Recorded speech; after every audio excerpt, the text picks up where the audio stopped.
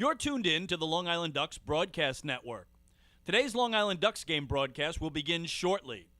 Every game this season will be broadcast live on the Long Island Ducks Broadcast Network with high-definition video and audio via Boxcast. Fans can tune into the game on the Ducks' official Facebook page or YouTube channel, as well as the team's official website, liducks.com. Thank you for tuning in, and stand by for complete coverage of today's game. 2022 individual game tickets are now on sale. Fans can purchase their tickets by visiting the Fairfield Properties Ballpark box office, calling 631-940-TIXX, or going online to liducks.com. Season ticket packages and mini plans are also available. To find out more information and secure your seats, please call 631-940-3825 to speak with someone in the ticket office. Get your business recognized by hundreds of thousands of Long Islanders by taking advantage of the advertising and sponsorship opportunities currently available with the Long Island Ducks. For more information, please call 631-940-3825, extension 106, or check us out on the web at liducks.com. The Ducks offer many packages available for groups to enjoy a game. The team offers block seating, pregame and in-game picnics, luxury suites, an exclusive party deck, and so much more.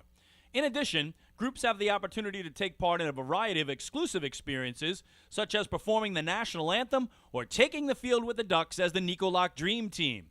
Group ticket packages are now on sale. Please call 631-940-3825 to speak with someone in the group sales department. Looking for official Long Island Ducks merchandise, hard-to-find memorabilia, team apparel, and so much more? Then be sure to check out the Waddle Inn Shop, the official merchandise store of the Ducks. Fans can visit the shop online anytime at liducks.com by clicking the merchandise icon. The store is open on game days Monday to Friday from 10 a.m. to 4 p.m., and then during the game from inside the ballpark only. On non-game days, the store is open from 10 a.m. to 5 p.m. Monday through Friday. Children 14 and under can become members of the Bethpage Federal Credit Union Long Island Ducks Kids Club today. Kids will receive a unique gift package and take part in a variety of fun activities that come with being a member of the Kids Club. For more information on how to sign your child up, please visit liducks.com or call 631-940-3825. Quacker Jack, the 11-time Best Long Island mascot, is now available for appearances at parties and other special events throughout the Long Island community. Please fill out and submit an appearance request form at liducks.com or contact the Community Relations Department at 631-940-3825 to book an appearance. Once again, thank you for tuning in to the Long Island Ducks Broadcast Network. Today's game will begin momentarily. You're tuned in to the Long Island Ducks Broadcast Network.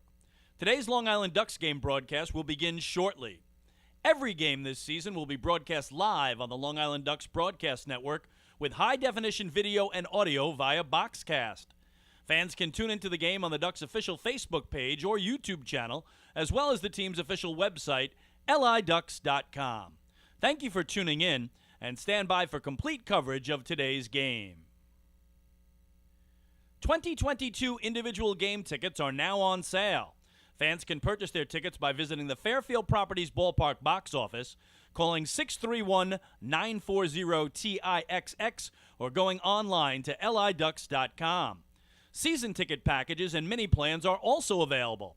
To find out more information and secure your seats, please call 631-940-3825 to speak with someone in the ticket office.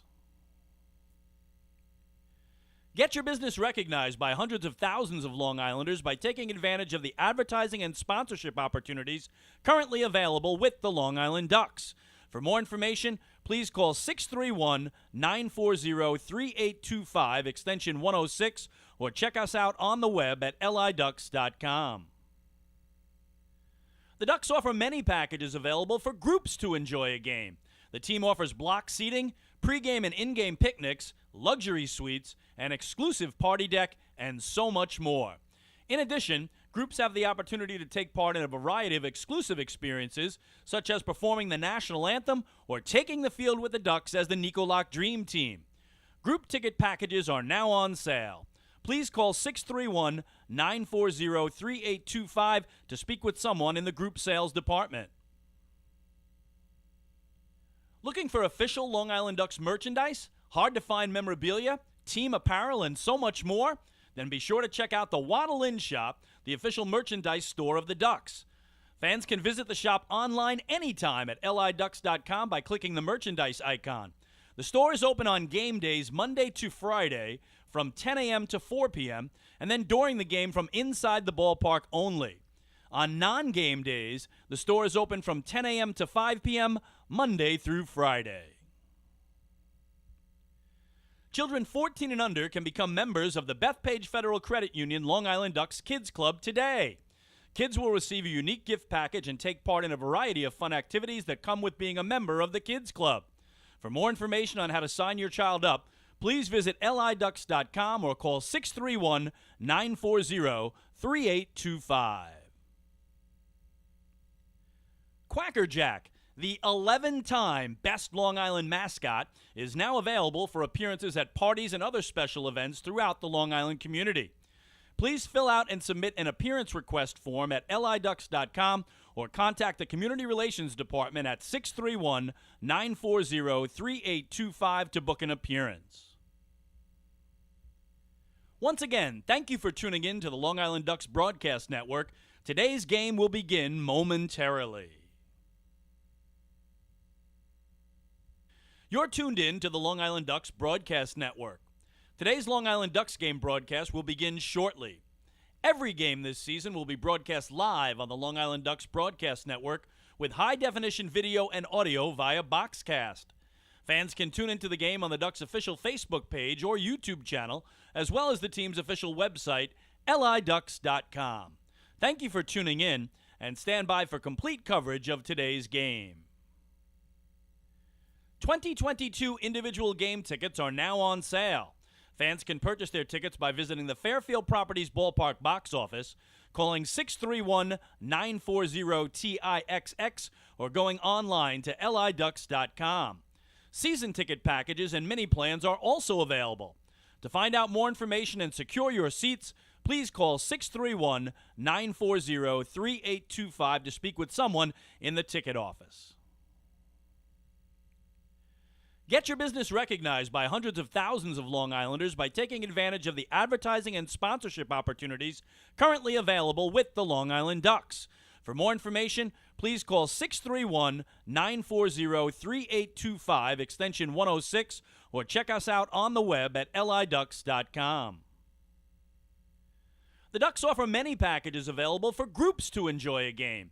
The team offers block seating, pregame and in-game picnics, luxury suites, an exclusive party deck, and so much more. In addition, groups have the opportunity to take part in a variety of exclusive experiences, such as performing the national anthem or taking the field with the Ducks as the Nicolak Dream Team. Group ticket packages are now on sale. Please call 631-940-3825 to speak with someone in the group sales department. Looking for official Long Island Ducks merchandise, hard-to-find memorabilia, team apparel, and so much more? Then be sure to check out the Waddle Inn Shop, the official merchandise store of the Ducks. Fans can visit the shop online anytime at liducks.com by clicking the merchandise icon. The store is open on game days Monday to Friday from 10 a.m. to 4 p.m., and then during the game from inside the ballpark only. On non-game days, the store is open from 10 a.m. to 5 p.m. Monday through Friday. Children 14 and under can become members of the Bethpage Federal Credit Union Long Island Ducks Kids Club today. Kids will receive a unique gift package and take part in a variety of fun activities that come with being a member of the Kids Club.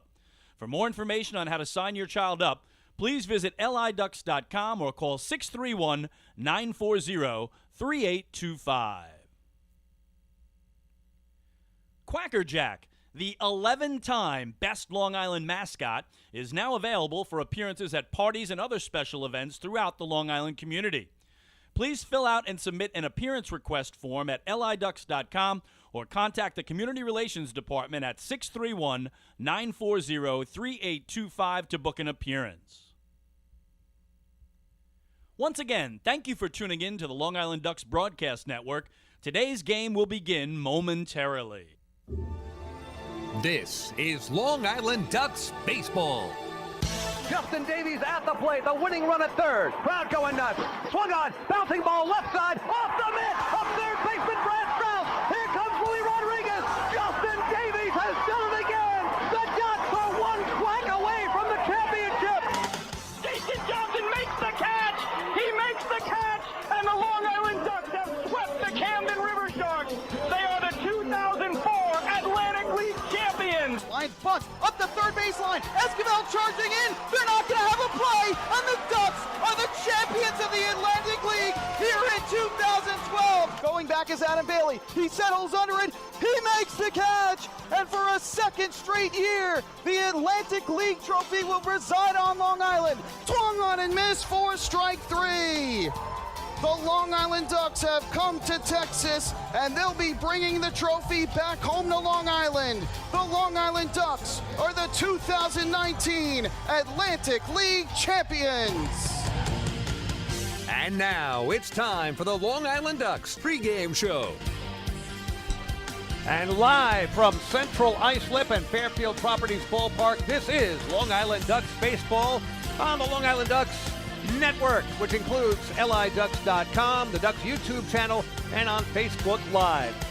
This afternoon, it is the third and final game of this three-game series, pitting the Ducks against the Staten Island FerryHawks, the Battle of the Belt. A rivalry born this year and continues today as the Ducks try to avert a three-game sweep. Staten Island has taken the first two of this three-game series.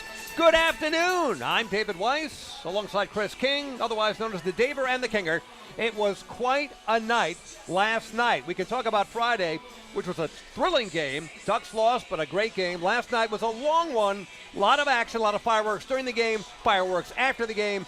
A capacity sellout plus of over 7,000. What an evening for you, Chris. It was incredible, David. Again, to have more than 7,000 people here and give the Ducks their 699th all-time sellout. So we'll see where we go today. Could we get number 700? Could we get it Tuesday, Wednesday, or Thursday? The final three home games, we will see. But you think about it, across 22 seasons, David, nearly 700 sellout crowds now. And the fireworks were going crazy last night because we had them in the seventh inning stretch. We had them for the three homers the Ducks hit. We had them all over the game. We had them in the pregame. We had them in the postgame. And it was the final fireworks spectacular of the year. So everyone just had a terrific time, as always, when you come out to see the Long Island Ducks. We have a lot to fill you in on. The weather, maybe light rain, if anything at all. It is very comfortable. Temperature, I believe, is in the 70s right now. Very low humidity at the moment. No breeze whatsoever. So if you're thinking about coming on out, there's a seat with your name on it. Pitching matchup, Akil Morris for the Long Island Ducks, and something of a local product for the Staten Island FerryHawks. Christian Capuano will learn a lot about him coming up as we continue in the pregame show. Highlights and more when we return to Fairfield Properties Ballpark. It's the Ducks and the FerryHawks.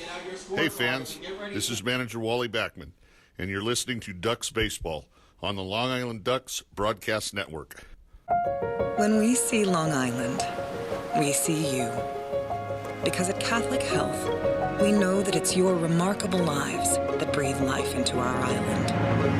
So at every Catholic Health hospital, practice, and care facility, we're able to provide the highest quality, most innovative care for your body, because our culture cherishes your humanity.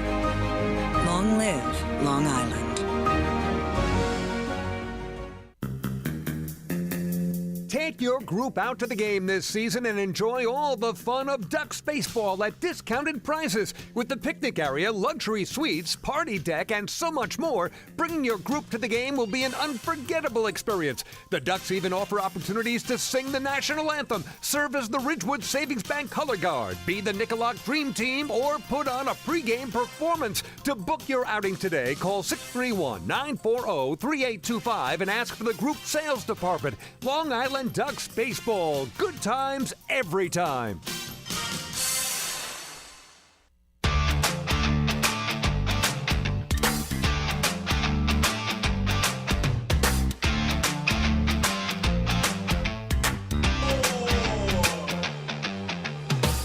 King and David Weiss back in the old Duck Pond. Finale of a 3-game set between Long Island and Staten Island, and still plenty of time to come on out and join us. Sunday Family Fun Day, no place better to be. You can have your kids run the bases post-game, and of course, adults and kids at heart can do that as well. We've got koozies going out to the first 1,000 fans, and a very unique classic car show going on the sidewalks outside the ballpark. So again, come on out and join us on this Sunday afternoon for Ducks baseball. Well, again, it is the final homestand of the year for the Long Island Ducks, so we thought this would be a good time to take a look and a listen back to some of the many highlights that have happened here on this field for the Ducks throughout the 2022 campaign.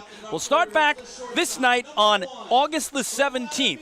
Ducks taking on these Staten Island Ferries, and Carlos Castro did something I don't think I've ever seen done in my entire life watching baseball. Meisinger's going to have to be concerned with him. He takes off. First pitch, throw by Castro, and they got him! Carlos Castro! 5 FerryHawks thrown out in 5 tries now in the last 2 nights. Just unbelievable. He takes off. Here's the throw by Castro. Does he have another? He does! Carlos Castro! 6 runners thrown out stealing in 6 tries in the last 2 games. 4 for 4 tonight. Can you believe it? Oh my! They still have first and third here with 2 outs. That one kicks away from Castro, and he gets to it, fires down to third. Did he get him? He did! Carlos Castro throws out 3 runners in the inning, all 3 outs. Come from the right arm of the Ducks catcher, and he is congratulated as he gets to the home dugout. The side is retired. Oh my goodness, is Carlos Castro having himself a night behind the dish for Long Island. For the FerryHawks, no runs, 3 hits, 1 left. They had 3 men thrown out on the base pass in the frame. We stay scoreless as we go to the last of the 4th on Long Island. Just amazing. 3-1. Ground ball left side, through into left field. Here comes Deaza. He will score. Jose Sermo has his first run batted in as a Long Island Duck. And the Ducks are on the board. They cut the lead in half. It's a 2-1 game. Capion's 1-1. Hit on the ground, right side, through into right field. Castro will score. Su-Wei Lin's first hit as a Long Island Duck brings in his first run batted in with the flock, and he has tied this game at 2. 1-1. Pulled on the ground, down the right field line, that's a fair ball, it'll go into the corner. Sermo will score. Woodcock will score. It's a 2-run double for Phil Caulfield. And the Ducks have their first lead of the night. It is 4-2 Long Island in the bottom of the 8th. And they're getting behind Tyler Webb. His 1-2. Swing and a miss, he struck him out. Tyler Webb strikes out the side, picks up his 12th save of the year. On a game that began on Wednesday night, it ends early Thursday morning with Long Island coming away victorious by the final score of 4-2. So they are out to mob Tyler Webb. What an effort tonight for the Long Island Ducks, who trailed the whole way, only to put up a 3 spot in the bottom of the 8th and come away with a 2-run win that evens the series at a game apiece and sets us up for a rubber game later tonight. That's right. It is early Thursday morning. This one comes to an end at a couple of minutes after midnight. Again, your final. The Long Island Ducks 4, the Staten Island FerryHawks 2. Our post-game show is next. So there you have it, some of the many highlights of the 2022 season that occurred here at Fairfield Properties Ballpark. We turn it over to our PA announcer. Center fielder, Dustin Woodcock. Right fielder, Lou Ford. Around the horn, starting at third is Davidson Romero. Shortstop, Vladimir Frias. Second baseman, Bill Caulfield. And at first is Jose Sermo. Behind the plate, Joe DeCarlo. And on the mound is Akil Morris. We'd like to welcome today's Nicolak Tree Team, the Islip Owls. How about a big hand, fans? Our color guard joining us today on the first base side is Pack 51 of Long Beach. third base lineup from the North Merritt School District's Camp Avenue Elementary.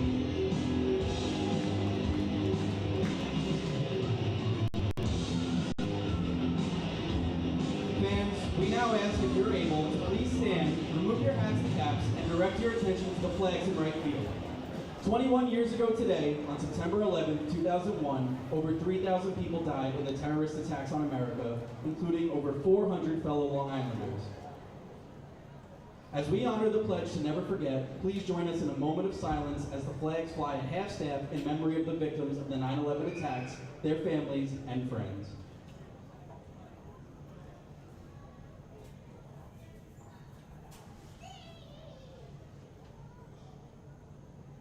Thank you, fans. We now ask that you remain standing as we are joined by Lindsay Barry for today's national anthem.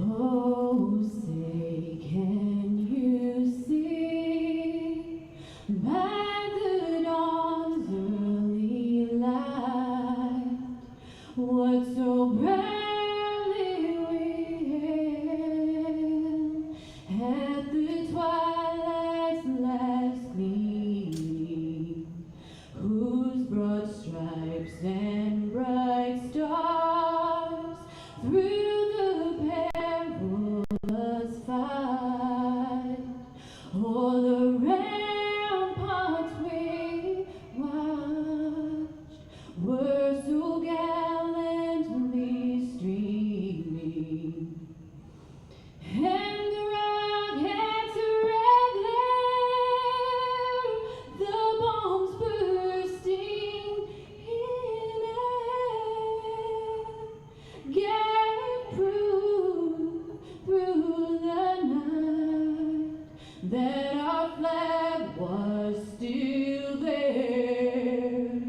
Oh, say does that star-spangled banner yet wave?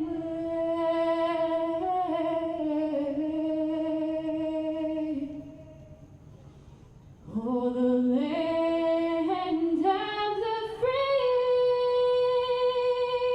and the home of the brave.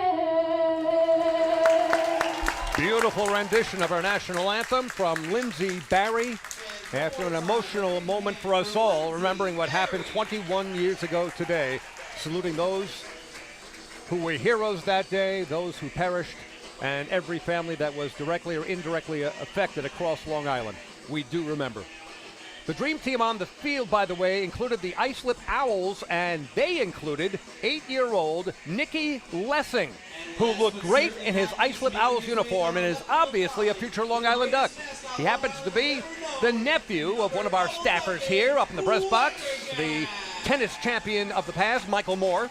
And Michael's very proud of his nephew, and he looked good. He's a pitcher and a catcher, David, so he's a dual threat. Wow, how about that, Shohei Ohtani? That looks good to me. All right, we're just about set. Pack 51 of Long Beach was out there on the first base line. The Dream Teamers, as we mentioned, we are just about set. Ducks, FerryHawks, Staten Island has won the first 2 games of the 3-game series. Starting lineups, here's Chris King. Thank you very much, David Weiss. First for Edgardo Alfonso's visiting Hawks. Joseph Monhay leads it off in left. Dilson Herrera plays second, bats second. Angel Aguilar, the shortstop, hitting third, and the cleanup man is the center fielder, Ricardo Cespedes. Mario Bautista in right field hits fifth.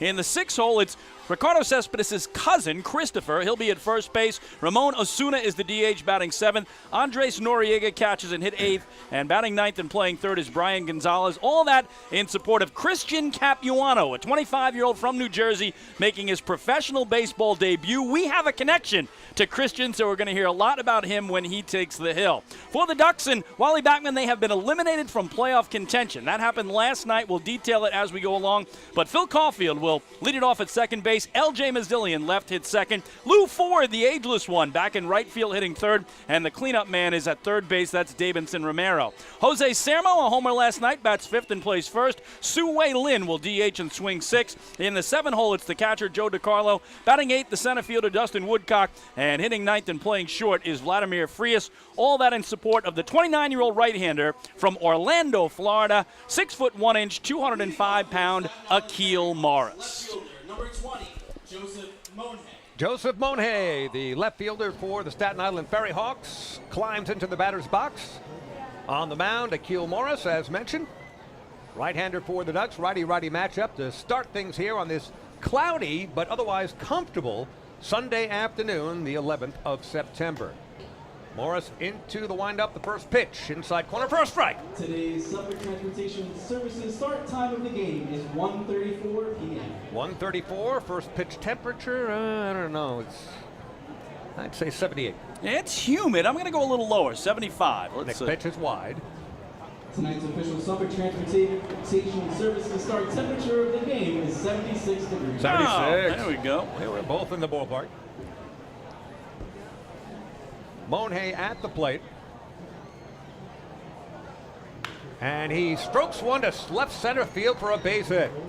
So on a 1-1 pitch, Joseph Monhay, the Bronx native, is aboard against Akil Morris. And that's the way this one begins. So forget the perfect game, forget the no-hitter. Got it out of the way. And the FerryHawks, David, have won the first 2 of this series. Friday night, a 6-4 win with 11 hits. Last night, a 16-6 victory with 15 hits. So they have been hitterish, as they like to say, and they start that way again today.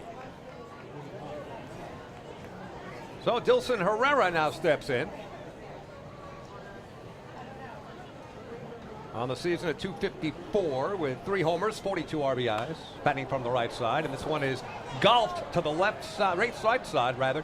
Jose Sermo, Ducks first baseman, gives it a look. It lands in the stands. No balls and a strike. I might mention that this is the final broadcast for the Kinger here this afternoon. From here, it's straight to Islander country. I have a bunch of Islander things going on this week, so yeah, it's coming quickly. I know we're still about a month away from opening day of the regular season, a month and 2 days away, but lots of prep getting ready for that. So yeah, thrilled to be here with you. And David, thank you for rearranging your schedule to be with me here today. I do appreciate that. I would never miss it. Seems like just the other day we were saying, hey, we're together again. This is our first of a slew of games together. Yep. They went so quickly this year, but we say that every year. So the count is 0-1 on Herrera at the plate. Joseph Monhay takes his lead at first base. Slightly open stance at the plate for Herrera. The pitch as Monhay fakes a steal, and that catches the corner. It's 0-2. Looking at Monhay's numbers in the larceny department, 24 steals and 28 attempts, so he can be a disruptive table setter at the top of the lineup. 0-2 the count to Herrera at the plate.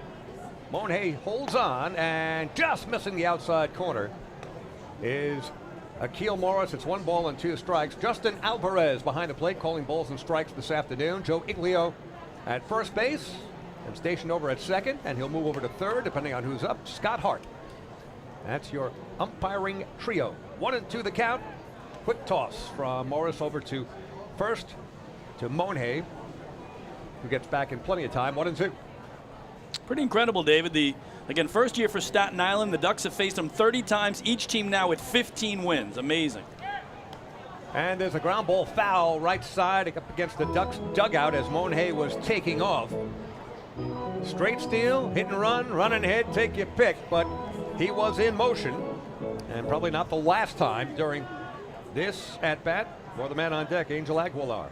Again, the rivalry is known as the Battle of the Belt because the Belt Parkway links the two teams, right? And a championship belt will go out to the winner of the season series. But again, it's right in the balance right now. Dead even through 30 games. They'll play 4 more times, including today.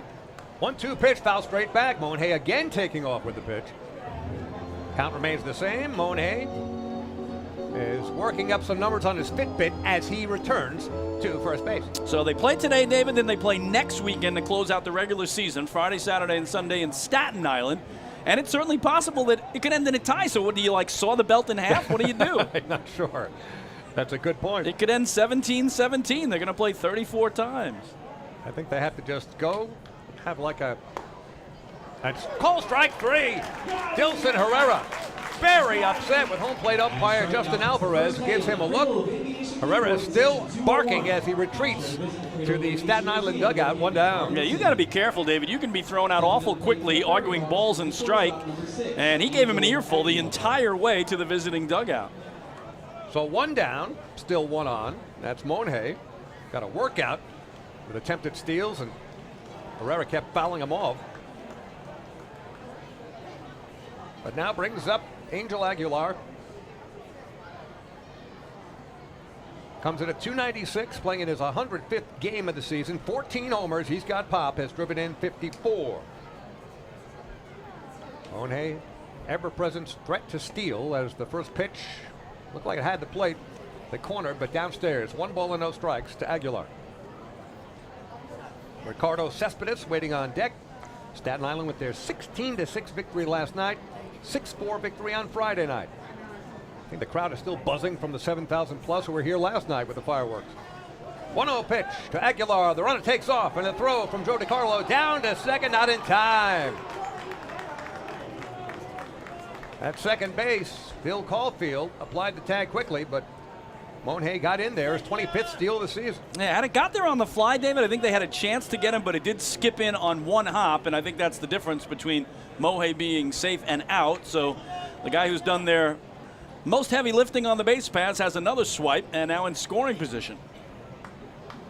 Aguilar back in the box. 2 balls and no strikes. As Akil Morris tries to negotiate this top of the first. Pitch on the way is a curve. Up high, did not break. It's 3 balls and no strikes to Aguilar. Aguilar had a big 2-run homer last night to left field in the top of the third. Each team with 3 homers last night, so we had 6 long balls. And, of course, on a fireworks night, David, every Ducks homer brought a little preview. So we had about 6 or 7 firework previews before the real show after the game. 3-0 pitch on the way is stroked to right field, and it is down in front of Lou Ford. He comes up throwing to second base. Cutoff man kicks it, and scoring is Monhay. RBI single for Angel Aguilar, and the Staten Island FerryHawks are off and flying with an early 1-0 lead. Yeah, both of the first 2 games, the Ducks have scored in the first inning to take the lead. So first time that the visitors have jumped out in front in the first inning. But again, they get a couple of singles, and they put together that stolen base, which is big, and they have the early lead. So Ricardo Cespedes climbs in. Batting from the left side, the center fielder for the FerryHawks. To answer a question that immediately comes to mind, no relation to Yoenis Cespedes, who had quite a 2015, leading the Mets to the World Series. In this case, he hits it fairly long way, left field, the opposite way, coming in to grab it. With the glove is L.J. Mazzilli, 2 down. And again, he does have a cousin on this team, and that's the guy who's on deck right now, Christopher Cespedes. Ricardo has had a little bit better of a season, but I would think each and every game, David, they try to outdo each other, much like brothers would do. I'm sure cousins do the same thing. Yeah, no doubt about it. Mariel Bautista, the right fielder, coming to the plate. Aguilar, by the way, still at first base with 2 down, is 6 for 7 in steals. So we'll see if Edgardo Alfonso, manager of the FerryHawks, wants to put this runner in motion. It worked out the last time and has produced a 1-0 lead with that RBI single from Aguilar. Yeah, they steal a lot, David, but they get caught a ton as well. They have the second most caught stealings in the entire Atlantic League, so they have a lot of guys who are just kind of over 50% success rate, and you want to be a lot higher than that in stolen bases. So Bautista at the plate. Morris, fastball inside and smack down the left field line, but foul. So Bautista out in front. Looks like he broke the bat on that. It had a weird sound, and he's going to be looking for a little new lumber. You know what, David? The Ducks are hoping that's his gamer, because here's what he did last night. Single, double, 2 home runs, all right? So that was in his first 4 at-bats. All he needed was a triple, and he still had 2 more at-bats to try to hit the cycle, but he struck out and he walked in his final 2 plate appearances, but he finishes 4 for 5, 4 runs scored, 4 driven in, and again, a pair of homers, a solo homer in the second, a 3-run jack in the fourth. He was a one-man wrecking crew last night. Yeah, by the end of the game, the Ducks were saying, enough already. 0-1 pitch, hit in the air to center field. Dustin Woodcock is coming in, but wait a minute. It's in the infield, and it's grabbed by Vladimir Frias at short. I felt like John Sterling there for a second. It is high, it is far, it is caught at second base. All right. That's it for the Staten Island FerryHawks in the top of the first inning. 1 run, 2 hits, 1 left. We go to the bottom of the first. Staten Island with an early 1-0 lead. The Ducks coming up. Hey fans, this is infielder Elgin Mazzilli, and you're listening to Ducks Baseball on the Long Island Ducks Broadcast Network. Planning your next party or looking for a caterer that will handle all of your needs? Hidden Gem Cafe has got you covered. From setup to service to cleanup and amazing food that is sure to be talked about, they can do it all without breaking the bank. Hidden Gem knows that each event is unique and strives to design a specialized menu for each event. Call the Hidden Gem Cafe for your next party at 631-390-5912 and be sure to follow them on social media too at the Hidden Gem Cafe for ideas and information. Can't get enough of the Long Island Ducks? Well, now you can get even more inside info on your favorite hometown team through Facebook and Twitter. The Ducks are constantly updating fans through social media with scores, transactions, ballpark promotions, and much more. You can even win great prizes. All you'll need to do is make a free account on Facebook and Twitter, and then visit us at facebook.com/LIDucks and twitter.com/LIDucks. Think you're Long Island's biggest Ducks fan? Get connected now.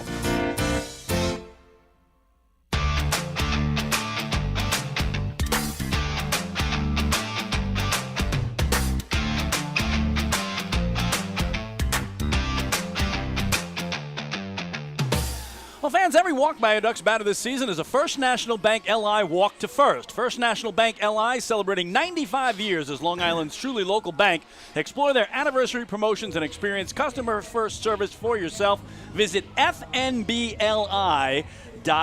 Well, David, on the hill today for the FerryHawks is the 25-year-old right-hander from Glenwood, New Jersey, 6'4", 205-pound Christian Capuano, who is making his professional baseball debut after 4 years at Fairleigh Dickinson University.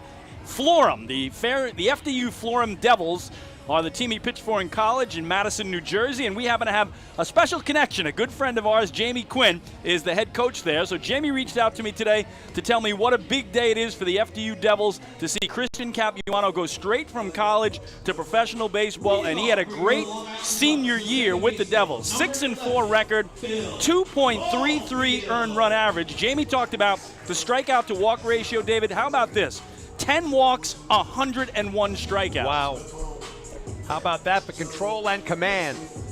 And knowing the backstory of Christian Capuano, it will be nearly impossible to root against him. I know, right? Despite the fact we're here at home with the Long Island Ducks, and the Ducks trailing 1-0 early.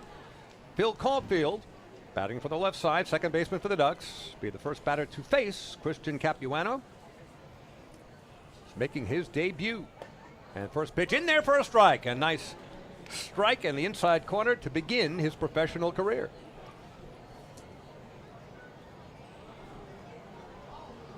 Caulfield at the plate, takes up high. 1 ball, 1 strike. Yeah, Jamie Quinn says he sat around 89 and 92 miles an hour, topped out at 93, 94 for him during the spring season at FDU. The 1-1 is smacked a long way right field. Mario Bautista is going back and makes the grab on the warning track. One-handed grab right in front of the Great South Bay sign. So Caulfield hitting it on the button. There is no breeze whatsoever to speak of, so nothing assisting it. Plus, I think it was hit with overspin and too low, but still, Caulfield gave it a ride. It lands in Bautista's mitt, 1 down. You know what, David? That was almost a third straight leadoff homer for the Ducks in this series. Friday night, L.J. Mazzilli leads off with a homer. Last night, Phil Caulfield leads off with a homer. And today, Caulfield goes to the wall. Caulfield came a little ways away from his third home run as a Long Island Duck. Came into the game at 306, spending part of the season with Tijuana, south of the border. 0-1 pitch to LJ, to Maz is in there for a strike. 1-1 to LJ Mazzilli, 258, 11 homers, 44 RBIs. Next pitch coming sidearm is Capuano and gets a strike on the inside corner, 1-2. And I'll tell you, the old expression, he pitches as if he's double parked. Yes, he does. Wow, he's quick. Is this adrenaline, though, David, or what? Maybe, but fans got to love it, and so do his teammates. Wow. As Mazzilli goes down swinging. Christian Capuano, I would take that ball. I think they're going to probably throw it into the dugout. They will. It'll be authenticated. That is the first strikeout in his professional career. Well done, Christian. Yeah, great job by the FerryHawks, too, to recognize that as they do get that ball. from the infield. And more from Jamie Quinn about him. He said Christian was the 2020 Comeback Player of the Year for the FDU Athletic Department. In 2022, this year, he was second-team All-Mid-Atlantic Region and also third-team All-Region. Here's Lou Ford, the ageless wonder, as the first pitch skips off the mitt of catcher Andres Noriega. Around the infield, Brian Gonzalez at third, Angel Aguilar at short, Dilson Herrera second baseman, first baseman Christopher Cespedes, Joseph Monhay, Ricardo Cespedes, Mario Bautista from left to right in the outfield. Swing and a miss from Lou. That was a good hard slider. 1 ball and 1 strike. We mentioned Noriega behind the plate, and Christian Capuano. Cap to his friends. Yeah, Cap. That's what Jamie Quinn says they call him. Next pitch, just missing the inside corner with an off-speed pitch. It's 2 balls and a strike to Lou, who comes in at 270. 5 homers, 18 RBIs, 21 runs scored, age 46. Incredible. And Jamie Quinn telling us he's going to be at the game in Staten Island next weekend to watch Christian Capuano take on the Ducks live and in person. But today, he's got YouTube fired up on the flat screen. He's told everybody at FDU to tune in, and it's a proud day for the Devils organization. 3-1 pitch, a swing and a miss. That was another good fastball tailing away. I think Lou was saying to himself, who is this kid? Oh, wow. Well, we're going to get the official speed on him, David, in a minute here, but boy, is he letting it fly. Good pop as Lou spoils one out to right field stands. And the count full, 3-2 with 2 down, nobody on. Ducks already trailing Staten Island 1-0. It's the bottom of the first, and a good crowd on hand for a Sunday where we fully expect any drizzle to hold off. As they said in Caddyshack, Bill Murray, I don't think the heavy stuff's coming down for a while. Full count to Lou. Pitch, swing and a miss. Wow. Back-to-back strikeouts swinging. Maz and Lou Ford go down consecutively. Couple of Ks for Cap. Christian Capuano makes quick work of the Long Island Ducks, retiring them 1-2-3 in his pro debut. We have finished 1 at Fairfield Properties Ballpark. It's Staten Island 1, Long Island nothing. Hey fans, this is infielder Phil Caulfield, and you're listening to Ducks Baseball on the Long Island Ducks Broadcast Network. PSCG Long Island wants you to know how to save energy and money in your home. Did you know energy-efficient appliances can use up to 25% less energy? Here's how to save. PSCG Long Island offers money-saving rebates when you purchase Energy Star appliances. Discover how a little energy efficiency know-how can mean savings in your home. Find more energy efficiency tips, tools, and money-saving rebates at pscgliny.com/save money. Has drinking or substance abuse taken over your life? You are not alone, and recovery is possible. At FCA, our caring team members will work with you to identify a recovery plan that meets your needs. We have virtual and in-person services ranging from treatment to recovery, from prevention to crisis support. Go to our website, fcali.org or thriveli.org for more information and to start your recovery journey today.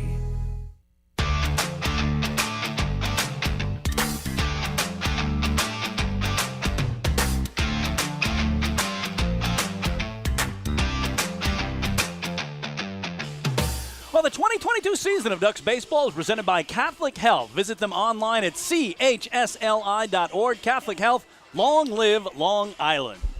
So the Staten Island FerryHawks, top of the second inning, in which they'll send numbers 6, 7, and 8 to the mound against Akil Morris, who gave up 2 hits and 1 run in the top of the first. It'll be Christopher Cespedes entering the box right now. He'll be followed by DH Ramon Osuna and then Andres Noriega. Against Morris, who kicks and deals, and taking all the way right down Carlton Avenue is Cespedes, 0-1. Christopher Cespedes, 2 for 5 with an RBI and a run scored last night in the 16-6 win over the Ducks. Staten Island with a big 8-run fourth, which all told went what, about a half hour, 45 minutes? Oh my goodness, at least. They sent 12 men to the plate. 1-1 pitch fouled out of play right side. 1-2. And again, it was a pitching change during the inning for the Ducks. It was an inning that just wouldn't end. And again, it turned a 3-3 game, David, into an 11-3 game in 1 inning. Yikes. Cespedes inside. Looks like it hit him. It did. Either on the left thigh. And Christopher Cespedes reaching down to take off the shin guard, but it looks like it hit an area, could have been the top of the foot, where he is limping his way to first base. So there's some pain involved here. He'll probably just walk it off. But a hit batter here, and Cespedes is aboard, leading off the second. Well, Akil Morris comes in hot for the Ducks, David. He's unbeaten in his last 4 starts, 2-0 with 2 no decisions, and he's coming off his best outing of the season. Tuesday in York, in a 7-1 win, he tosses 5 innings of 2-hit shutout ball. So today's given up an early run in the first, and now he hits a batter, and boy, Cespedes is really slow making his way to first base, so I don't think a stolen base is in the future right now for Christopher. He could be playing possum. He could be the old wrestling term, right? He's playing possum, Playing David. possum. He's playing possum. Look for the turnbuckle. Open stance from the left side for Ramon Osuna. Wide open, in fact. First pitch from Morris is inside. 1 ball and no strikes. Just checking on Chris Cespedes' numbers. Just 3 attempted steals, 2 successfully. Doesn't run off in any way. He had a fairly short lead, being held on to first base by Jose Sermo. Next pitch is hit in the air, going to be out of play left side. Setting the Ducks defensively on the infield. Davidson Romero at third. Vladimir Frias, the shortstop. Phil Caulfield at second. Jose Sermo at first. Left to right in the outfield. Maz, LJ Mazzilli in left. Dustin Woodcock in center. Lou Ford around and right. Joe DiCarlo behind the plate. Akil Morris comes set. And the 1-1 pitch is on the way to Osuna. Just outside, little 0-2. 2 balls and a strike to Osuna. Can't miss Osuna, David. He's got that bright orange helmet. He's the only player that wears it. And I was talking about it last night. It's almost like he should be on the Ducks with that much orange, right? Yeah, he looks like a moving traffic cone. 2 balls and a strike. Swing and a miss, boy. Great changeup. Oh, yeah, Morris just pulling the string there, and Osuna probably could have swung twice before that ball arrived. And the count even now at 2-2. So far, Cespedes not moving very far away from the first base bag, taking his lead. And the 2-2 pitch is on the way. It's downstairs and blocked by Joe DiCarlo. Keeps it in front of him. No advance by Cespedes at first. And the count now full at 3-2. And we'll see what Fonzie in the Staten Island dugout wants to do with a full count. Nobody out. Up by 1 and a runner on first. Fonzie trying for a 3-game sweep of the Ducks. The FerryHawks have not swept the Ducks in a 3-game series this year. They have swept them in a brief 2-game set. That's it. They have become a very tough out, especially in the second half. Payoff pitch is on the way. Swing and a miss. Morris with a good fastball tailing away from Ramon Osuna. That's the second strikeout for Morris. 1 down. So Akil Morris, a former big leaguer, pitched with the Mets 1 game in 2015. Also pitched for the Braves and Angels. 2nd year with the Ducks. And again, the Mets were the one who picked him in the 10th round of the 2010 draft right out of high school. He was actually born and went to high school, David, in St. Thomas of the Virgin Islands. Yep. He is 29 years old. He'll turn 30 on November 14th. I remember when I was 30. 35 years ago. Thank you very much. First yes, pitch. You had the recent birthday, the big one, belated. The big 65. So you are now, as I say, a senior citizen. Thank you. I'm partnering with a senior citizzen. Wow. Rubbing it. Go ahead. But the discounts, David. Oh, the discounts. I've been getting the discounts for a while. I was born looking 65. Andres Noriega at the plate. Fouls it straight back. Quickly 0-2 to Noriega. Let me tell you how old I feel. I'm on the way in and I see about 24 classic cars right outside the ballpark. Terrific classic car show, and I'm saying, what's classic? I drove those. I took my road test in that. You're saying I'm 65, they're not celebrating me as a classic? I should just stand there. Swing and a miss. Good morning, good afternoon, and good night. Andres Noriega goes down. So back-to-back swinging strikeouts for Akil Morris, now with 3 Ks on the afternoons. Christopher Cespedes led off this top of the second by getting hit by a pitch. He is still there, and down the bottom of the order, Brian Gonzalez stands in. Yeah, it looks like Akil Morris has found his groove now, David. Outside of the hit batsman, he's retired 4 straight. Gonzalez at 216. He's played in 35 games, no homers, 7 RBIs, and he waves at a fastball that was outside. Gonzalez just waving at it as it went by. No balls and a strike to Gonzalez. 1-0 Staten Island, top of the second. Next pitch, a swing and a miss. Gonzalez so far in the first 2 pitches absolutely and completely overmatched. as Akil Morris took something off. Akil Morris trying to go for a trio of strikeouts in a row, but spoiling it is Gonzalez as he reaches out an emergency hack, fouls it off to the left. And count remains 0-2 with 1 aboard, 2 out.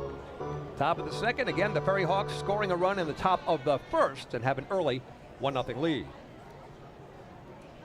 And again, the Ducks close out the home portion of their schedule this week, David, but they're on Staten Island next weekend.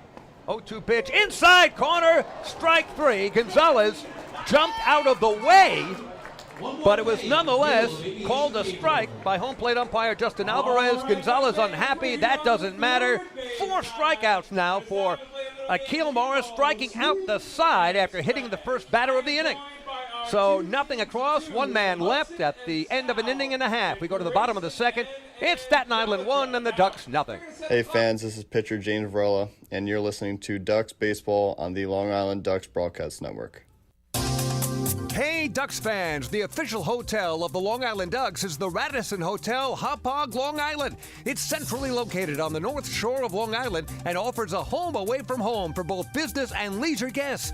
The Radisson Hotel, Hauppauge, Long Island features an indoor pool, 24-hour business center, a fitness center, and complimentary Wi-Fi in all guest rooms. Enjoy the contemporary American cuisine at the Fountain Grill restaurant or grab a quick bite to eat at Cafe Prato. And best of all, it's only minutes away from Fairfield Properties Ballpark. The Radisson Hotel, Hauppauge, Long Island, the official hotel of the Long Island Ducks. Call 231-1100 today. That's 631-231-1100. Your source for everything Ducks is liducks.com. The official website of the Long Island Ducks is the best place to stay up to date with Long Island's hometown team. Purchase tickets to the game, see the full promotional schedule, visit the online store, read the latest news stories, and watch every game live right on the homepage. The site offers an optimal browsing experience on either your computer or mobile device. liducks.com, the official website of the Long Island Ducks, your one-stop shop for all things Ducks baseball.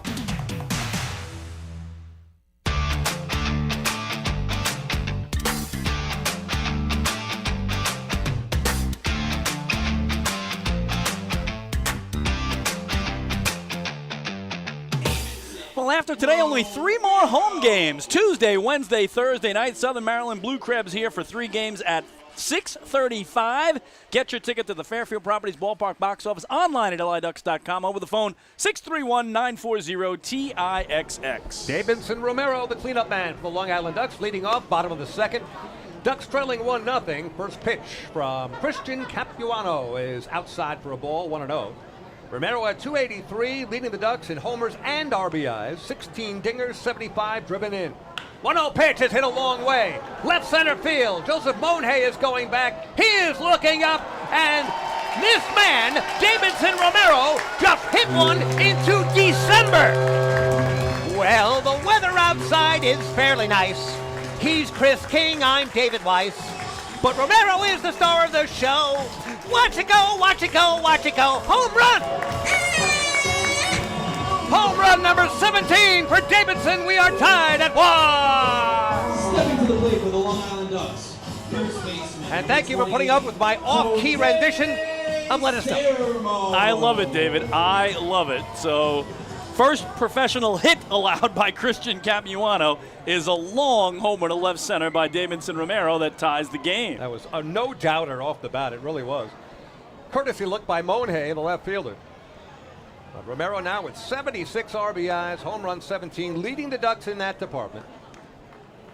So that put a charge into this healthy crowd here on this Sunday afternoon. At the plate is Jose Sermo.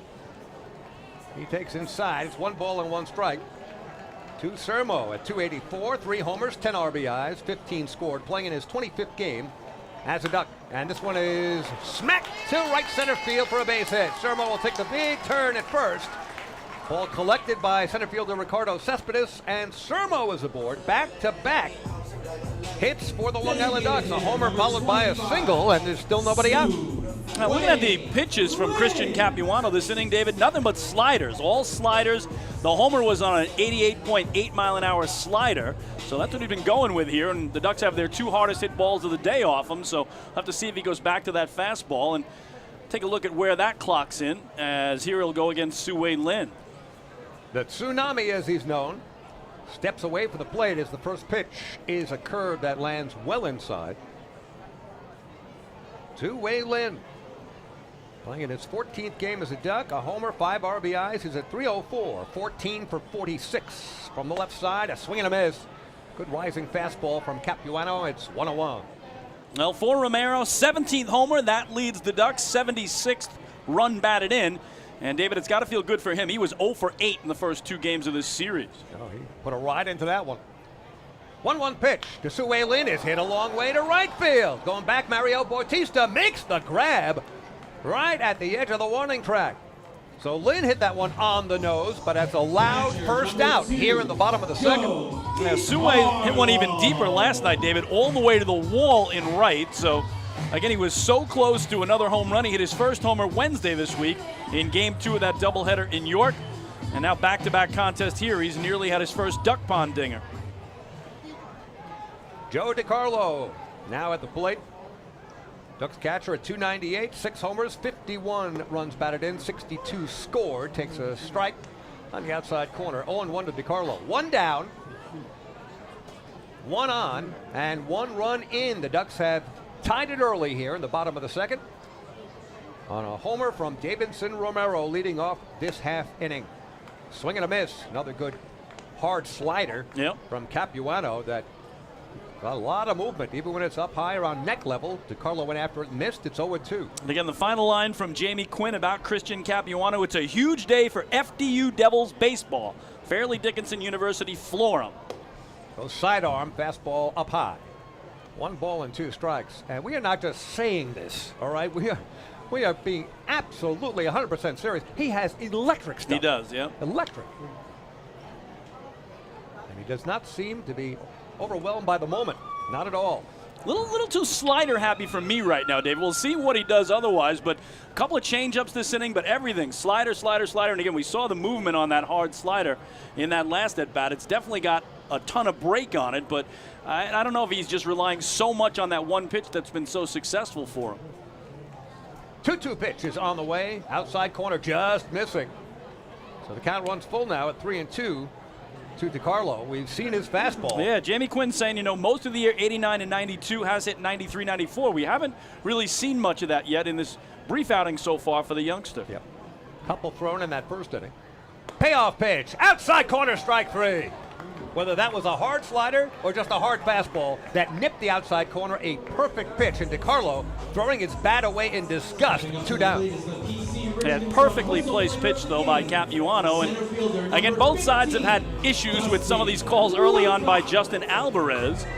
So we'll see how this game progresses, but that's a big out for the right-hander.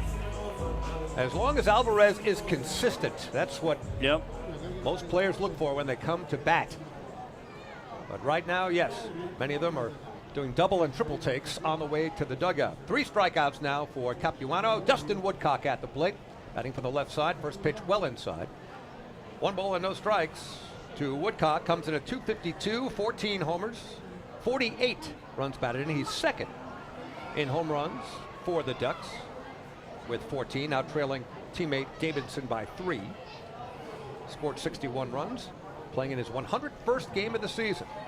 1-1 pitch in there for a strike, off speed, 1-1. Yeah, that backdoor slider, David, so successful there. Again, he's got very few left-handed hitters that he's going to see here. A couple lefties, couple switch hitters, but when he backdoors them, that thing starts way outside and then breaks right over the outer edge. It's almost like you just have to, swat it away in defense, not even try to hit it, just spoil it, and there's another one. Yep. That one, though, low, skips away from catcher Noriega. But no advance at first base from Jose Sermo, so it's 2-1. With 2 down, and you're right, Chris, it's easy to give up on that thing because it starts out off the plate and then enters that back door. Vladimir Frias at the bottom of the order, waiting on deck. Again, this inning started out with a bang, literally. Davidson Romero with a leadoff homer. It's tied it at 1. And fisting a foul over our heads is Woodcock. And the count is 2-2 again with 2 down. Each team with 1 run, 2 hits. Bottom of the second inning. Temperature in the upper 70s. Humidity comfortable, even though The humidity may produce some sprinkles later. It's a nice day for a ball game on a Sunday afternoon, a family fun day. 2-2 pitch, sidearm, fastball up high. 3-2.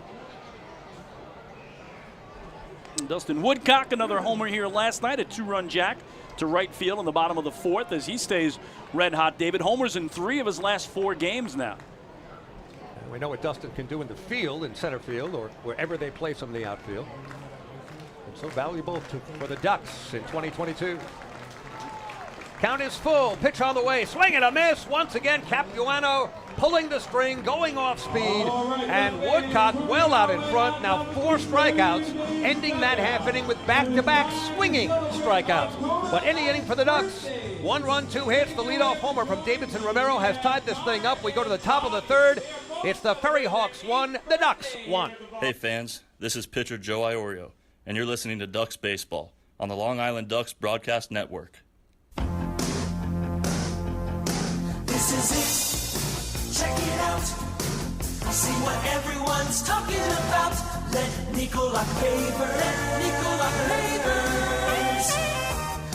your way. Bring your outdoor living dreams to life. Visit Nicolak's Outdoor Design Center at 200 Henry Street in Lindenhurst and see thousands of square feet of pavers, retaining walls, fire pits, and outdoor living accents on display. Only Nicolak paving stones are made with Paver Shield technology for more vibrant color options than anyone else.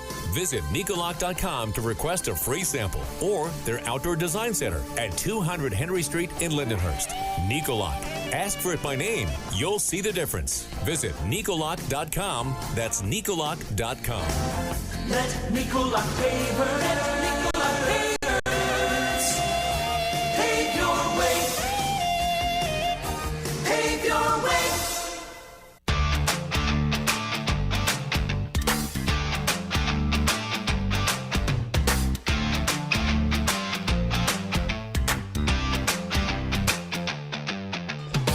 Well, fans, we thank you for following along all season long as the Long Island Ducks teamed up with Island Federal Credit Union to hit home runs for hunger. And every time a Ducks player hit a home run this season, Island Federal donated $100 to Long Island Cares in an effort to help improve food security for families all across the island.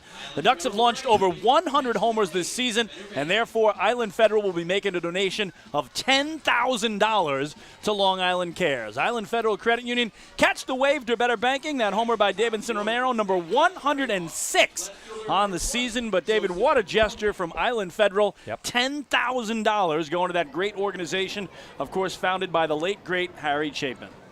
Fantastic, helping so many every single day. Top of the 3rd, Akil Morris back on the mound for the Ducks. And a swing and a miss from the top of the order in Joseph Monhay, who singled his first time up. He stole second and would come around to score. RBI single from Angel Aguilar a couple of batters later. Next pitch, inside, missing. 1 ball and 1 strike to Monhay. Well, what a busy Sunday, too. NFL in action Thursday night.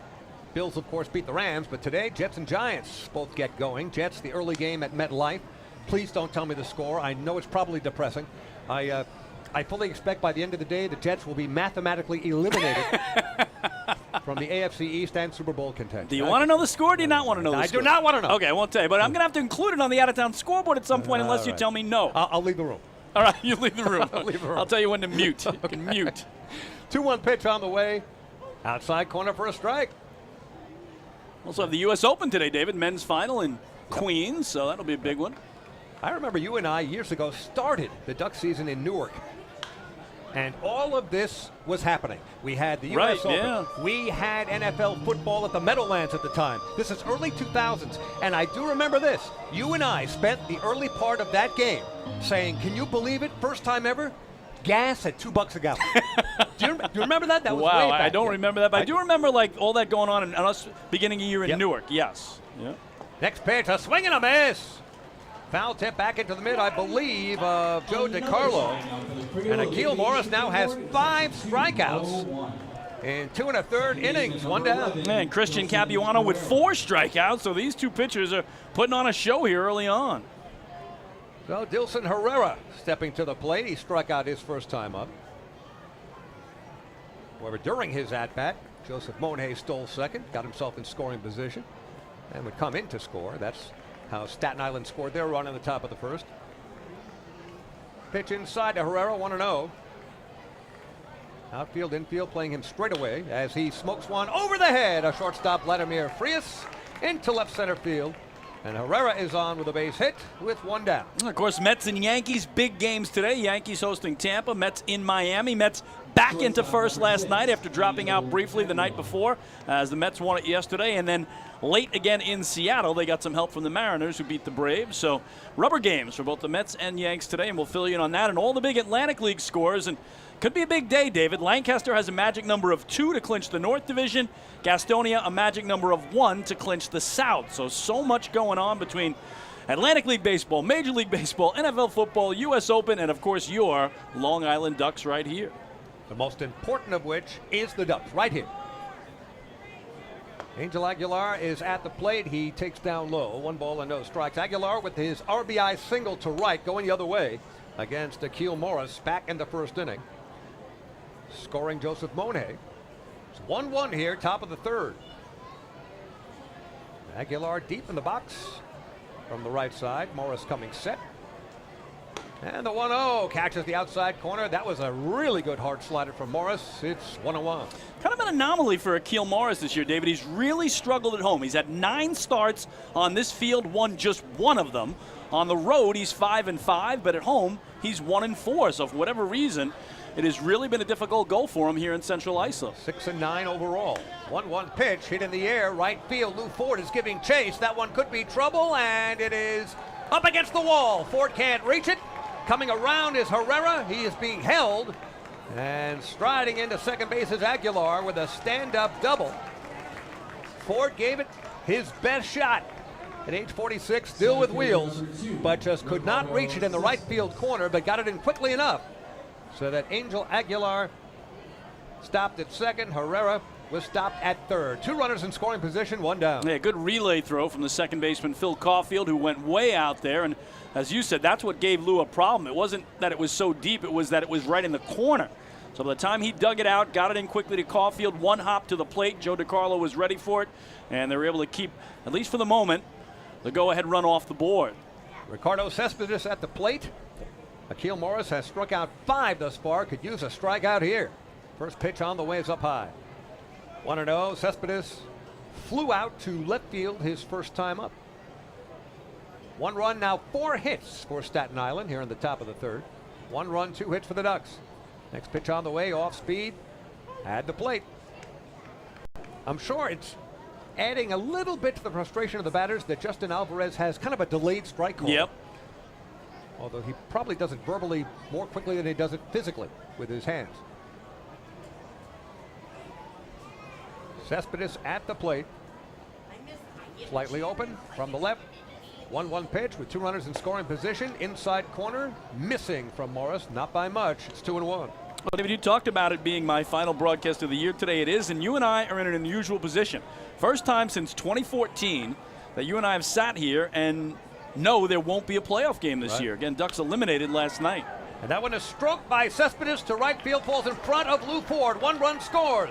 Coming in is Herrera, now Aguilar behind him. The throw gets away from catcher Joe DiCarlo on a short hop. 2-run score. It's a 2-run single for Ricardo Cespedes, and it is 3-1 FerryHawks. Well, a good throw by Vladdy Frias. He was the cutoff man. 1 hop to Joe DiCarlo, but he just couldn't handle it, and that allowed that second run to come in. So 2 RBIs for Ricardo Cespedes. Now with 44 on the season. More importantly, a 2-run lead for Staten Island. Scoring Herrera, and right behind him, Angel Aguilar. 2-run lead for the FerryHawks. So yeah, David, this incredible run by the Ducks. They had made the playoffs 6 straight years. That had tied an Atlantic League record that they first set, comes to an end, unfortunately. With their loss last night, Lancaster's win, Southern Maryland's loss, that is what officially brought it to an end. So when the Ducks left the field, they didn't know they had been eliminated, but when those 2 games came to an end, they had been. Mariel Bautista at the plate. 1 on, 2 in, 1 out. Big swing by Bautista, but it goes about 10 feet to the right. no balls, and a strike. Yeah, Ducks made the playoffs, David, 2004 through 2009, six straight years. Then Somerset matched it 2013 to 2018. Then the Ducks matched it again 2015 to last year. Let's take out the year 2020, yes. Of course. Well, here comes Mark Wiedemeyer, the pitching coach, to talk to Akil Morris. Also, another one that's coming to an end was an Atlantic League record, David. The Ducks have gone to the Atlantic League Championship Series the last 5 straight years. So usually when you and I do our last regular season game, we say we'll see you in the playoffs, right? So just knowing that there won't be any playoffs, it's an unusual situation. And again, not a familiar one for the Ducks. You know they'll regroup. You know they'll be right back at it next year. But again, the last time they missed the playoffs, 2014, because as you said, there was no 2020 season. So it's been a long time since there wasn't postseason baseball on Long Island, and that's going to take a while to get used to. So tough season for the Ducks. All kinds of injuries certainly, conspired against them, but it'll be up to the management and staff of the Ducks to get them back on track, and they will do the best to make that happen and get them not only back to the playoffs next year, but probably another run back to the championship series and maybe another title as well. Absolutely. But talking about the larger picture, now with 10 teams in the Atlantic League, I'm not sure the Atlantic League has ever had more parity. It's incredible, yeah. It really is. Yeah, it is. Even Staten Island, the way they've been playing as an expansion team, are up first half, and they've become a much tougher team in the second half. Incredible second half. Incredible. And all the other teams at the top, there's just no easy outs. Yep. And again, an extra team, as you said, David, to make the playoffs now. You got to fight through a whole other team. 5 teams in each division for the first time ever.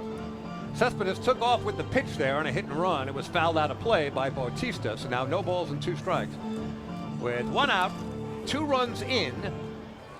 A 2-run lead now for Staten Island here in the top of the second. Cespedes taking a fairly short lead, and now he attracts a throw and dives back in time. Listen to this, David. Staten Island on the road, okay? Yep. On the road. First half road record, 3-28. We remember. Second half road record, 19-15. How about Incredible. That? How about that?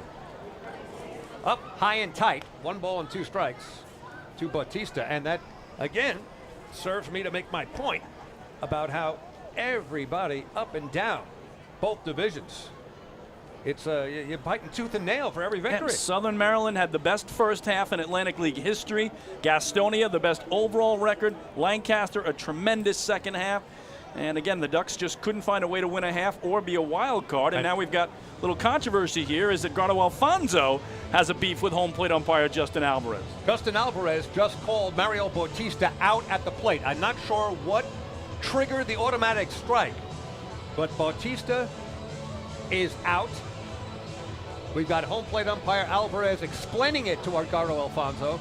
We'll try to get clarification up here, but I saw him signal out for Bautista. Didn't throw him out of the game, but signaled a strikeout, and I'm not sure why. Unless he's going to say he went around, David. I know he was trying to avoid that pitch, but in doing so, did his bat cross the plane of the plate? Fonzie is clearly upset here, as just standing by is Mario Bautista, his best player from last night's game with, again, 4 hits and 4 ribbies, 4 runs scored. Not the guy you want to be taken away from home plate here. He hasn't even picked up his bat yet.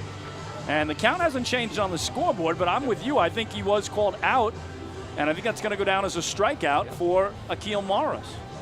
As a strikeout, it would probably go down as a swinging strikeout. His 6th strikeout of the game. Well, the official scoring here says strikes out on a foul tip, so maybe it hit the knob of his bat and was caught by Joe DiCarlo? Yeah, I guess so. We kind of missed that, but it all unfolded in slow motion. But then we saw the home plate umpire, Justin Alvarez, call Bautista out. Yeah, I think it had to be knob of the bat into DiCarlo's glove, that's what it's going to go down as, a 6th strikeout of the game. Yeah, what otherwise would have been a ball. 1-0 pitch to Christopher Cespedes. Inside, the throw down to second base, and in there with a stolen base is Ricardo Cespedes with his cousin at the plate. Ricardo records a steal. He is now in scoring position with 2 down here in the top of the 3rd. So, David, I'm trying to think, would the Cespedeses are trying to put together a run here, or would that be Cespedi? Cespedi. Cespedi? In Hebrew, be Cespedim. Okay. What is the plural for Cespedes? I don't know. 2-0 pitch on the way to Christopher Cespedes. Nearly hits him well inside. It's now 3-0. Yeah, Michael Pollack tells us it was called a foul tip held by DiCarlo, so a strikeout for Akil Morris. It goes down as a swinging strikeout, I believe. Yep. Foul tip. Yep, 3-0 the count. Christopher Cespedes, who's hit by a pitch his first time up. Next pitch, right down the middle. 3 balls and a strike to the Christopher of the Cespedes. Got a great first name, I'll give you that. Very true. Spelled differently than yours. I don't think it is. I think it's the standard Christopher, isn't it? I thought the H is missing. You looked that up. All right, I'm going to look that up. I didn't notice that, really, was it? Number 26, Ramon. No, he's standard. Oh, it is standard. PH, Oh, yes. there you go. All right, well, he takes first base. Sometimes you see that F-E-R. Some Christophers have the F-E-R. I've seen that. That's true. So a walk to Cespedes. He's aboard. So now you got a runner in scoring position. Ricardo, his cousin behind him, 90 feet away on the base paths. Christopher. And at the plate is Osuna as he lines it right into the mid of Phil Caulfield at second base. Ramon Osuna swinging at the very first pitch. Hit it hard, but perfectly positioned was Phil Caulfield. And the side is retired. In the inning for the FerryHawks, they do some damage. 2 runs, 3 hits, a walk. 2 men left. We go to the bottom of the third. The Ducks now trailing Staten Island 3-1. Hey fans, this is infielder Vladimir Frias, and you're listening to Ducks Baseball on the Long Island Ducks Broadcast Network. When we see Long Island, we see you. Because at Catholic Health, we know that it's your remarkable lives that breathe life into our island. So at every Catholic Health hospital, practice, and care facility, we're able to provide the highest quality, most innovative care for your body, because our culture cherishes your humanity. Long live Long Island.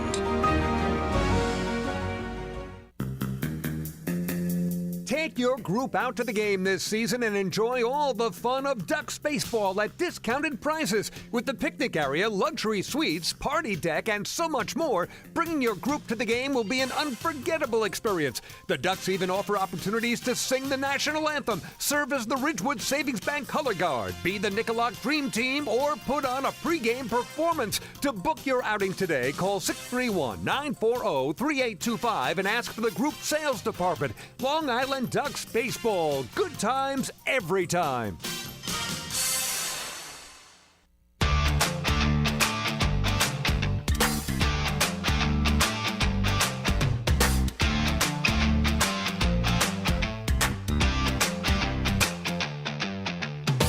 Well, Ducks trailing 3-1 as we go to the last of the third. We check out the Atlantic League scoreboard from last night. Ducks fell here 16-6 to the FerryHawks. Lancaster, a 2-0 win in Charleston as they reduced their magic number to 2 to win the second half North Division title. York, a 5-4 win over Southern Maryland. They've taken the first 2 games there. High Point in Kentucky, all over the Genomes, 14-2. The Rockers have won 4 straight. The Genomes have dropped 5 in a row. And Lexington at Gastonia was postponed yesterday. The Gastonia Honey Hunters have a magic number of 1. So if they win today, they clinch the South Division for the second straight time, David, because they won it in the first half. A lot could happen today. Yeah, we might know all the playoff matchups by the end of today. True. Possibility. If Lancaster wins, Southern Maryland loses, and Gastonia wins, the playoff matchups will be set. It would be Lancaster against Southern Maryland in the first half and Gastonia against High Point. They would be the wild card team in the second half. And if the Jets win, I'll be shocked. 0-1 the count of Vladimir Frias leading off for the Ducks. In the bottom of the third, Ducks trailing 3-1 to Staten Island. And there's an off-speed pitch, a little wide, 1 ball, 1 strike from Christian Capuano, who has given up 1 run, 2 hits for the Ducks in 2 complete innings of play. The run scored from Davidson Romero's leadoff homer in the second. He pulls the string, off-speed pitch. Frias way out in front. It's 1 ball and 2 strikes. Vladimir on the season at .234, 6 homers, 42 RBIs, a dozen steals, 52 runs scored. And there's a fastball up high. It's 2 balls and 2 strikes to Vladimir. We go back to the top of the order. Following Vlad, Phil Caulfield, and L.J. Mazzilli here in the bottom of the third. Pitch to Frias. Outside. Again, some smoke from Capuano, and it's full at 3-2. Well, yesterday in the big leagues, Yankees over the Rays, 10-3 in the Bronx. They'll play a rubber game today. Big win for the Bombers, too, David. It clinched the season series, so if they end up tied with the Rays, they would get the nod as AL East champs as the Yankee lead now 4.5 games. So there's a walk to Vladimir Frias, and that is our First National Bank LI walk to first. Go first, go far. Second baseman, number 11, Bill Caulfield. Bill Caulfield, second baseman for the Ducks, who lined out to deep right field his first time up. Up here with Frias aboard, Vladimir with, as we mentioned, a dozen steals. He's been caught stealing 4 times. And we'll see if skipper Wally Backman wants to put him in motion with the Ducks trailing by a pair, bottom of the third. First pitch, again coming through the back door, but not quite making it up the porch. It's 1 ball and no strikes to Caulfield. Mets in Miami last night. They won at 11-3. They'll play a rubber game today. They're back in first by a half game. Runner takes off. The throw down to the shortstop as in time as Frias is thrown out from Andres Noriega to Angel Aguilar, taking the throw from the catcher, and Frias was out by about a half a step. So did not get the greatest of jumps, and a good throw down, 1 down. He was a proverbial dead duck. That's what he was, David. That's the 5th time that Frias has been caught stealing to go along with his dozen steals. It's 2 balls and a strike to Caulfield at the plate. So Wally Backman trying to get the Ducks moving on the base paths.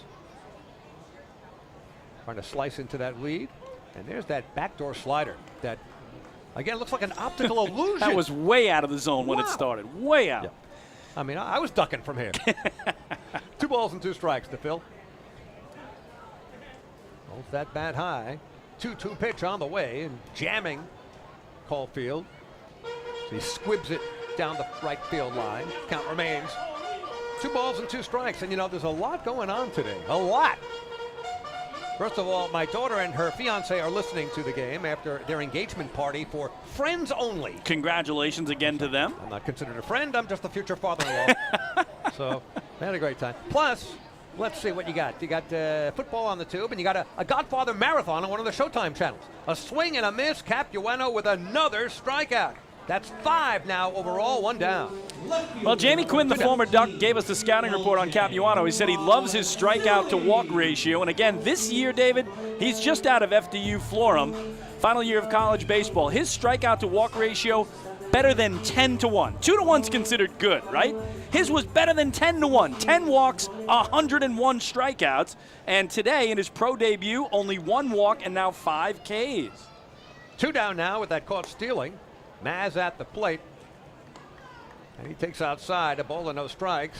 LJ was the first of the 5 strikeout victims to Capuano, and they saved that ball. That was his first professional strikeout. As Maz gets under this one, playable right side, Christopher Cespedes waving anybody off on fair territory and makes the grab, and that will do it for the Long Island Ducks here in the bottom of the 3rd inning. No runs, no hits, a walk, but a caught stealing, and because of that, nobody left. At the end of 3 complete, it's Staten Island 3, Long Island 1. Hey fans, this is pitcher Akil Morris, and you're listening to Ducks Baseball on the Long Island Ducks Broadcast Network. Sayville Ford, the no-fees dealer, has been family-owned and operated for 65 years. Visit their spacious showroom to choose from a giant inventory of new, pre-owned, and commercial vehicles with a free 10-year, 100,000-mile powertrain limited warranty included. Some exclusions apply. Plus, they offer top dollar for trades, and their service department is open until 1 a.m. on weekdays. Sayville Ford, Long Island's Ford giant, is conveniently located off exit 50 on Sunrise Highway, or visit SayvilleFord.com for more information. Morning, Dan. How was your weekend? Oh, it was awesome. I took my family to a Ducks game and had a blast. The seats were great. We ate a ton of food, and the Ducks won. They even had amazing fireworks. Oh, yeah. They got a good thing going on there. I took friends to Thirsty Thursday a couple weeks ago and had too much fun. They should totally use us in one of their radio spots. You mean like the one we're doing right now? Sure, that works. Ducks Baseball. Good times every time. Get tickets at liducks.com.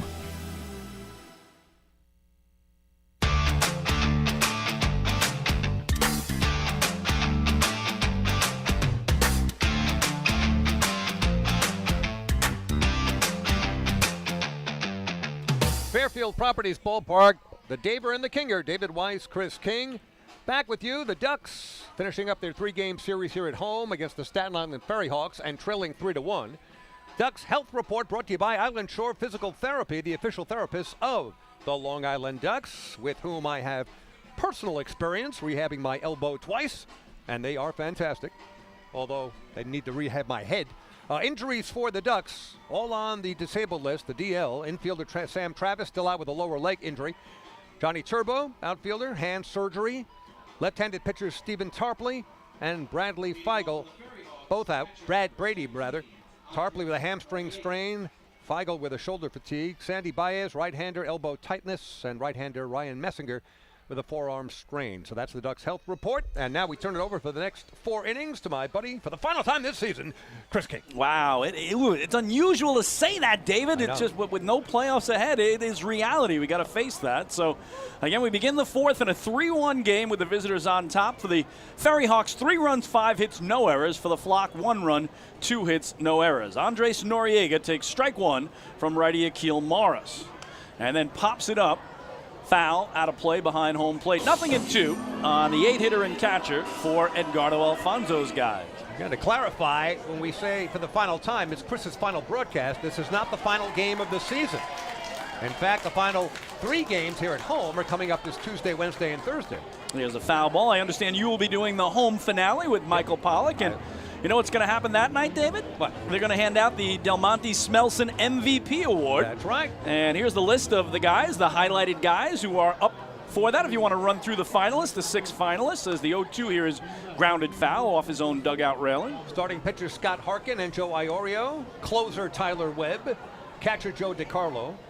Davidson Romero, who hit a homer earlier in this game, and Alejandro De Aza, whose name can be found up and down the leaders in many offensive categories in the Atlantic League. So that is one tough choice. And then that award will be handed out Thursday night. It's Fan Appreciation Night, always special, and you and Michael Pollock will be on the airwaves for the home finale on Thursday night. The 0-2 here is popped up out of play. Again, foul ball. And again, De Aza's not in the lineup, David, so we got to talk about him today. He's still leading the league in hitting at .340.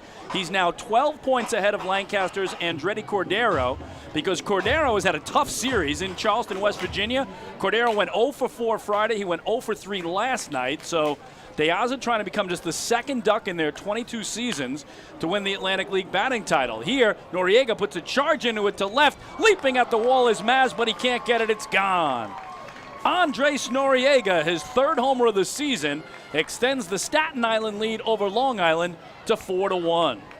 Nice try by Maz. He thought he might have a chance, but it just cleared the Ridgewood Savings Bank sign.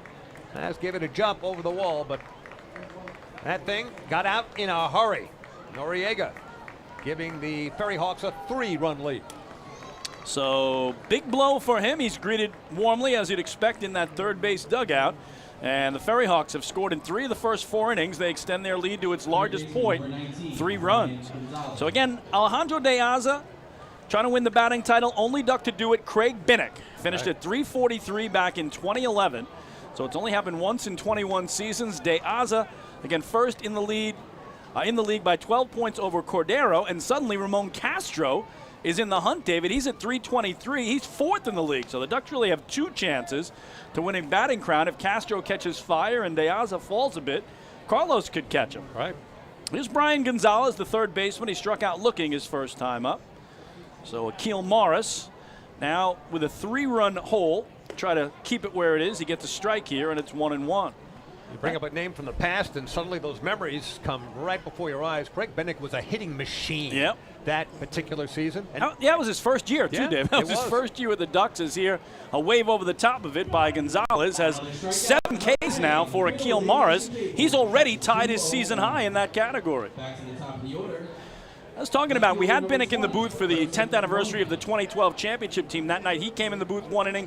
Dan Lyons came in the other. But in his 3 years, David, that's all he played, Craig Binnick, Long Island native, 3 years for the Ducks. First year, 2011, wins the batting title.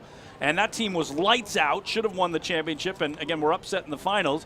And then wins the championship in 2012, wins the championship in 2013, retires. So we talk about 3 years, a batting title and 2 crowns, championship crowns with the Ducks as Atlantic League champions. That's a pretty good 3-year stint for Craig Binnick.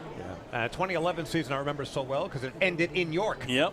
Michael Pollock and I were calling those last 3 games in miserable weather conditions too, but Kevin Baez, skipper at the time, said, let me make you a promise. And I talked to him right outside the bus as they were about to leave and said, we'll be back next year, we're going to win it. And that promise, almost Joe Namath-like, came to fruition that next year. They won it the next year, and then they won it the year after that. They won back-to-back crowns in 2012 and 2013 after they were huge favorites in 2011, and as David said, fell in the finals to York.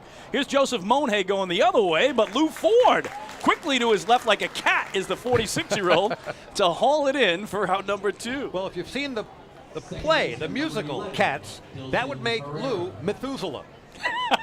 I think that's one of the cleverest things I've said this year. That is. That's very true. I'm retiring right now. I'm done. So 2 down, nobody on. Here's Dilson Herrera. He's at a strikeout looking at a single and a run scored back in the 3rd. So Keel Morris, again, has been bothered by the home run ball this year. That's the 19th home run he's allowed this season, 7th most in the Atlantic League. 1-0 is in the air and deep to left. Again, Mazzilli on his horse, going back at the track, reaching up, makes the grab. So L.J. Mazzilli right in front of the big scoreboard at the wall, holds it in, and the side retired. For Staten Island, 1 run, 1 hit, no errors, none left. Andreas Noriega's 3rd homer of the season, a solo shot, has the island of Staten on top of the island of Long, 4-1 as we head to the home 4th. Hey fan, this is pitcher Anderson De Leon, and you're listening to Duck Baseball on Long Island Ducks Broadcast Network.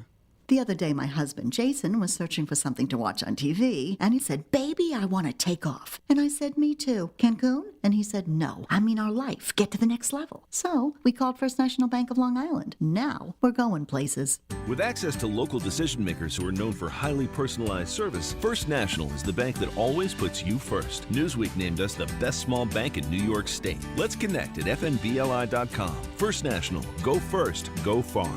First National Bank of Long Island, member FDIC. Hey kids, are you ready to be part of the coolest club in town?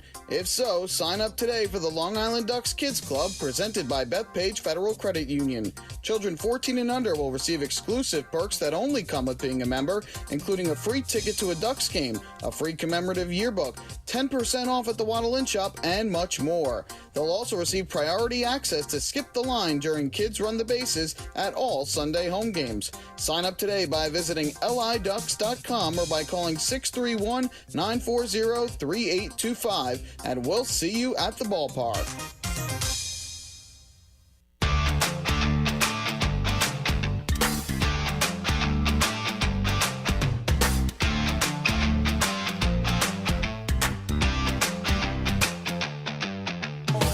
Back at Fairfield Properties Ballpark, David Weiss, Chris King, going to the bottom of the 4th, the Ducks trailing 4-1, and so far I have avoided all mention of what the Jet score is at MetLife against the Baltimore Ravens. Don't tell me. I am going to step out of the booth when Chris mentions the score later. All right, Lou Ford, first pitch swinging, and he lines it to right. That's going to get by Mariel Bautista and go all the way to the wall. It is a stand-up double for Lou Ford and career hit number 1,002 for the 46-year-old. Now, you might not think there'd be mixed emotions from Christian Capuano in his first professional start on the mound, but there's nothing embarrassing about giving up a hit to this ageless wonder that we have grown to love. Again, Lou Ford had his 1,000th hit on this field August 28th against the Charleston Dirty Birds, becoming just the 4th player in league history to get to that grand mark. And with the Ducks trailing, he doubles, and now here's Davidson Romero, who hit his team-leading 17th homer over the wall in left center, a solo shot back in the 2nd. Capuano still relying on that hard slider, which misses there. It was the slider that Romero took out of the park, and certainly Christian has really relied on that pitch today with good success. Almost every one of the strikeouts has come on that pitch as well. The 1-0 down low, took something off that breaking ball, 2-0.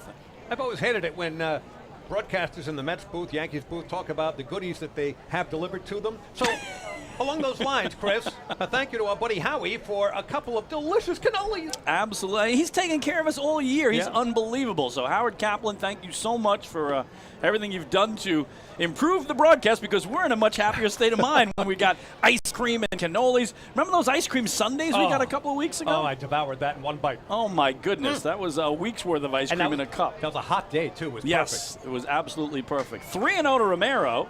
And there's that slider, a check swing, and they appeal.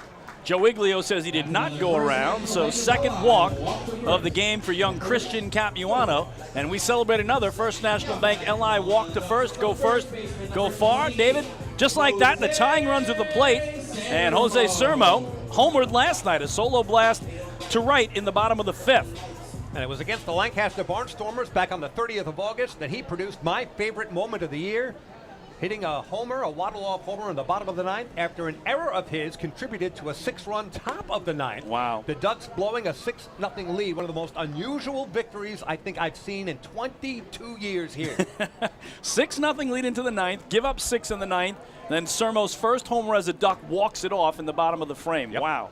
You know what, I'm going to give you a couple more here. I'm saying Lou Ford's 1,000th hit. Absolutely. That is certainly a top moment for me, and I'll give you 2 more that come to mind. It's 1-1 on Sermo here as Capuano checks Lou, who's not going anywhere, and then just get an outside slider in there for a strike, 1-2. Dustin Woodcock, 3 homers in a game. That happened here just the second time in franchise history. Ray Navarrete had been the only Duck ever to do that in 22 seasons of Duck baseball, so Woody's big night, 1-2. Is pulled foul. And then what we heard in the pregame show, Carlos Castro throwing out 3 runners in the same inning. He threw out 2 opponents trying to steal and then picked another one off third base. I don't think, David, I've ever seen that in my entire life, any baseball game, any level, where one catcher in the same inning records all 3 outs on steals and or pickoffs. That's right. He had 3 assists in the same inning. Remarkable. The 1-2 here, swing and a miss as he cut through the breaking ball.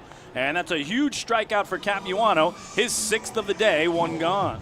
Designated hitter number 25. I think we can go back and pick out so many moments. For me, that Sermo moment is the best moment I had in person. Right. All the others you're mentioning, I mean, I was watching when Lou got hit number 1,000, and I am literally yelling throughout my living room. My wife told me to calm down. She goes, "What happened?"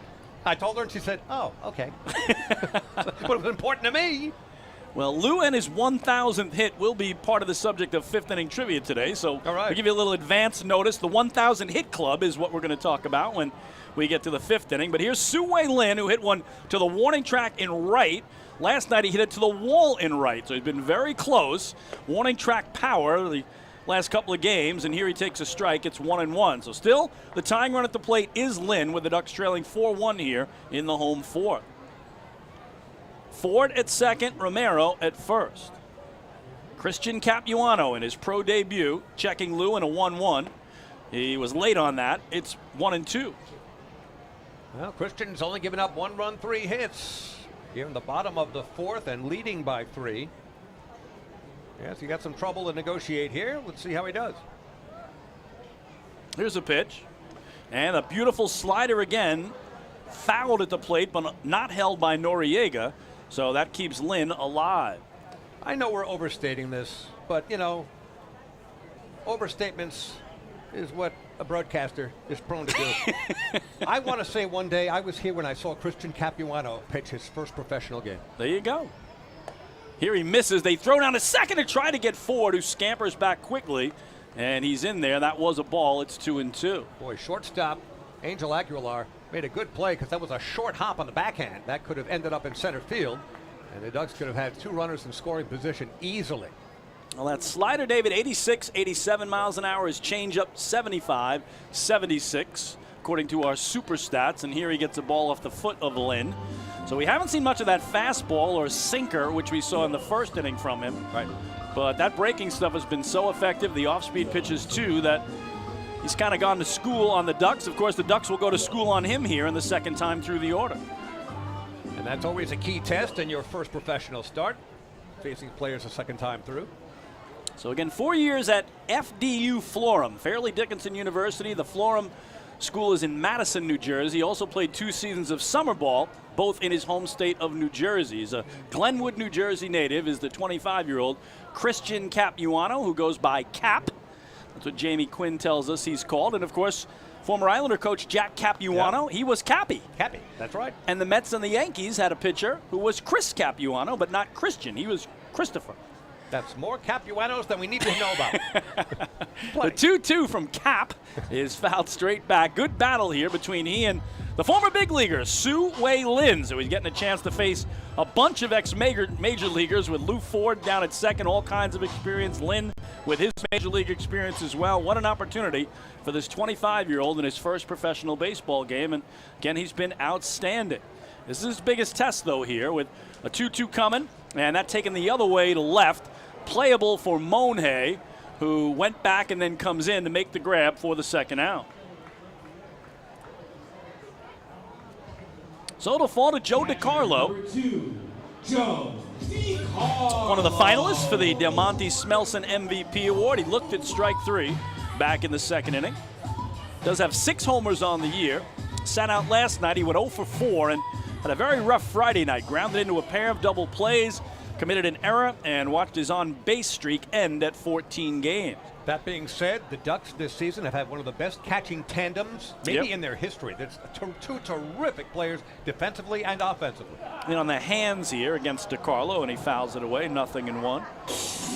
Again, Friday night, the Ducks really self-inflicted loss, David. They fell 6-4, but they grounded into 4 double plays, including double plays that ended the 6th inning, ended the 7th inning, ended the 9th inning, and they went 0 for 8 with runners in scoring position. So that was no formula to win a game. And then last night it was one bad inning that was their undoing. It was a 3-3 game into the 4th. They gave up 8 runs in the top of the 4th, and it was lights out.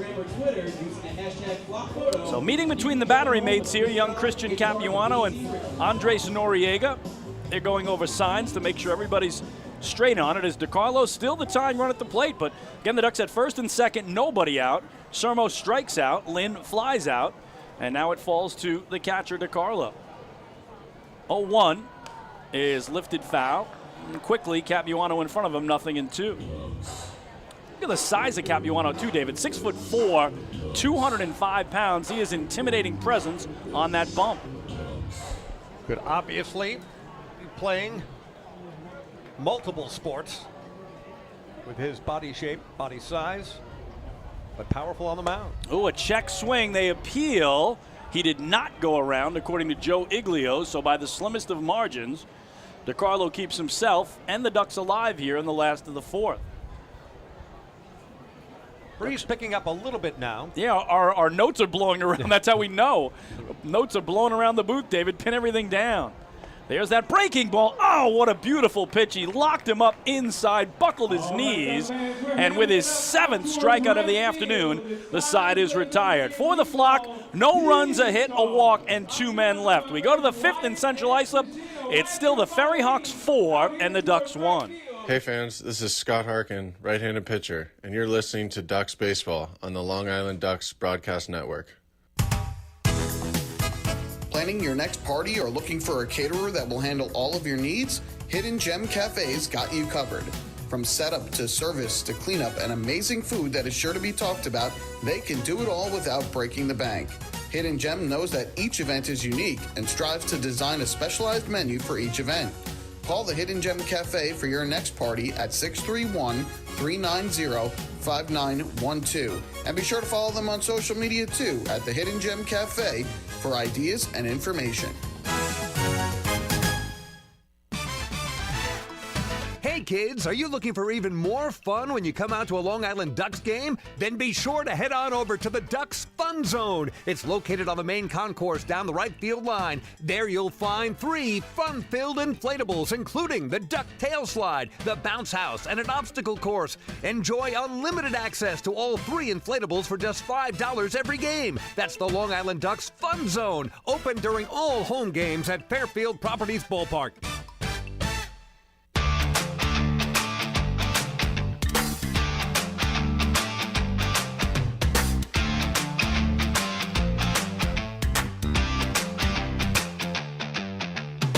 Ducks trail at 4-1 as we go to inning number 5. That always means 5th inning trivia. We'll give you the question here in the top of the inning, the answer in the bottom of the frame, and as I mentioned, David, it concerns the very exclusive Atlantic League 1,000 Hit Club. Lou Ford became the 4th member of that organization. August 28th here when he had 3 hits against the Dirty Birds. He had hits number 999, 1,000, and 1,001. So right now he is 4th all-time in league history. For Lou, all 1,002 hits with another one here today have come in the uniform of the Long Island Ducks. For Jeff Nettles, who's second all-time in the league in hits, 1,052. All 1,052 hits with the Somerset Patriots. Now, the other two members of that 1,000 hit club are Ray Navarrete and Bryant Nelson. Okay? Both played for the Ducks. Ray Navarrete, 1,031 hits. He's third all-time in league history, but he had those hits with the Ducks and one other Atlantic League team. Bryant Nelson had his 1,096 hits, which are most in league history with the Ducks and 5 other Atlantic League teams. So that is your question today. Tell me what other team Ray Navarrete played for and the 5 other teams that Bryant Nelson played for. Excellent so there you go. question. Excellent question. I'm working on it now. All right, you got to work on it. Here's Angel Aguilar to lead off the top of the 5th with his FerryHawks up by 3, and Akil Morris, the ready starter, into his 5th inning of work. Misses. Aguilar's had a day already. He is 2 for 2, single-double, run batted in, run scored. And Morris missing for the second straight time. It's 2-0 on Aguilar, who's had hits in all 3 games of this series, including a 2-run homer last night. Right down the pike, though, comes Akil Morris with strike 1. So again, we'll give the answer to that question in the bottom of the inning, but you need to tell me the one other Atlantic League team that Ray Navarrete played with, despite the Ducks, and the 5 other Atlantic League teams that Bryant Nelson played with. Up and in comes Morris. And the count now 3-1. So Akil, who's only walked 1 so far today, trying to keep it there. Good hitters count for a red-hot Aguilar. Goes after it, and he's now 3 for 3. Just dumps it into left center field. And he will make a big turn and head back.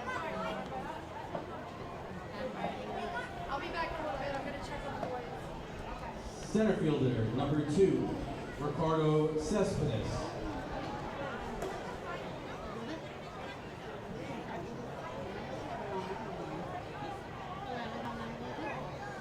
So here is Ricardo Cespedes. Had a big 2-run single to right center his last time up, and has also flied out to left. As the FerryHawks have scored in 3 of the first 4 innings against Akil Morris, trying to make it 4 of 5.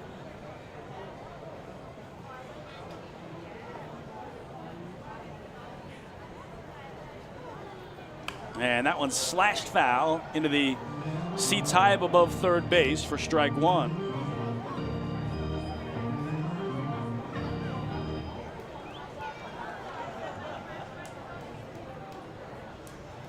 Aguilar held on at first by Jose Sermo. He's got 6 steals and 7 tries this year, and thinking the same thing I am is Akil Morris as he fires over there to try to get him.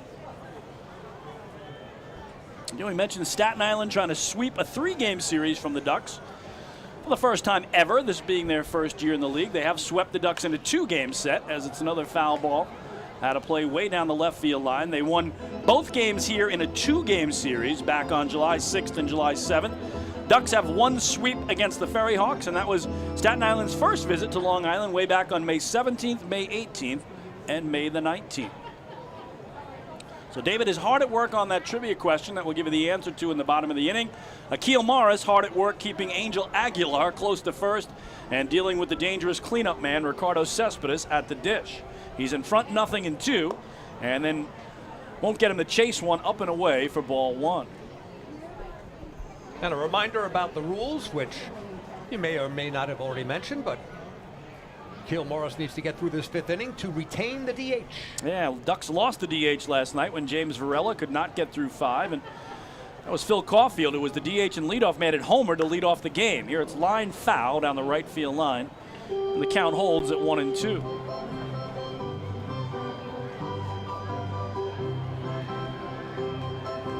Final Sunday afternoon here at the ballpark for the 2022 season as the Ducks play 3 more games at home. Here Tuesday, Wednesday, and Thursday nights, and then 3 games on the road in Staten Island next Friday, Saturday, and Sunday. That's away. Now, David, have we received confirmation as lifelong Long Islanders? Yes. We know it's on Long Island, correct? Yes. But you have told me it is technically in Staten Island because it's a borough. Is that right?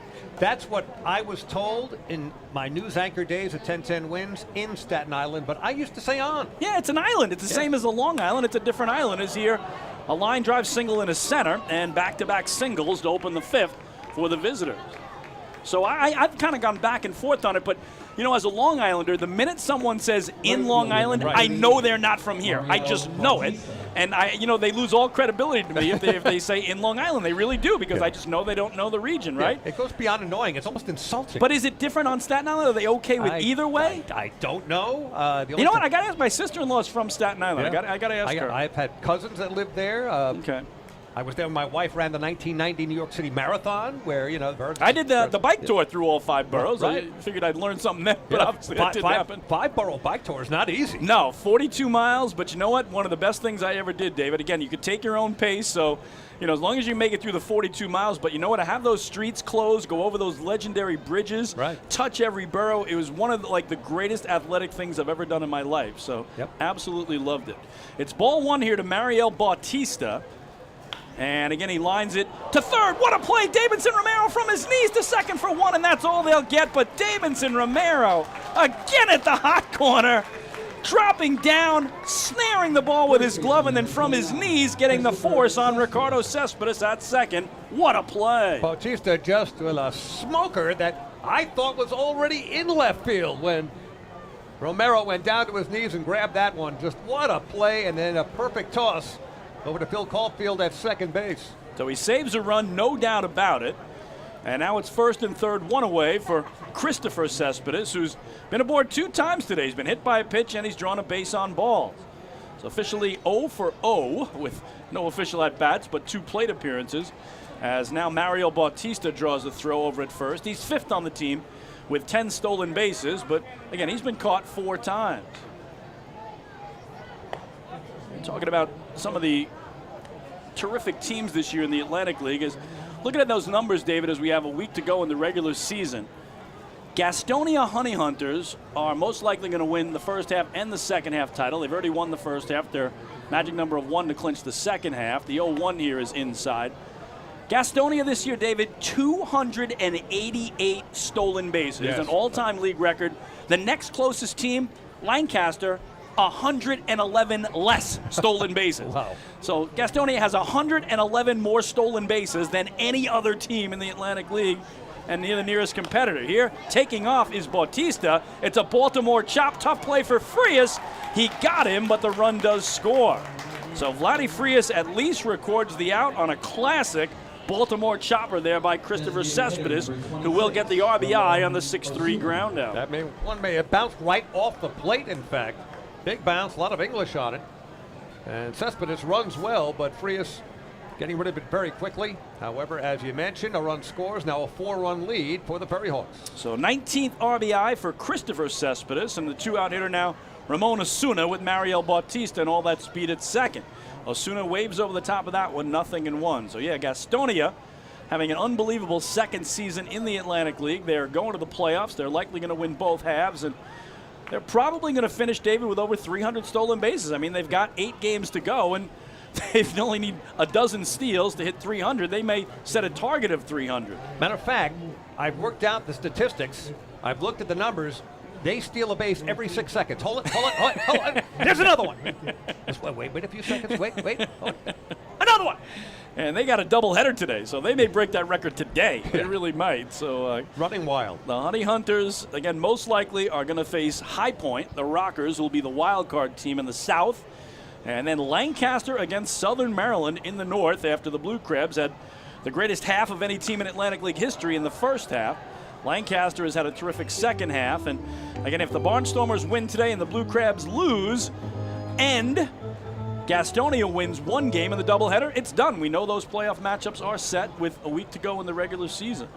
There'll be some terrific postseason action. I know I'll be watching on YouTube and all across the multiple channels of those teams. Here Osuna yanks it foul out in front of it down the right field line, and count holds at 1-2. You know, we certainly lament the fact that the Ducks not going to the playoffs this year, but we also mention, and worth mentioning again, the parity and the depth of the Atlantic League, up and down every one of the 10 teams, and it is going to be an exciting postseason. I think that any team that makes it has a shot, despite the dominance of Gastonia. I think you give everybody a shot. Yep, because Southern Maryland, the record first half, Lancaster, an unbelievable second half. Gastonia lights out both halves, but High Point will give them a battle, and this one's fouled away. And you think about it too, David, how terrific is it for North Carolina that literally that will be a playoff series between two rivals in the same state, Gastonia and High Point. Yep, exactly. Talk about rivalries. The Tar Heel State battle. Exactly. And listen, down the road, I mean, it is not far-fetched at all to think the Ducks and Staten Island could go at it in postseason years to come. So Ducks will have to retool in the offseason. You know they'll do that. And they had made the playoffs in 6 straight years to tie their own league record. Here, Osuna finally puts it in play between the lines, and it's popped up into left field.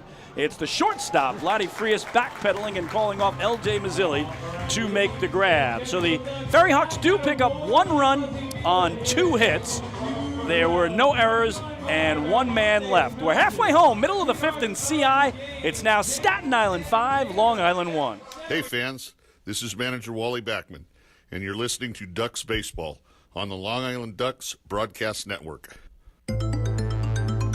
Millennium Container Service is fulfilling the needs of businesses and homes across Long Island. They provide waste and recycling services plus a variety of dumpster rental options for any project. Millennium Container Service offers convenient, on-time deliveries and pickups, as well as daily, weekly, and monthly commercial service. Need a quote? Call 516-826-5544 or visit millenniumcontainer.com. Millennium Container Service. Keep your home and business clean. Has drinking or substance abuse taken over your life? You are not alone, and recovery is possible. At FCA, our caring team members will work with you to identify a recovery plan that meets your needs. We have virtual and in-person services ranging from treatment to recovery, from prevention to crisis support. Go to our website, fcali.org or thriveli.org for more information and to start your recovery journey today.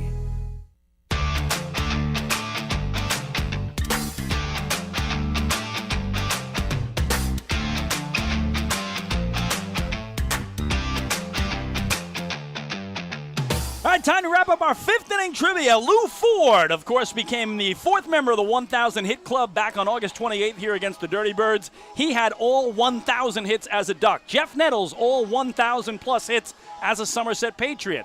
Ray Navarrete, over 1,000 hits with the Ducks and 1 other team.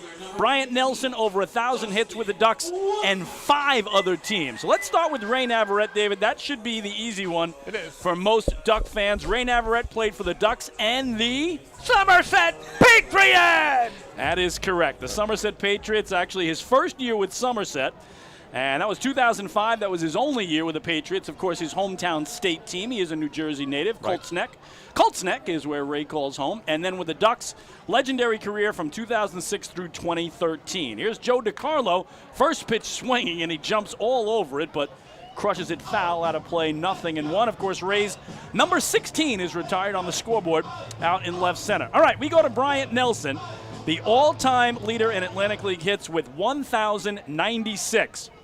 He played for the Ducks and 5 other Atlantic League teams. Call him Suitcase Nelson. All right, we'll try to get to that in a second here as DiCarlo this time under it on the infield. It looks like the shortstop is making the call. Way over by second is Aguilar to put it away. Really was Herrera's ball, but Aguilar made the call on the catch. Give him credit. There's 1 gone. All right, go for me on Bryant Nelson. 5 other teams, David. Go ahead. Very tough. Bridgeport. Correct. Somerset. No, gosh. Never played for Somerset. Wow. Okay. On the second guess, I get overruled. No, you still can keep going. No, come on. See how many you get. All right. Southern Maryland. Correct. Wow. Okay. I wasn't sure Southern Maryland existed when Bryant was still playing, but yes, that's true. All right. So I got 2. All right. Let me keep thinking here. So, Lancaster. Correct. Wow. That's 3. Well, I'll go with York. Correct. You need 1 more. Here's Vladdy Frias as he takes a ball in a strike. Am I leaving out a tough one? I will tell you they are defunct, but they're one of many defunct, right? We call about 10 defunct teams now, right? Aberdeen Arsenal. No, that was a one-year wonder back in 2000. Just kidding. Yeah, there's Vladdy swinging through it. So again, it was Dustin Woodcock who popped out to short there, technically, to Angel Aguilar. And here's Vladdy Frias at a ball and 2 strikes. Yeah, this is a tough one. Atlantic City serve. Nope. He doesn't go that far back. No, not that far back. That's right. So. Vladdy serves it in the air to right. Long run in for Bautista, and he won't get there. It drops in. So Vladdy's been aboard both times today on a walk and a bloop single to right. I'm trying to think of how I could. I want to try to give you a hint that doesn't give it away. I mean, it can't be the new Britain Bees because that would be very tough. That's too late. And yeah, too that's late. Too late. He was out by then. Gosh. Newark Bears. No, good guess, though. Yeah, that was another one of our guessers had that. That was not correct. Oh, Camden River Sharks. There you go, Camden River Sharks. I should have gotten that right away. Camden River Sharks. Boy, that's a great question. So Bryant Nelson, Bridgeport, Long Island, Camden, Lancaster, York, Southern Maryland. I'm still Facebook friends with Nelly, so always great to hear from him. And again, the all-time Atlantic League hitter with 1,096 hits. He played for the Ducks. He not pitched. He played almost every position, but played for the Ducks in 2007 and 8. First stint, and then came back in 2012 and 2013. Nelly, one of my all-time favorite Ducks, a tremendous baseball player and former big leaguer, is here's Phil Caulfield at the top of the lineup, taking a pair of strikes from Christian Capuano, has been terrific today in his pro debut, trying to get through 5 innings here with right now a 4-run lead. He's got Caulfield set up and misses up and in with ball 1. Always remember just how great an interview he was. Yes. Win or lose the next day, even if he had an offer, it didn't matter. I mean, who are you talking to, Dave? I'm going to Nelly. I don't know. Let's go to Nelly. I'll tell you a funny story about that, David, and this is the kind of guy Bryant Nelson is and was. I remember interviewing him on the road. I'm trying to think of where it was now because I remember it was definitely in the visiting clubhouse. I think it might have been in Somerset. 1-2. Just misses away. I go down, I sit with him, I get a terrific 7-minute interview out of him for our pregame show, right? Great stuff. I walk out of the clubhouse, I look at my recorder, I remember this. and I didn't push record. Did you go back and interview him all over again? And I went back and I said to him, hey, Nelly, I completely get it. If you don't want to redo it, I understand. He said, nope, let's do it again, Chris. You have a job to do. As that backdoor breaker misses low, but he did the same exact interview for me and was even better the second time. But you know what? I almost was hesitant to ask him, Dave, because you don't want to do that to a baseball player who's trying to get ready for the game, right? And it was like a rookie mistake by me, which I shouldn't be doing. But I had hit pause and I never hit I hit record, but never hit pause to start the recording. Well, you know what you could have done? You could have said, listen, Nelly, that was a good dress rehearsal now. Yes, now let's do it for real. Bryant, let's go again. But he never batted an eye. He said, Kinger, come on. He goes, you have a job to do, I'll do it, as this one's fouled straight back. He did it again, was terrific about it and was probably better the second time around. So that's all you got to know about Bryant Nelson and the type of guy he is. And again, just such a good guy and such a good ball player in those 4 terrific seasons for Long Island. And again, I'm thrilled for him. I got to introduce my son to him, and I said, Connor, this is the all-time hits leader in Atlantic League history. It was like a very cool thing for my son to meet him. And here's another thing about Bryant is the 4 seasons he spent here. You wouldn't know that he had spent time anywhere else. Right. He became so involved with the team, the community, everything else. He gave 100% to Long Island. There's a backdoor breaking ball again from Capuano that's popped out of play by Caulfield down the left field line. And Christian Capuano continues to battle and baffle these Ducks with that slider that he's used so effectively. And this run continues against Caulfield, who he struck out swinging in the 3rd and got to fly out to right to open the game. He's got his college coach and all those former teammates and everybody, family. Very proud of what he's done here this afternoon. So again, a 1-out payoff. Vladdy Frias can run. He hasn't so far. He's at the cutout at first base. Now he goes, and it's lined down the right field line. If it's fair, it's trouble, but he's just in front of it, and everybody will reset.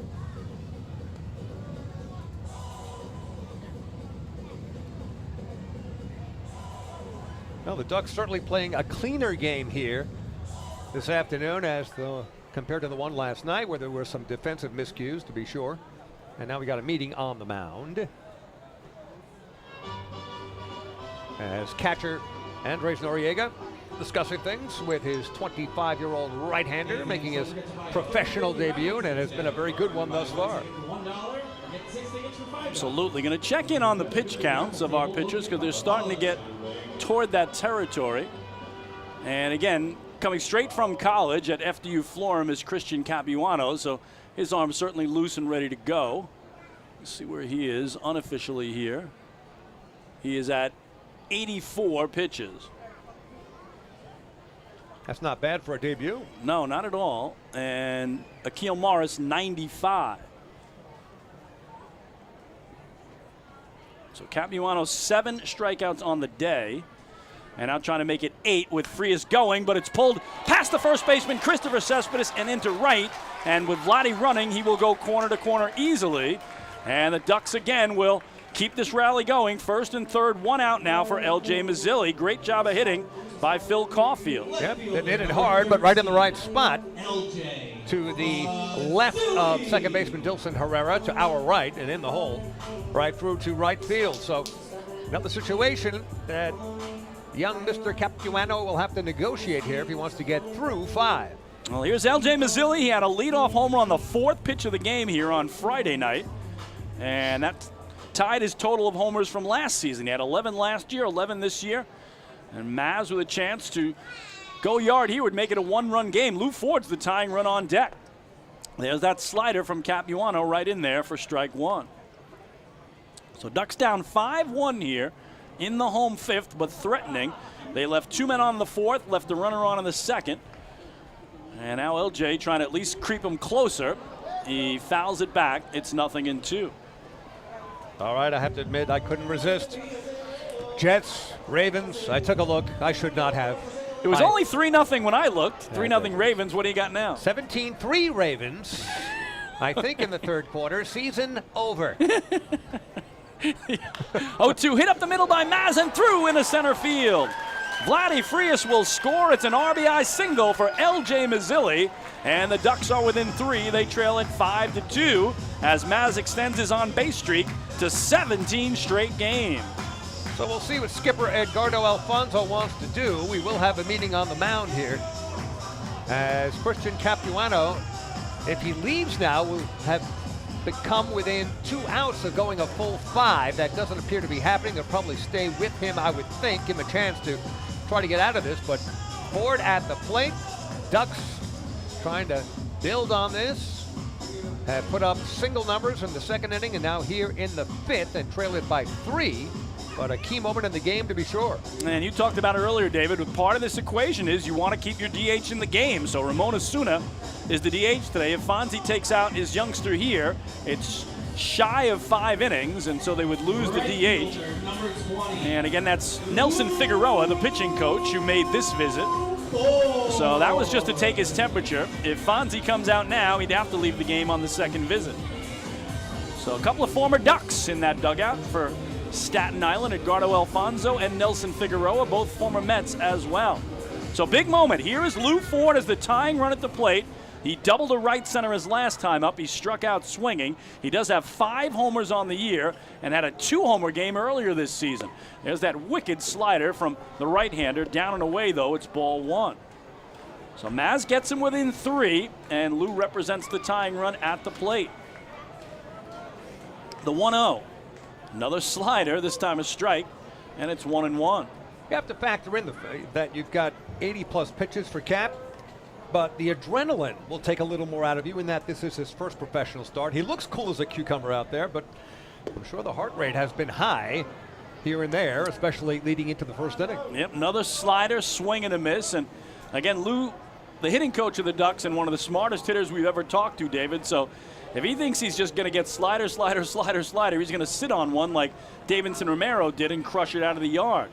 Here's a hard slider down and away again, and it's 2-2. With experience comes patience. And with Lou, we know this. There are certain hitters on the major league level that start panicking when you get the 2 strikes. The at-bat basically just starts for Lou when he's got 2 strikes on him. So 1 out, 2 on for Ford, and the count 2 balls and 2 strikes for the veteran. Fists it the other way, foul. And we'll do it again. Ford's first appearance of the series, and after getting those 3 hits back on August 28, hits 999, 1,000, and 101, he was actually hitless in his 3 games since, 0 for 12 before that double his last time up.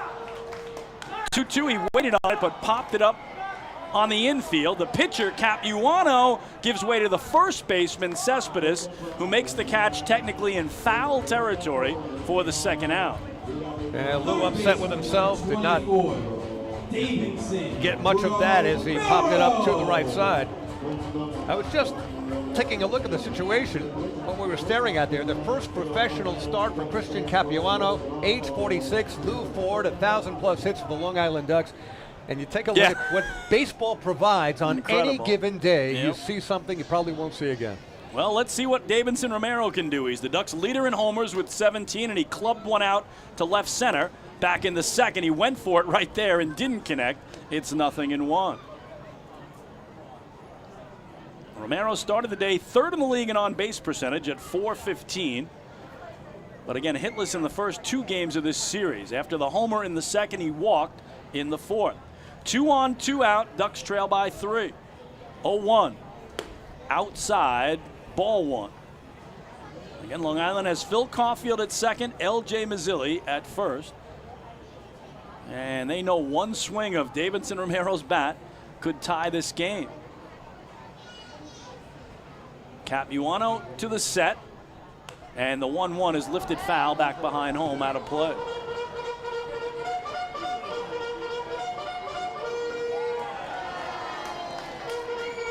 Not exactly Timmy Trumpet, but not bad. It's funny. Did you see the whole Jerry Seinfeld Timmy Trumpet feud? Was that hilarious or what? That was terrific. He's not in favor of it. He doesn't like it. But obviously, as a Met fan, I love it.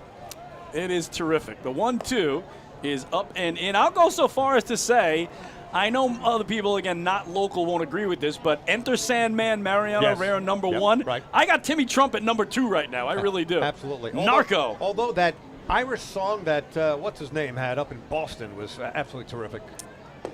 Oh, yeah, shipping up to Boston. Yes. Here is oh, my gosh, yes. A strikeout by Capuano of Romero. That might end his afternoon, his 8th K of the day.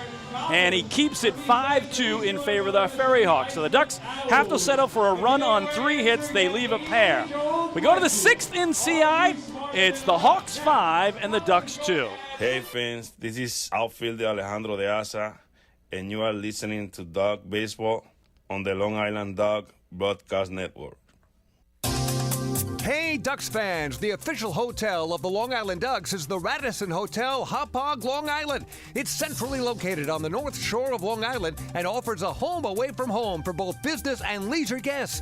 The Radisson Hotel, Hauppauge, Long Island features an indoor pool, 24-hour business center, a fitness center, and complimentary Wi-Fi in all guest rooms. Enjoy the contemporary American cuisine at the Fountain Grill restaurant or grab a quick bite to eat at Cafe Prato. And best of all, it's only minutes away from Fairfield Properties Ballpark. The Radisson Hotel, Hauppauge, Long Island, the official hotel of the Long Island Ducks. Call 231-1100 today. That's 631-231-1100. Your source for everything Ducks is liducks.com. The official website of the Long Island Ducks is the best place to stay up to date with Long Island's hometown team. Purchase tickets to the game, see the full promotional schedule, visit the online store, read the latest news stories, and watch every game live right on the homepage. The site offers an optimal browsing experience on either your computer or mobile device. liducks.com, the official website of the Long Island Ducks, your one-stop shop for all things Ducks baseball.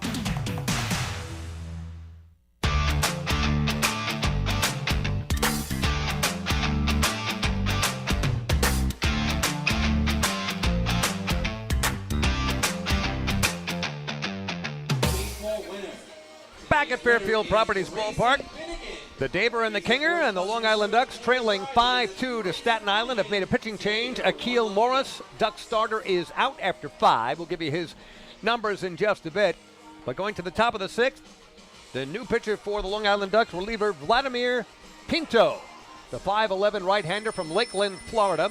Numbers for Vlad: a 1-0 record, ERA of nothing, has not given up a run yet, making his 13th appearance, all in relief. He has 2 holds to his credit, 14 1/3 innings pitched, 8 hits. The 1 run he gave up was not earned. He has struck out 13, walked 8, so control can be a bit of an issue at times.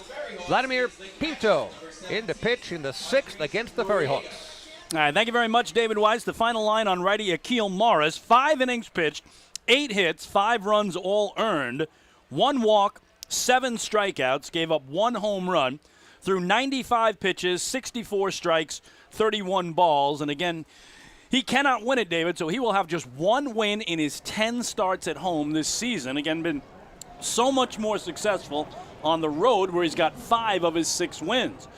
So he leaves with the Ducks down 3, and now it's Pinto to start with Andres Noriega, the 8-hitter, for the visitors. That wide open stance from the right, and Pinto misses away. It's ball 1. Noriega, a solo homer to left his last time up, just his 3rd of the year, and a strikeout swinging in the 2nd. So Ducks into their pen. We'll see if Fonzie does the same with his youngster Christian Capuano when the FerryHawks take the field in the bottom of the inning. Ball 2 to Noriega. First appearance of this series for Pinto. His 2-0 is lifted foul, out of play, back behind home, 2-1. Pinto, the 24-year-old from Lakeland, Florida, was born in Venezuela, made his Ducks debut on Sunday, August 14th here against the Charleston Dirty Birds. 5 years in the Twins organization, also in the Tigers organization, going from rookie through AAA ball. And here a swinging strike on Noriega with a good fastball. And this year played 25 games at St. Paul with the Saints, playing AAA ball, went 3-4 there for a legendary minor league team in those St. Paul Saints, the beautiful city of St. Paul, Minnesota, the Twin Cities. A little warmer here than it is there. So. I just remembered St. Paul Saints. That was where Darryl Strawberry went to rehab. That's right. And worked his way back to the majors before coming to the Yankees, I believe. So it was post-Mets, pre-Yankees. He's with the Dodgers, you remember, for a little while. But St. Paul Saints. Here's his 2-2. And that lifted back to the top of the netting. David was starting to jump already. If it got over that top cord on the netting, it might have been headed in our booth. Yeah, it was headed more to you. Did you notice that? A little bit more to my side. Yeah, it would have to take a really violent right turn to come to me. And I would have been right behind you. Could have gone off our shotgun microphone and right at you, buddy. Brings you all the great sounds of the game, that boom mic, as they call it. The 2-2 here. Popped up behind home plate. Joe DiCarlo will give it a look, but it's well in. And the count holds. Ball's right before us. I'll tell you, whether it's a Duck game, Yankee game, Met game, it is still a thrill to end up with a foul ball. I mean, it's something you'll remember for a lifetime. I was an adult when I got my first foul. It was at Shea. Yep. And it was when nobody was in the stands. It was a horrible night. Mets had been eliminated. I had the whole section to myself, and the ball ended up there. So it wasn't exactly a great grab. I got a story about that, too. After the 2-2 here, it's foul back. I was in Yankee Stadium, upper deck, behind home plate. Roger Clemens throws the pitch. Fouled off by Brian Reynolds, caught by me on the fly. I almost fell over the person in front of me. Yeah. But I saved it, put it away, called it the rocket ball, and put it in a plastic casing and everything. But caught it on the fly in the upper deck of Yankee Stadium. It was barehanded? awesome. Yes, barehanded. Yeah, barehanded at the time, yeah. Very. I've gotten several other balls, like through the last couple of years. I'd take my son Connor to games. We'd go out for batting practice. I've gotten a couple of home run balls and also a couple of balls flipped to me from players on the field for my son, which is a great thrill as well. And that's, one of the ones that you really remember is, some players who've been kind enough, they see me and my son and they flip a ball to him that's laying on the warning track during batting practice. And, those are memories that my son Connor and I have for a lifetime. Tyler Wade of the Yankees was the guy who flipped me one at Citi Field before a Met-Yankee game and said, give it to your son, give it to your son. So it was just terrific. That is nice. Just terrific. I have another foul ball story I could tell that just happened. Here's a swinging strikeout of Noriega by Pinto, one gone. 8 strikeout for Ducks pitching. So we had a foul that went off the upper deck, our second level here at Fairfield Properties Ballpark. We always tell you to bring them in because on the rebound, everything is in play, even if you're sitting behind home plate, behind the net. Anyway, this thing bounced off the facade, went back down.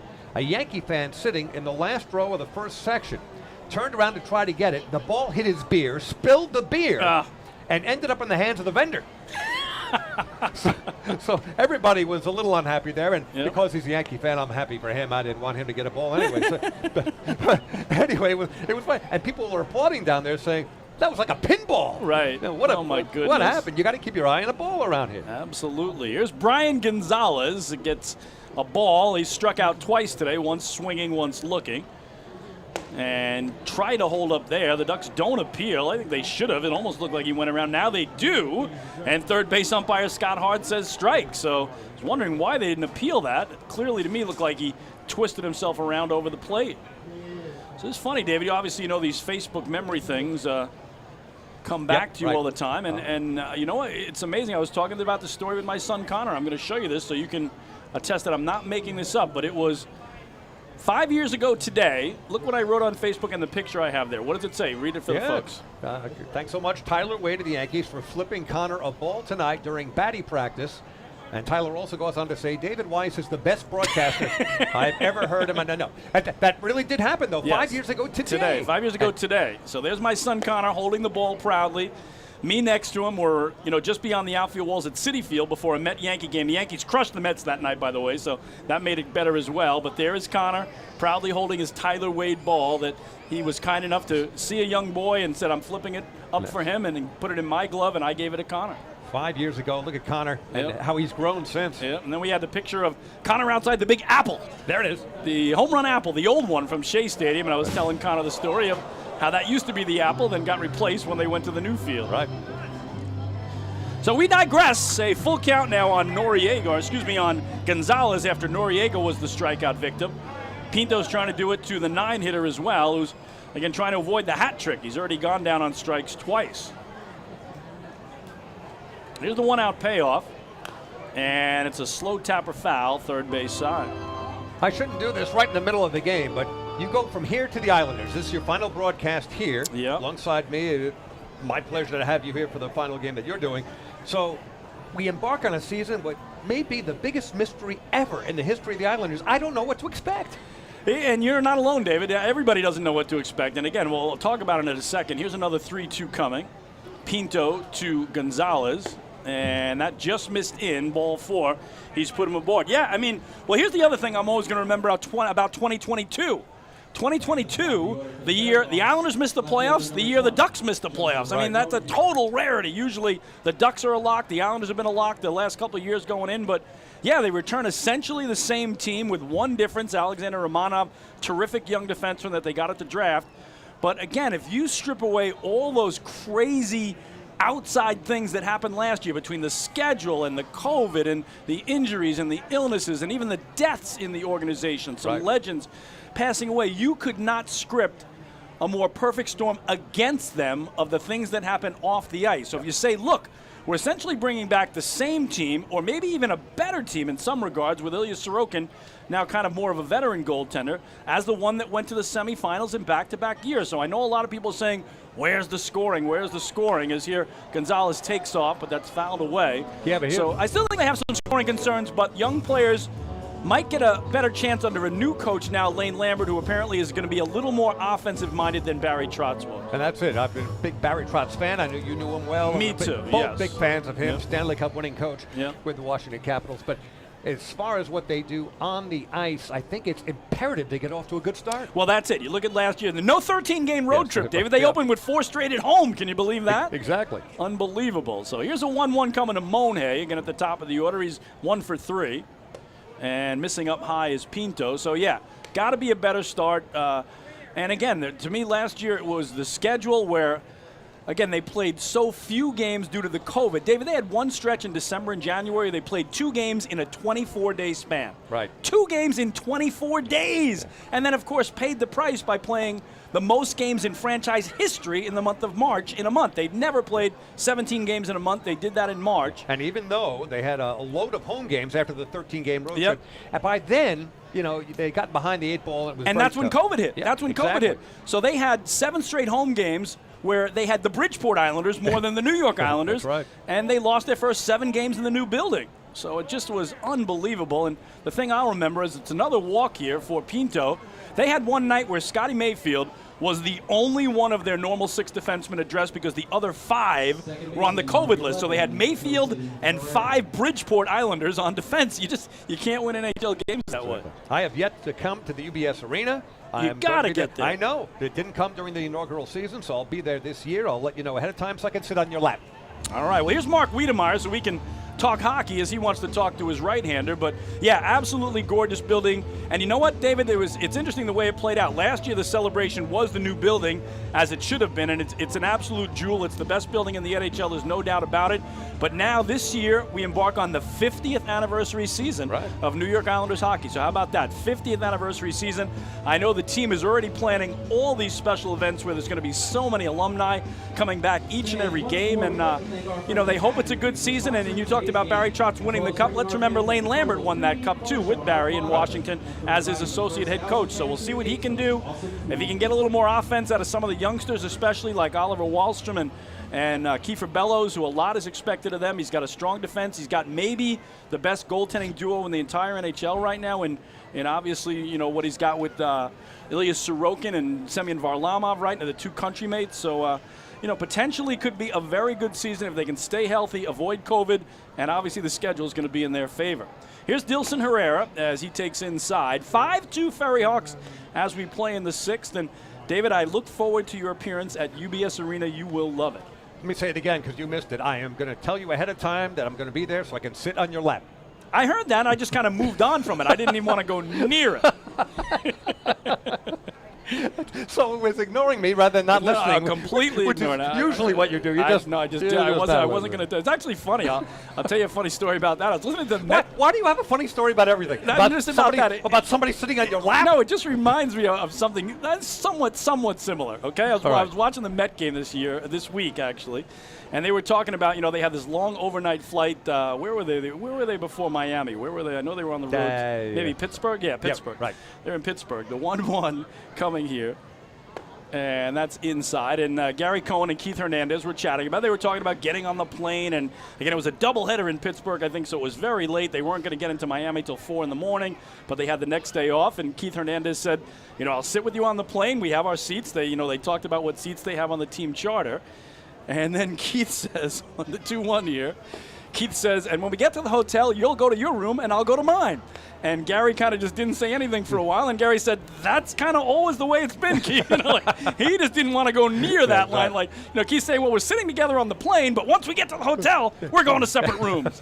So it was just very funny. Gary said, I hadn't planned it being any other way, Keith.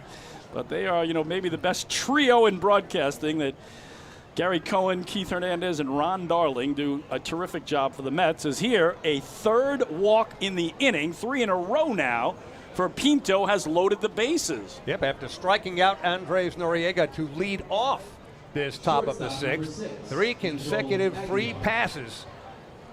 That is threatening to take this 5-2 game, make the deficit even larger. Yeah, so it has just come apart for the right-hander. And here's again Angel Aguilar, who's perfect 3 for 3 today. He's got 2 singles, a double, has scored 2 and driven in 1. So their hottest hitter today is the man at the plate in the 3-hole. Boy, I tell you, we've gotten a lot of things done here in this top of the 6th and a complete Islander breakdown and still paying attention to this game. Too many walks. Now it's back to baseball, though, in a big, big moment, and there is strike 1 from Pinto. See, all I knew, I opened the door to the Islander season. I could get you started for 10, 15 minutes tops. I actually have a bunch of Islander events coming up this week, so it is arriving fast. It really is. Yeah. I know the season opener is October 13th against Florida, so we're still over a month away, but this one's fouled back. I got a bunch of preseason games I'm going to do this year. I got some events coming up for the team this week, so it's exciting to get back into it. Of course, it's always, bittersweet because there won't be Ducks playoff games, and those, you and I, David, we love baseball, but we love playoff baseball more than anything else. We have called some legendary games together, and just the fact that you won't have the red, white, and blue bunting up, right, at any point this year in the ballpark, it's tough to take right now. It really is. And again, the news didn't become official till very late last night. That one misses away. It's 1-2. Yeah, something I've never asked. I mean, I know you're Mr. Hockey with the Islanders. Obviously, we love the Ducks. You're a Yankee fan, too. But when it comes to football or even basketball, you don't seem as passionate with those. A Giant fan, my third favorite sport, definitely. Hockey's 1, baseball's 2, football's 3. So I'm a Giant guy, but I just don't follow basketball at all. College basketball, maybe. Pro basketball, not at all. 1-2 is a little squibber foul, first base side. Because I'm a longtime Knicks fan. I grew up with them. A girl that I knew very well in high school who I dated, her name was Brenda Goldhaber. Goldapper. Her father, Sam Goldapper, longtime New York Times. Yeah, I recognize that name. Knicks yeah, beat writer. He always wrote for Street and Smiths. Remember that thing that came out? Legendary sheet. Yep. Yeah, Sam Goldapper, a terrific writer. So got to go to some Knick games for that. So it's just a tragedy that they haven't been successful in a generation. Yeah, just pro basketball doesn't do it for me. I love college basketball. I'll watch that, especially the tournament. March Madness to me might be the best thing in almost any sport. So just love those upsets and the youthfulness and the amateur energy, if you will, of those incredible tournaments. So that's where I fall sports-wise. And again, my Giants underway today. I know your Jets were taking it on the chin. Giants, a 4 o'clock start in Tennessee against the Titans. We'll see how they fare today. Yeah, a big one tonight. The Cowboys are playing tonight, so that's going to be an interesting game. Cowboys in Tampa. Oh, and, wow. Okay. Brady. Yes. Wow, that's a good one. All right, here's Pinto's 1-2 in a good battle with Aguilar, looking for his 4th hit of the day, but it's through the legs of DiCarlo into the screen. Coming home to score is Brian Gonzalez. So on a wild pitch, Staten Island makes it a 6-2 game. Gonzalez coming in. One just got by. Catcher DiCarlo, even though it ruled a wild pitch, I'm sure Joe, as good as he is as a backstop, does not feel good about that thing getting all the way back to the netting. So that is run number 6 for Staten Island, and now a 4-run lead. Wow. So everybody moves up a base. Gonzalez scores. Monhay to third. Herrera to second. And Aguilar from an 0-2 hole gets it back to 2-2. Ducks bring the infield in all the way around to try to cut off a potential run at the plate on a ground ball right at an infielder. Pinto's 2-2. Fouled straight back up top. We'll do it again. So 4th straight inning that the FerryHawks have scored in. They've now had runs in 5 of the 6 frames. And they are building a nice picket fence out there, David. Single runs in innings 4, 5, and 6. As compared to last night where they had an 8-run inning yes. and a 4-run inning. They've been pecking away here like a bunch of FerryHawks. Very good. Nicely done. Thank you. All right, Pinto's 2-2 again is on the way. No, it's not. He will step off. So Vladimir making a liar out of me. And the Ducks will all reset again defensively, trying to keep this game within reach. To show you how distracted I get by simple things at age 65, take a look at Pinto's glove. It matches the tops of the uniforms of the FerryHawks. Right, so we got Osuna's helmet, which is orange. He's on the Ducks. Right. And Pinto's glove, which is that baby blue. Yeah, that confuses me. 2-2 chopped through the left side. 4th hit of the game for Aguilar. 1 run will score. They're going to try to send a second as well. The play at the plate is in time. They got him. L.J. Mazzilli guns down Dilson Herrera as Joe DiCarlo applies the tag. But the FerryHawks do get 1 and make it a 7-2 game. But a great throw from Maz. 1 hop into the glove of Joe DiCarlo. You knew it would be bang bang at the plate. And it was, but clearly out. And that is the 2nd out of the inning. But as you mentioned, 2nd run comes in, and now a 5-run lead for Staten Island. So Aguilar 4 for 4 now. 3 singles, a double, 2 RBIs, 2 runs scored. He is having himself an afternoon. And here's the cleanup man behind him, Ricardo Cespedes, who's not too shabby either. 2 for 3 with a pair of singles and 2 driven in. So a 5-run lead for the visitors, their largest of the day. And Pinto, who surrendered 2 here in the 6th, trying to keep it at just that, with Aguilar taking second on the throw home. And this one hit deep to center field. On his horse is Dustin Woodcock, still going back. He puts it away to retire the side, but not before the FerryHawks send 6 men to the plate. They scored 2 runs on just 1 base hit. There were 3 walks, and they left 1. We go to the bottom of the 6th in Central Islip. It's Staten Island leading Long Island 7-2. Hey fans, this is catcher Joe DiCarlo, and you're listening to Ducks Baseball on the Long Island Ducks Broadcast Network. This is it. Check it out. See what everyone's talking about. Let Nicolak Pavers pave your way. Bring your outdoor living dreams to life. Visit Nicolak's Outdoor Design Center at 200 Henry Street in Lindenhurst and see thousands of square feet of pavers, retaining walls, fire pits, and outdoor living accents on display. Only Nicolak paving stones are made with Paver Shield technology for more vibrant color options than anyone else. Visit Nicolak.com to request a free sample or their Outdoor Design Center at 200 Henry Street in Lindenhurst. Nicolak. Ask for it by name. You'll see the difference. Visit Nicolak.com. That's Nicolak.com.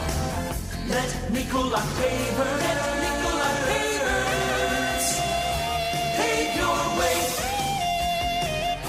Pave your way.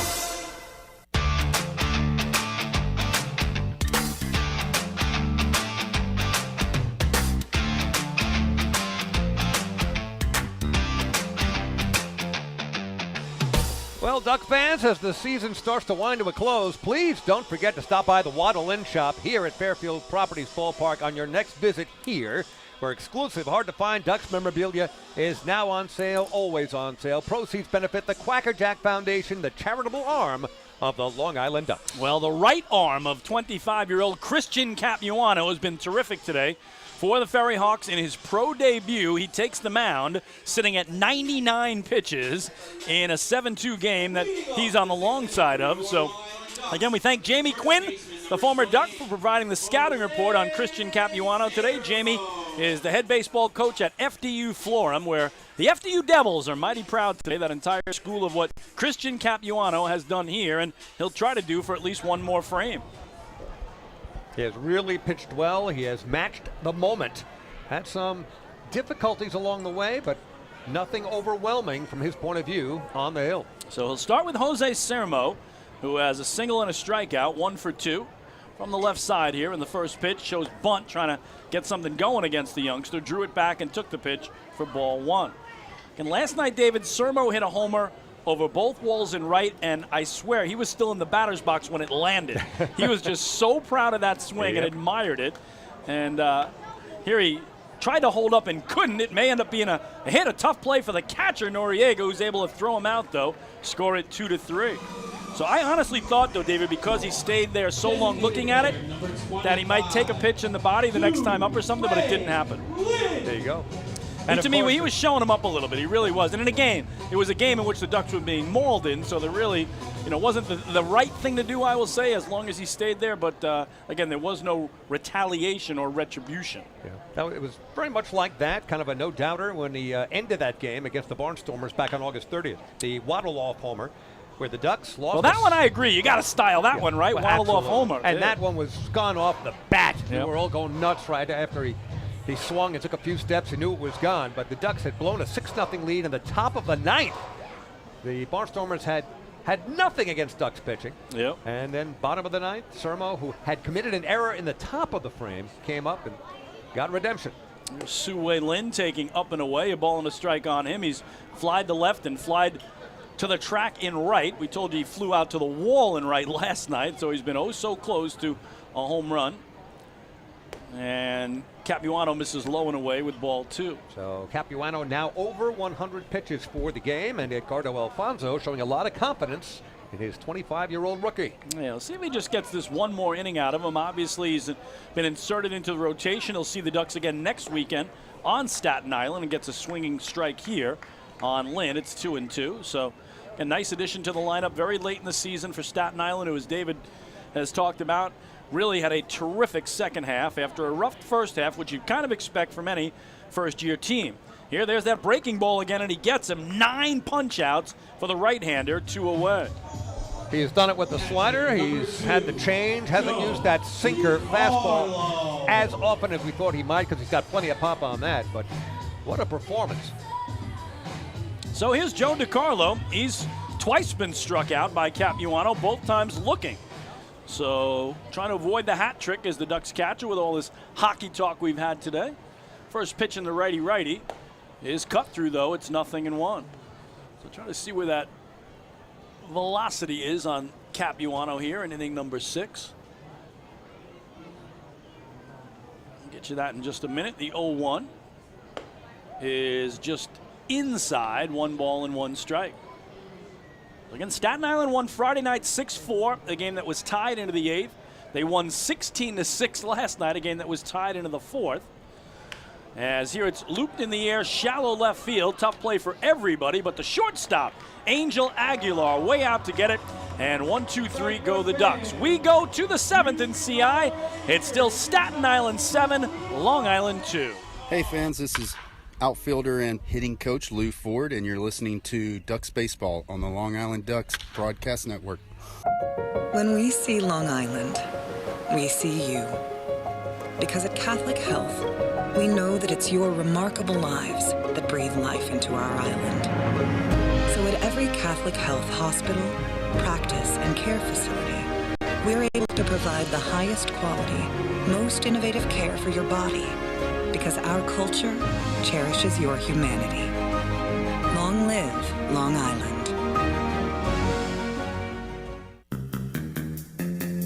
Take your group out to the game this season and enjoy all the fun of Ducks baseball at discounted prices with the picnic area, luxury suites, party deck, and so much more. Bringing your group to the game will be an unforgettable experience. The Ducks even offer opportunities to sing the national anthem, serve as the Ridgewood Savings Bank color guard, be the Nicolak Dream Team, or put on a pregame performance. To book your outing today, call 631-940-3825 and ask for the group sales department. Long Island Ducks baseball. Good times every time. Hey fans, this is infielder Vladimir Frias, and you're listening to Ducks Baseball on the Long Island Ducks Broadcast Network. Hey Ducks fans, the official hotel of the Long Island Ducks is the Radisson Hotel, Hauppauge, Long Island. It's centrally located on the north shore of Long Island and offers a home away from home for both business and leisure guests. The Radisson Hotel, Hauppauge, Long Island features an indoor pool, 24-hour business center, a fitness center, and complimentary Wi-Fi in all guest rooms. Enjoy the contemporary American cuisine at the Fountain Grill restaurant or grab a quick bite to eat at Cafe Prato. And best of all, it's only minutes away from Fairfield Properties Ballpark. The Radisson Hotel, Hauppauge, Long Island, the official hotel of the Long Island Ducks. Call 231-1100 today. That's 631-231-1100. Hey kids, are you looking for even more fun when you come out to a Long Island Ducks game? Then be sure to head over to the Ducks Fun Zone. It's located on the main concourse down the right field line. There you'll find 3 fun-filled inflatables, including the ducktail slide, the bounce house, and an obstacle course. Enjoy unlimited access to all 3 inflatables for just $5 every game. That's the Long Island Ducks Fun Zone, open during all home games at Fairfield Properties Ballpark.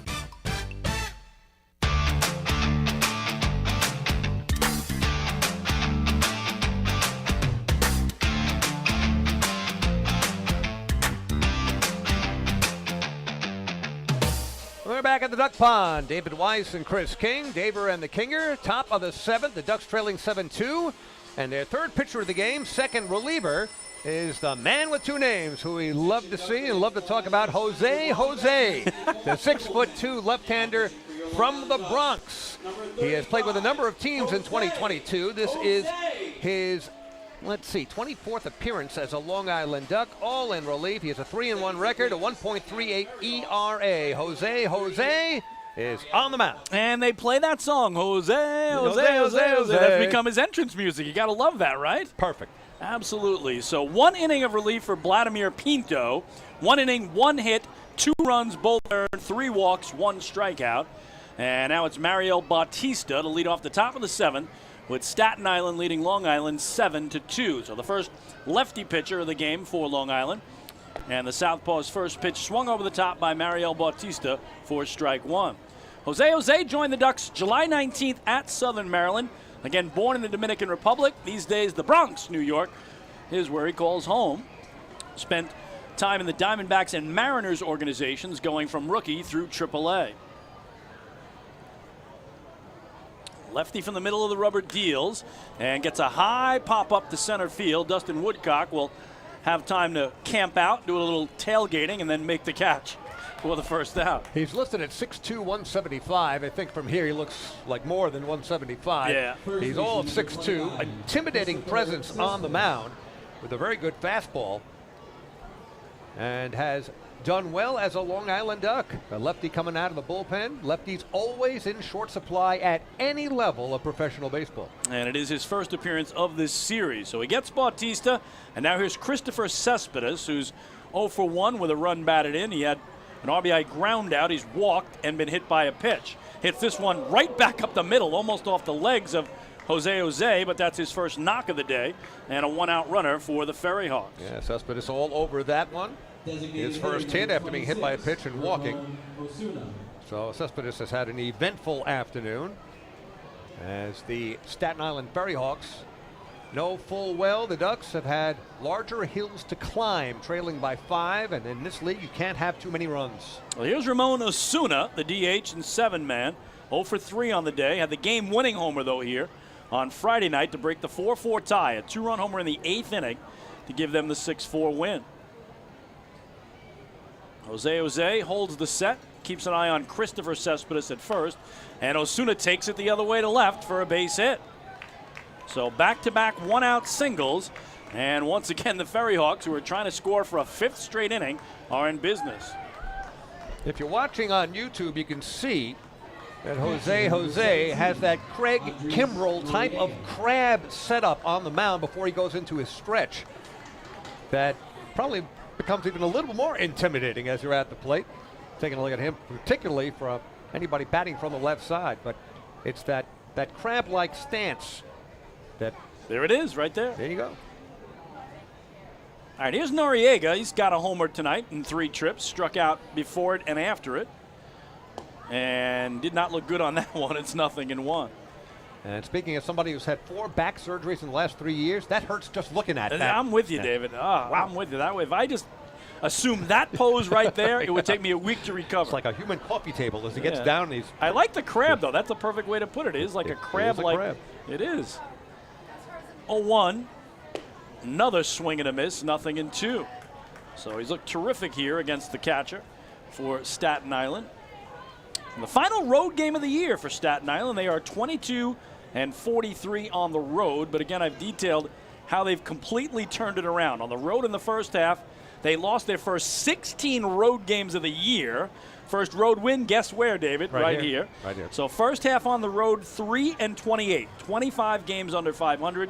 Second half on the road, 19-15. 4 games over 500. Yeah, that tells you all you need to know. It's one thing to win your games at home, but first-year team to do that well in the second half on the road, they've done well. Incredible turnaround under Edgardo Alfonso. The 0-2 is low and in on the shoe tops of Noriega. So, again, for the FerryHawks, final road game today. They will be off tomorrow. Welcome in the Genomes of Kentucky on Tuesday, Wednesday, and Thursday. And welcome in the Ducks to decide the Battle of the Belt Friday, Saturday, and Sunday. And the team that wins this game will have the 1-game edge in the season series and then could win the belt by winning 2 of 3 on Staten Island. Here a chopper toward third, and that'll roll foul. So right now both teams with 15 wins in the season series. And not only that, David, I was looking at the series. They've played each other 11 different series. Ducks have won 5 series, FerryHawks have won 5 series, and they split one. So, I mean, it couldn't be more even up and down the lineup. It's just incredible how evenly matched these two teams have been. Yeah, that produces a very good rivalry right out of the box for Staten Island. I know a lot of Duck fans who have braved the Belt Parkway to go see their Ducks on the road, and I'm sure a lot will next weekend as well to close out the year. Jose ahead, 1-2 on Noriega, and now strikes him out for out number 2 on his first punch out of the afternoon. And I believe that is the 9th strikeout overall for Ducks pitching. Yep, 7 for Morris, 1 for Pinto, and now 1 for the left-hander. So here's Brian Gonzalez, a switch hitter, who from the left side today was 0 for 2 with a pair of strikeouts and a walk. He turns around to bat right-handed for the first time today. Jose watches him dig in. 2 on, 2 out for the FerryHawks, who are trying to keep this run going. Again, they've scored in 4 straight innings and 5 of 6 today. Pinto trying to hang up a 0. The Ducks have only done that once back in the 2nd inning. Very late on that pitch was Gonzalez, 0-1. Let's see where that Pinto fastball is checking in on the clock. Yeah, he throws it with A lot of smoke. It's got to be 90 plus. Yep, 90 plus it was, David. And during the last at bat, we'll see what it is at this one. 89 plus, 90 plus. And now missing up high. We'll see where it is against Gonzalez. At first pitch was 89. All I can say is go to a batting cage and put it on fast pitch, like super fast. The fastest Oh, my goodness, right? And you got to start swinging before you even see the ball. It's crazy. Jose at the belt. Check of second. And then poked right to the first baseman, Jose Sermo, and the side retired. For the FerryHawks, no runs, 2 hits, 2 left. Time to stretch. Middle of the 7th in Central Islip. It's still the FerryHawks 7 and the Ducks 2. Hey fans, this is infielder Elgin Mazzilli, and you're listening to Ducks Baseball on the Long Island Ducks Broadcast Network. Sayville Ford, the no-fees dealer, has been family-owned and operated for 65 years. Visit their spacious showroom to choose from a giant inventory of new, pre-owned, and commercial vehicles with a free 10-year, 100,000-mile powertrain limited warranty included. Some exclusions apply. Plus, they offer top dollar for trades, and their service department is open until 1 a.m. on weekdays. Sayville Ford, Long Island's Ford giant, is conveniently located off exit 50 on Sunrise Highway, or visit SayvilleFord.com for more information. Morning, Dan. How was your weekend? Oh, it was awesome. I took my family to a Ducks game and had a blast. The seats were great. We ate a ton of food, and the Ducks won. They even had amazing fireworks. Oh, yeah, they got a good thing going on there. I took friends to Thirsty Thursday a couple weeks ago and had too much fun. They should totally use us in one of their radio spots. You mean like the one we're doing right now? Sure, that works. Ducks Baseball. Good times every time. Get tickets at liducks.com.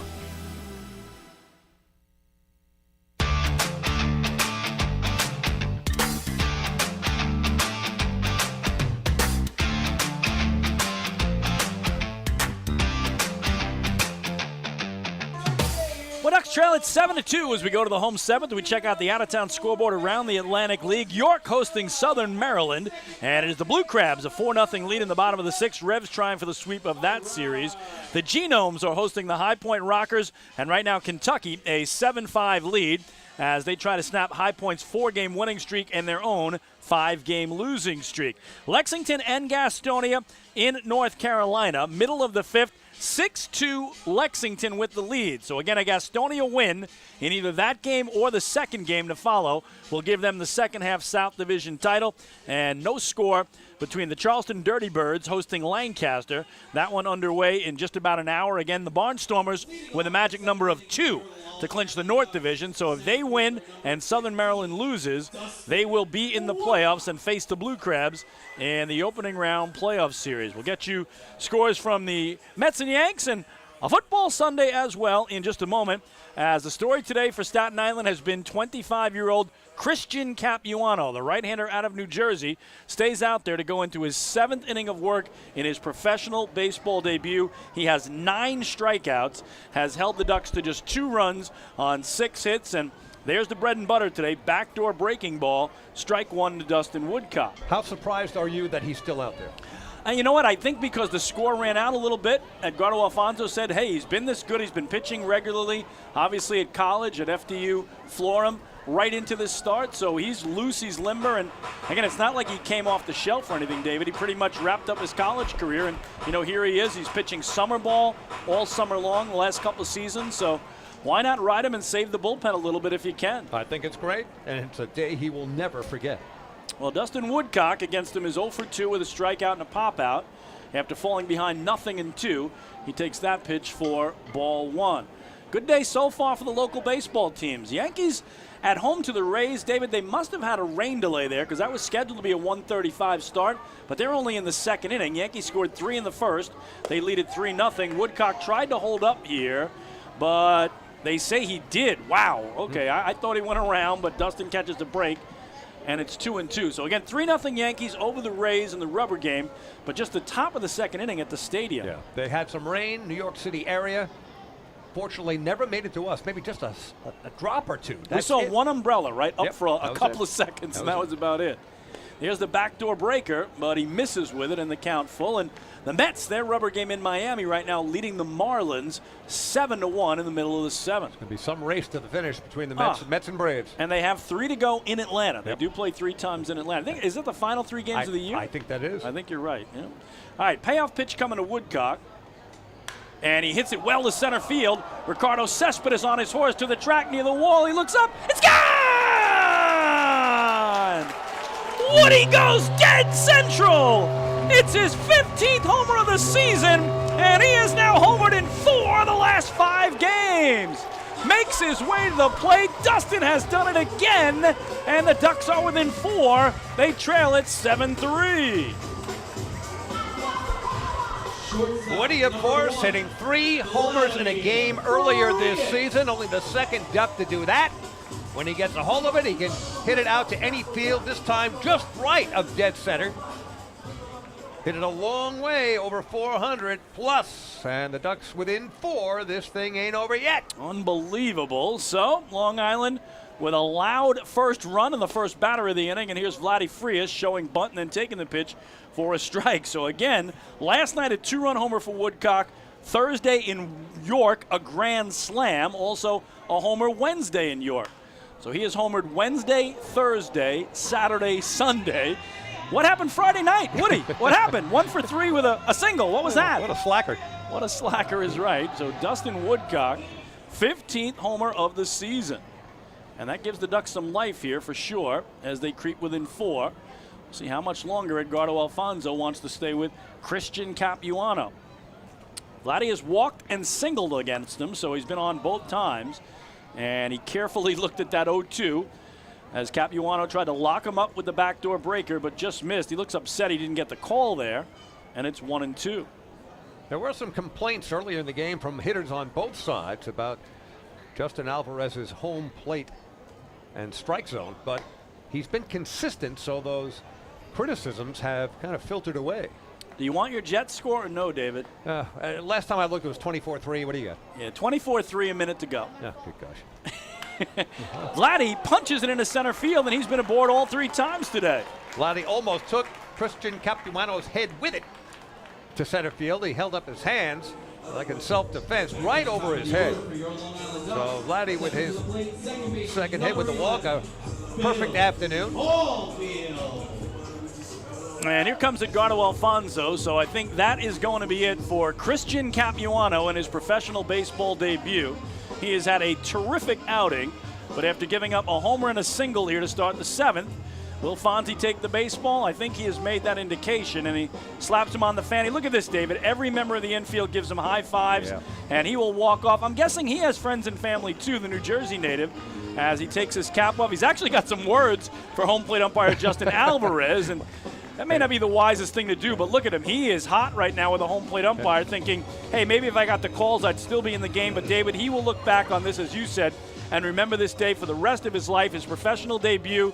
Right now he's held the Ducks to 3 runs on 8 hits, and he finishes with 9 strikeouts. Yeah, kudos to Cap this afternoon. So we will take a break. New pitcher coming in for the FerryHawks. Ducks have cut it to a 4-run game.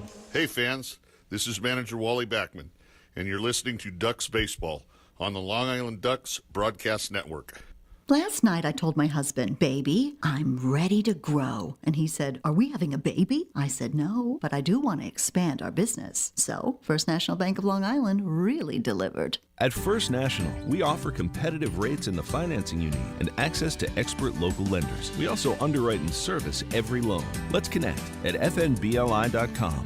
First National. Go first. Go far. The First National Bank of Long Island, member FDIC. Equal opportunity lender, equal housing lender. Loan subject to credit approval. Take your group out to the game this season and enjoy all the fun of Ducks baseball at discounted prices with the picnic area, luxury suites, party deck, and so much more. Bringing your group to the game will be an unforgettable experience. The Ducks even offer opportunities to sing the national anthem, serve as the Ridgewood Savings Bank color guard, be the Nicolak Dream Team, or put on a pregame performance. To book your outing today, call 631-940-3825 and ask for the group sales department. Long Island Ducks baseball. Good times every time.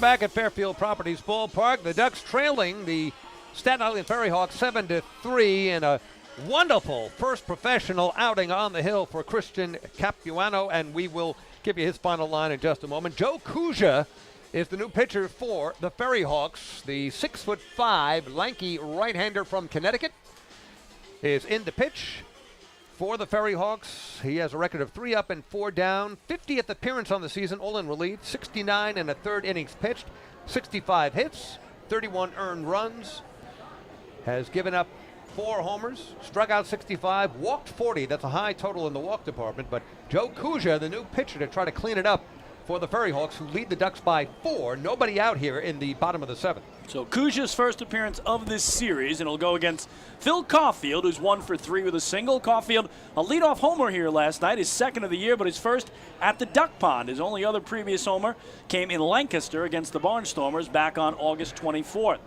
So Caulfield to see Kuja, then he goes after the first pitch and fouls it away. The line thus far on Christian Capuano, 6+ innings of work, 8 hits.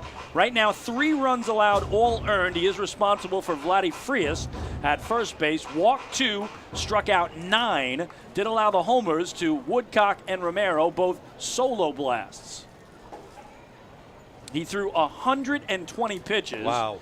74 for strikes, 46 for balls. And again, our thanks to Jamie Quinn, the former Duck who was his coach at FDU Florham for each of the last 4 years, with all the great information on young Christian Capuano. And I know Jamie and everybody at the FDU Devils program is so excited to see what he did today and to see him in person next weekend on Staten Island against the Ducks, which is a much closer ride from Florham, the Florham campus. Again, in Madison, New Jersey is where they are. So Jamie told me he wasn't going to battle the belt today. He's got 2 young girls. Didn't want to put him in the car and deal with the Belt Parkway and try to make his way here. Who does? Yeah, absolutely. So again, he will go to the closer route and see him on Staten Island. I'm sure they'll catch up as well, and I'm sure nobody's prouder of Christian Capuano right now than obviously his friends, his family, all the FDU Devils, and his head coach, our good friend Jamie Quinn, who was kind enough to check in today and give us all that great intel on Christian Capuano. 0-2 on Phil Caulfield as he waggles the bat above his left shoulder and then yanks it foul. Ooh. Trying for an Olay there. Yeah. Down the first base line. See who that was. Who's coaching there? Yeah, I was trying to pick that up quickly. Oh, that was Kevin Watley. Yep.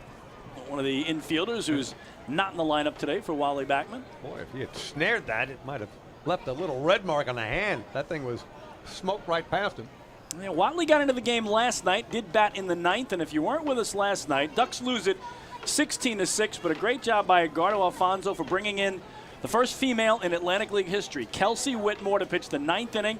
David, she pitched a 1-2-3 against the Ducks in the 9th. And I heard she got a nice hand from everybody. She did, a huge ovation, and then her FerryHawks teammates mobbed her when she got the final out in the big win, and I'm sure they got to celebrate the fireworks display as honoring Kelsey with a terrific outing. Here's a backdoor hook that's in there, and Caulfield is down as right now it's Kuja taking a page out of Capuano's book. 1 away. Ducks have struck out 10 times now in this game. First, obviously, for Kuja. And we thank the Staten Island FerryHawks from the management on down for bringing Kelsey Whitmore to the Atlantic League. And I believe, without exception, she did appear in almost every road ballpark. So everybody got a chance to see her, including the Ducks twice. Once earlier this season, and then once, as you said, last night. Yeah, she pitched 2 scoreless innings. Yeah. Her first time out here at the Duck Pond, David, she got the first 2 batters, then walked 2, and then got the 3rd out. So she's going to remember the Ducks. Mazzilli gets into one here to left. Moving over is Monhay to make the grab for the 2nd out. But, I mean, so inspirational yes, for everybody. I'm not just talking about young girls who are dreaming of playing not just softball, but baseball in every respect. And it's funny, I'm looking at Kelsey Whitmore, even on the bench.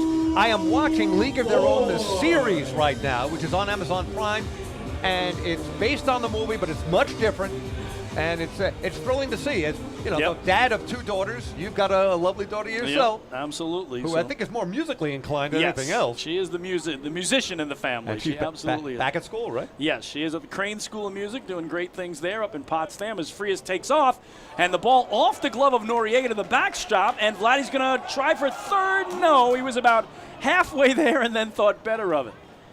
So Lou Ford with an adventurous ball 1 to his at-bat. And there's one last thing on Whitmore, David. Scoreless inning here against the Ducks earlier. 1-2-3, ninth inning. Right. Also, I don't know if you saw, but last weekend, or it was 2 weekends ago, she had her first hit against the Ducks. Yeah. She was 0 for 28 at the plate this year, so she had not had a base hit all year. That came against the Long Island Ducks as well. So they have got to be her favorite team right now, other than, obviously, the FerryHawks. So she had done good things against Long Island all year. So Ford will get a 1-0 from Kuja, and there's a nice tight slider hitting the outside edge, 1-1. Yeah, she's been very easy to root for. She's delightful, a terrific young woman who has done every interview, and how many have there been throughout the season? Yep. I got to tell you one funny story about last night, too, when she took the mound. Another funny story. I'm a comedian. I thought you were the comedian. No, you got a funny story for everything. Well, no, here's the thing, and you do it, too. We do the standard thing is like when a pitcher's coming in from the bullpen, we take out the binoculars and we try to pick up the number to see who's coming in, right? So it took me a little while. I was trying to get stuff together. I didn't actually get to look until she was on the mound as Ford goes the other way but foul. And I'm trying to pick up the number, and all I see is a big ponytail covering the entire number. I can't see the number. I can't see the number. Wait a minute. Who's got a ponytail? With a ponytail that long, guess who? It's only one person. And the reason I say it's a funny thing is back in 2009, I began working at MSG Varsity. I did a lot of girls' high school sports. Right. And that was my biggest problem is like those ponytails cover up the number. So I'm trying to call a soccer game, and I literally cannot tell you who has it because the ponytails, unless they move to the left and move to the right when they're running a little bit, as Lou goes the other way to second base, Dilson Herrera will throw him out, and the side is retired. So the Ducks have to settle for a run on 2 hits.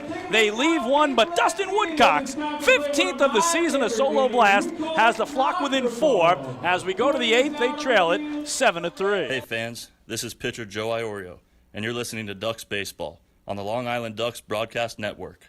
Last night, while my husband was sleeping, he shouted, "Baby, I want more." And I said, "What more could you want? You got me." And he said, "I was dreaming about a new house." So we went online to First National Bank of Long Island and applied for a mortgage. Best night of my life. With competitive mortgage rates and flexible solutions, First National is the local bank that always puts you first. Let's connect at fnbli.com. First National. Go first. Go far. The First National Bank of Long Island. Member FDIC. Equal opportunity lender. Equal housing lender. Loan subject to credit approval. The Waddle Inn Shop is your home for everything Ducks baseball.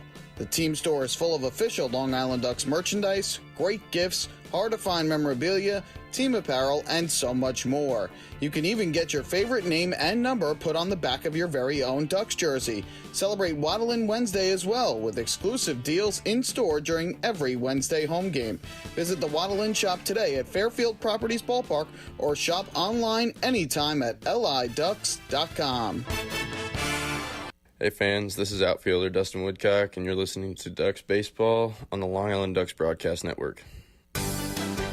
Sayville Ford, the no-fees dealer, has been family-owned and operated for 65 years. Visit their spacious showroom to choose from a giant inventory of new, pre-owned, and commercial vehicles with a free 10-year, 100,000-mile powertrain limited warranty included. Some exclusions apply. Plus, they offer top dollar for trades, and their service department is open until 1 a.m. on weekdays. Sayville Ford, Long Island's Ford giant, is conveniently located off exit 50 on Sunrise Highway, or visit SayvilleFord.com for more information.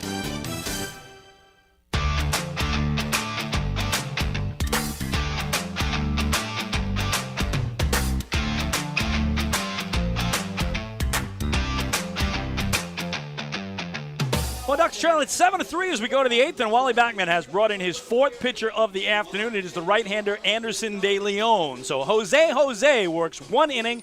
The 7th, he allowed 2 hits, no runs, no walks, 1 strikeout. Here in the broadcast booth, we turn it over to our closer, David Weiss. Thank you so much, Chris King. 7-3, as we mentioned, 4-run lead for Staten Island. De Leon's first pitch to Joseph Monhay. Left fielder, back to the top of the order here. Be the numbers 1, 2, 3 in the order. No balls and a strike to Monhay. Second pitch to him is foul to the left side. Big swing. Not much of a result. 0-2. Monhay has singled, scored a run, struck out, lined out, then walked and scored another run. So he's officially 1 for 3 with 2 runs scored. Here this afternoon, Staten Island with the 4-run lead, top of inning 8. 0-2 pitch downstairs with the curve, or hard slider if you will. 1 ball and 2 strikes. It's Monje, Dilson Herrera, and Angel Aguilar. Top of the order for Staten Island, trying to preserve this and sweep the series. A swing and a miss, De Leon with a good fastball. And Monje going down to try to chase it, came up empty, 1 down. Well, De Leon did work Friday's game. The Ducks' 6-4 loss. He suffered the blown save. Recording just 1 out, he allowed 2 hits, a run it was earned, a walk, and no strikeouts. So, David, that's 10 punch-outs now for Ducks pitching. And the first, of course, for De Leon, as he now faces Dilson Herrera. Among the many who's had an eventful afternoon here at the Duck Pond as he fouls one, a screamer off the seats. The second section down the right field line. Fortunately, nobody sitting in that particular seat. Good crowd on hand this afternoon, though, and the rain has held off nicely. Herrera is 1 for 3 with 1 run scored. He's also walked. Now 0-2 to Herrera at the plate. He's also been one of the 10 strikeout victims of Ducks pitching. 0-2 pitch outside. That was a hard slider missing. It's 1-2 to Herrera. And good repertoire thus far from Anderson De Leon. They saw the fastball there, a couple of nice changeups. And he works quickly. The 1-2. Now the slider downstairs. Well, a little off speed. It's 2 balls and 2 strikes to Herrera, part of that 2-run 3rd inning in which had a base hit with 1 man out. Started a mini rally as he fouls it off the facade. And on the rebound, on the fly, a nice grab. Oh, by a dad who gives it to his son, who threw it back down to another youngster. You're talking about an assist. Wow. 2 assists on that play. Okay. 2-2 pitch. Call strike 3. Curveball from De Leon, and Herrera was completely frozen at the plate. 2 up, 2 strikeouts, 2 down. So we got to love Anderson De Leon, David. He is working so quickly. Has picked up that pace here as the Ducks get a run last inning, move within 4. They still have 6 outs to work with. And if he can hang up a 0 in back-to-back innings, something the Ducks haven't done all day, then Long Island can chip away again in the 8th. Angel Aguilar, who is a perfect 4 for 4 this afternoon. First pitch on the way is downstairs. 1-0. Aguilar driving in the first run of the game at the top of the first with a single. Doubled and scored a run in the 3rd. Single in the 5th, an RBI single in the 6th. Home run hacked by Aguilar there and fouls it straight back. It's 1-1. So Aguilar 4 for 4 with a total of, 5 total bases with the 3 singles and a double. Driven in 2, scored 1. One of the hitting stars this afternoon for Staten Island, who have 7 runs, 11 hits total. 3 runs, 8 hits for the Ducks. Neither team has committed an error. Swing and a miss. Aguilar swinging right through an off-speed pitch, way out in front, 1-2. Man, if I had a baseball, I would go down and give it to that young man who gave up the baseball. Yes, I'm with you, David. I am with you. A sweet youngster, right down to the right of home plate. Swing, nope, that is a call strike 3. 3 up and 3 down. Good morning, good afternoon, good night. That one, Aguilar goes down looking. A dozen strikeouts for the Ducks and 3 immediately. De Leon could not have done it any better. The only thing that would have been an immaculate inning would have been 9 strikes, but he came close to that. 3 strikeouts, nothing across, and I believe that's the first 1-2-3 inning of the game. Am I right, Chris? I'm right. So hang with me for about 14 minutes. The Ducks just retired the FerryHawks 1-2-3 for the first time, making this another PSEG Long Island energy efficient inning. With energy efficiency programs from PSEG Long Island, saving on your electric bill is also as easy as 1-2-3. Visit PSEGLINY.com/efficiency. Just one more way PSEG Long Island is making things work for you. That's it. Hey fans, this is Tyler Webb, left-handed pitcher, and you're listening to Ducks Baseball on the Long Island Ducks Broadcast Network. PSEG Long Island wants you to know how to save energy and money in your home. Did you know energy-efficient appliances can use up to 25% less energy? Here's how to save. PSEG Long Island offers money-saving rebates when you purchase Energy Star appliances. Discover how a little energy efficiency know-how can mean savings in your home. Find more energy efficiency tips, tools, and money-saving rebates at PSEGLINY.com/save money. Has drinking or substance abuse taken over your life? You are not alone, and recovery is possible. At FCA, our caring team members will work with you to identify a recovery plan that meets your needs. We have virtual and in-person services ranging from treatment to recovery, from prevention to crisis support. Go to our website, fcali.org or thriveli.org for more information and to start your recovery journey today.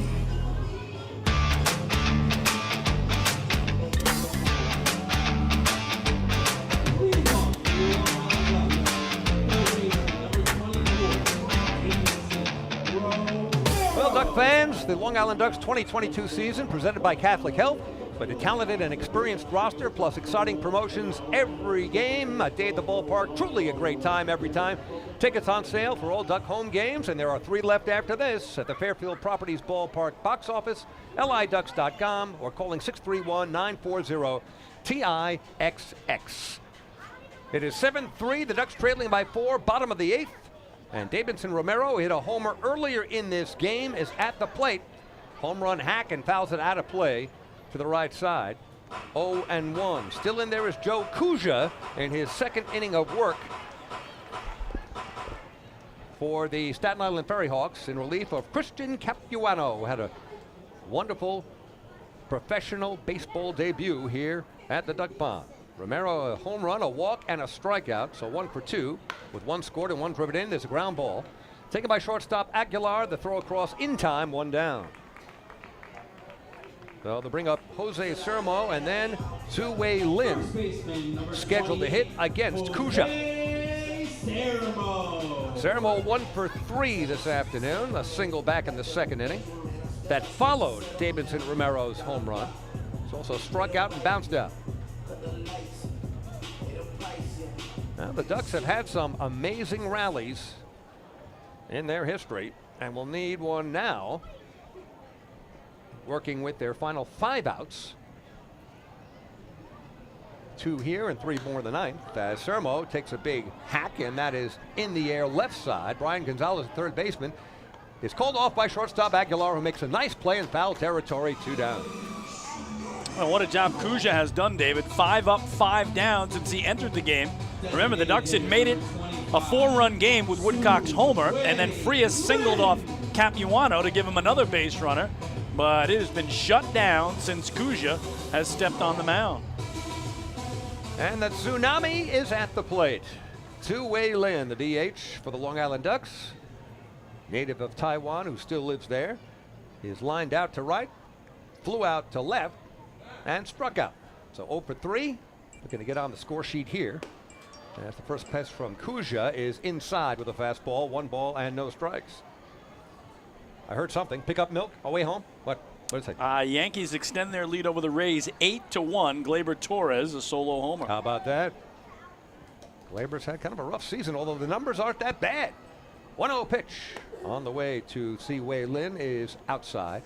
2 balls and no strikes. Well, Yankees trying to right the ship. It would be an all-time collapse to just lose the division, much less not make the playoffs. They will make the playoffs. Just calm down. Yeah, they had a 15.5 game lead, and when Tampa won the opener of this 3-game set, it was down to 3.5. 2-0 pitch, foul straight back, 2-1. Of course, the Mets, David, had a 10.5 game lead, and again briefly fell into second place on Friday night before taking back first place last night. So it can happen. Well, it goes to that old saying, you don't want to peak too early, but it can happen.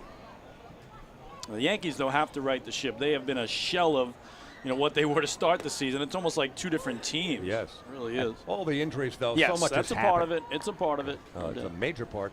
2 balls and 2 strikes now with 2 down, nobody on. Bottom of the 8th, Ducks trailing the Staten Island FerryHawks 7-3, trying to avoid a 3-game sweep at the hands of the Hawks. Coming set Kuja. And the 2-2 backdoor breaking ball outside. So the count now runs full at 3-2 to Lin. And again, the Yankees don't see Tampa anymore after today, and they've won the season series. Mets do play 3 in Atlanta, I believe, to close out the year. An exciting finish, no matter how you cut it, heading to the postseason, hopefully for both. 3-2 pitch, a half swing and a miss. Being fooled at the plate with Tzu-Wei Lin, and he goes down swinging. 11 strikeouts now for FerryHawks pitching here this afternoon. 3 up and 3 down. We have finished 8 complete. We go to the top of the 9th. here at Fairfield Properties Ballpark. Score remains Staten Island 7, Long Island 3. Hey fans, this is Mark Wiedemeyer, pitching coach for the Long Island Ducks, and you're listening to Ducks Baseball on the Long Island Ducks Broadcast Network. PSCG Long Island wants you to know how to save energy and money in your home. Did you know energy efficient appliances can use up to 25% less energy? Here's how to save. PSCG Long Island offers money-saving rebates when you purchase Energy Star appliances. Discover how a little energy efficiency know-how can mean savings in your home. Find more energy efficiency tips, tools, and money-saving rebates at pscgliny.com/save money. Has drinking or substance abuse taken over your life? You are not alone, and recovery is possible. At FCA, our caring team members will work with you to identify a recovery plan that meets your needs. We have virtual and in-person services ranging from treatment to recovery, from prevention to crisis support. Go to our website, fcali.org or thriveli.org for more information and to start your recovery journey today.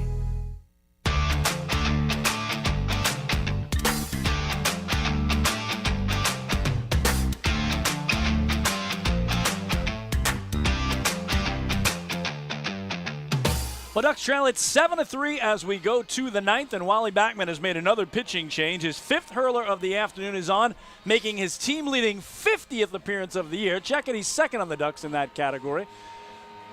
It is Tyler Webb, the big left-hander. 2-5 record, 3.22 ERA. He does have 13 saves. That's sixth most in the Atlantic League. Not a save situation today.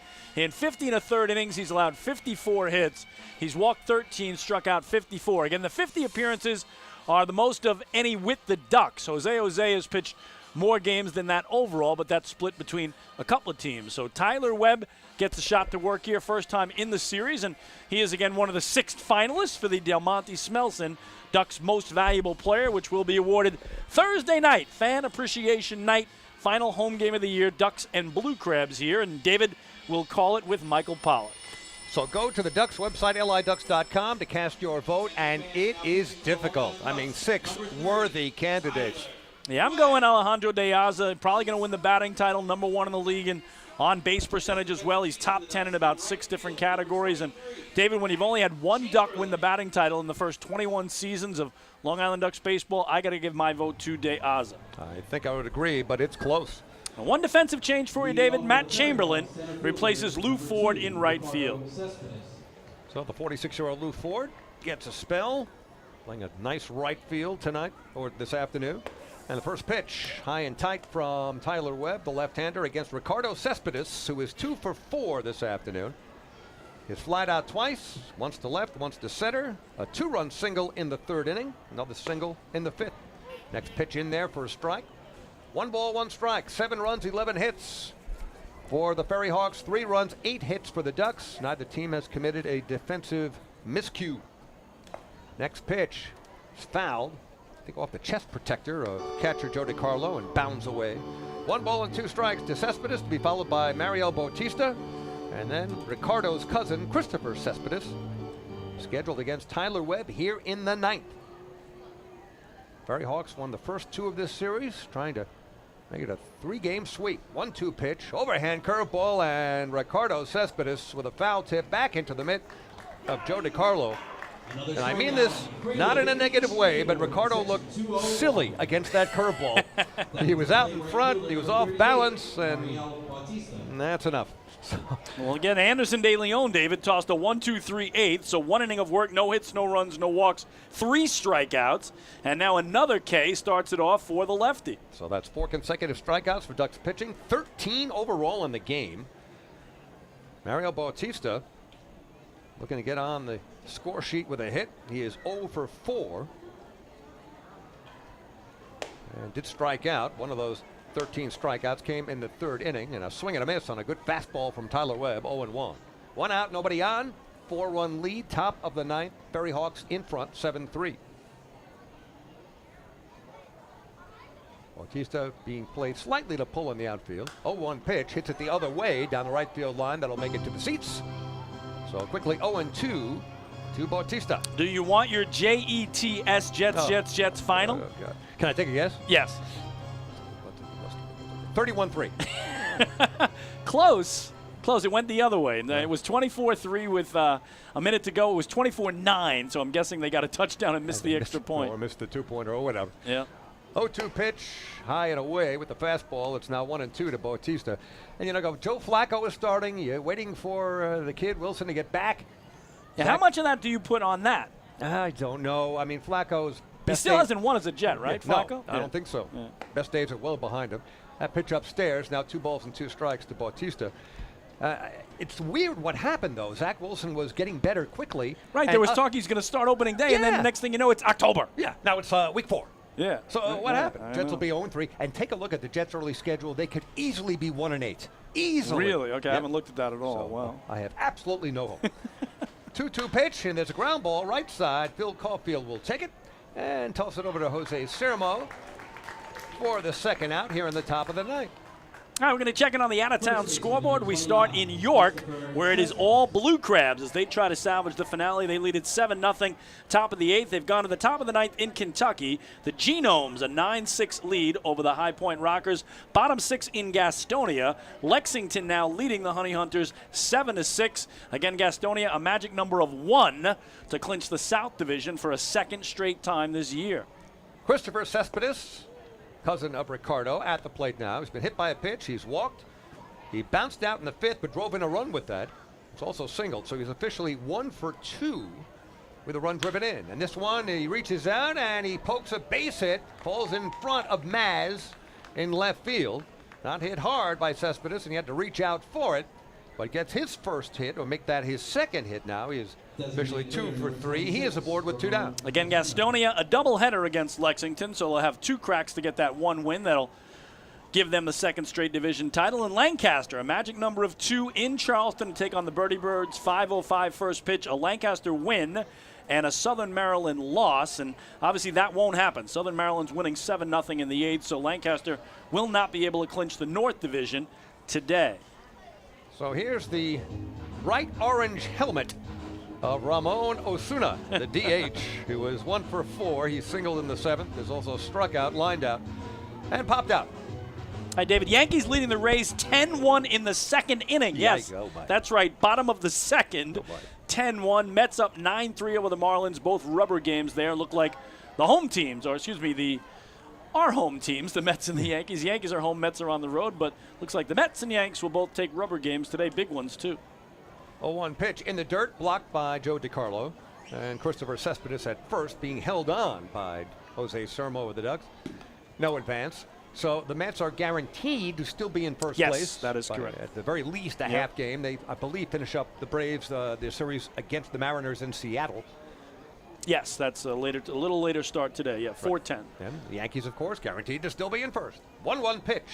Curveball, once again in the dirt, a little wide, so it is now 2 balls and a strike. Well, David, that didn't take long. My G-Men trailing already 7-0 to the Titans in Tennessee, as that one's just underway. All right, Chris. You and me can commiserate. Why don't you and I go out and have a pop and celebrate the fact that both teams have been mathematically eliminated already? So, come on. Oh, boy. I know it has been a few years, but at least you had 2 Super Bowls within this century. That is true. Eli. Yeah. 2-1 pitch on the way. Fastball. Ooh, looked like it had the plate. Must have been a little low. 3-1 now to Osuna at the plate. But it is football time of year. Still baseball type weather. Not officially autumn yet. And the Ducks have 3 more games at home here after this one. And that's a fastball on the outside corner. And the count runs now full to Osuna at 3-2 with a runner on, 2 down, top of the 9th. FerryHawks with a 4-run lead. Runner takes off in the 3-2, and this one is slammed to right field. Matt Chamberlain goes over and takes it on 1 hop. Streaking over to third is Christopher Cespedes, and Ramon Osuna has his second hit. He is now 2 for 5 this afternoon. Runners on the corners now with 2 down, and it brings up Andres Noriega, the FerryHawks catcher. It's amazing, David. Coming into this series, Staten Island all year, the worst team batting average in the league, the fewest home runs in the league. All they've done in this series is Friday night, they had 11 hits. Last night, 15 hits. Today, 13 hits. How is that possible for the worst hitting team in the league? Yeah, they've been smacking it around. They have been a different team, though, in the second half. And there's Noriega hitting it to left field and sliding and making a catch is L.J. Mazzilli. Maz with a web gem to finish off the FerryHawks here in the top of the ninth, saving 1 and possibly 2 runs. And let's see if that becomes important with a possible Ducks rally to come. So Noriega, who was 1 for 4 with a home run back in the 4th inning, lines out. Great play by Maz in left. And the side retired. No runs, 2 hits, 2 left. We go to the bottom of the ninth. Ducks last licks here, trailing Staten Island 7-3. Hey fans, this is outfielder Dustin Woodcock, and you're listening to Ducks Baseball on the Long Island Ducks Broadcast Network. Hey, Ducks fans, the official hotel of the Long Island Ducks is the Radisson Hotel, Hauppauge, Long Island. It's centrally located on the north shore of Long Island and offers a home away from home for both business and leisure guests. The Radisson Hotel, Hauppauge, Long Island features an indoor pool, 24-hour business center, a fitness center, and complimentary Wi-Fi in all guest rooms. Enjoy the contemporary American cuisine at the Fountain Grill restaurant or grab a quick bite to eat at Cafe Prato. And best of all, it's only minutes away from Fairfield Properties Ballpark. The Radisson Hotel, Hauppauge, Long Island, the official hotel of the Long Island Ducks. Call 231-1100 today. That's 631-231-1100. Your source for everything Ducks is liducks.com. The official website of the Long Island Ducks is the best place to stay up to date with Long Island's hometown team. Purchase tickets to the game, see the full promotional schedule, visit the online store, read the latest news stories, and watch every game live right on the homepage. The site offers an optimal browsing experience on either your computer or mobile device. liducks.com, the official website of the Long Island Ducks, your one-stop shop for all things Ducks baseball.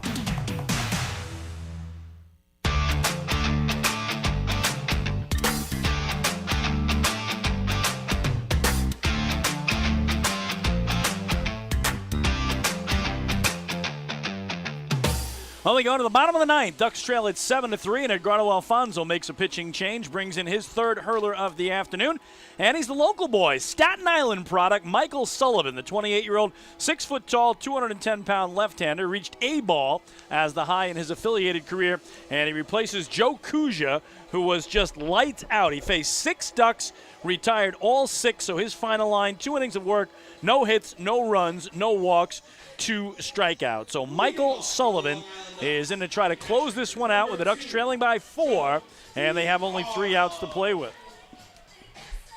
And it'll be the bottom third of the order scheduled against Michael Sullivan. Joe DiCarlo, Dustin Woodcock, Vladimir Frias.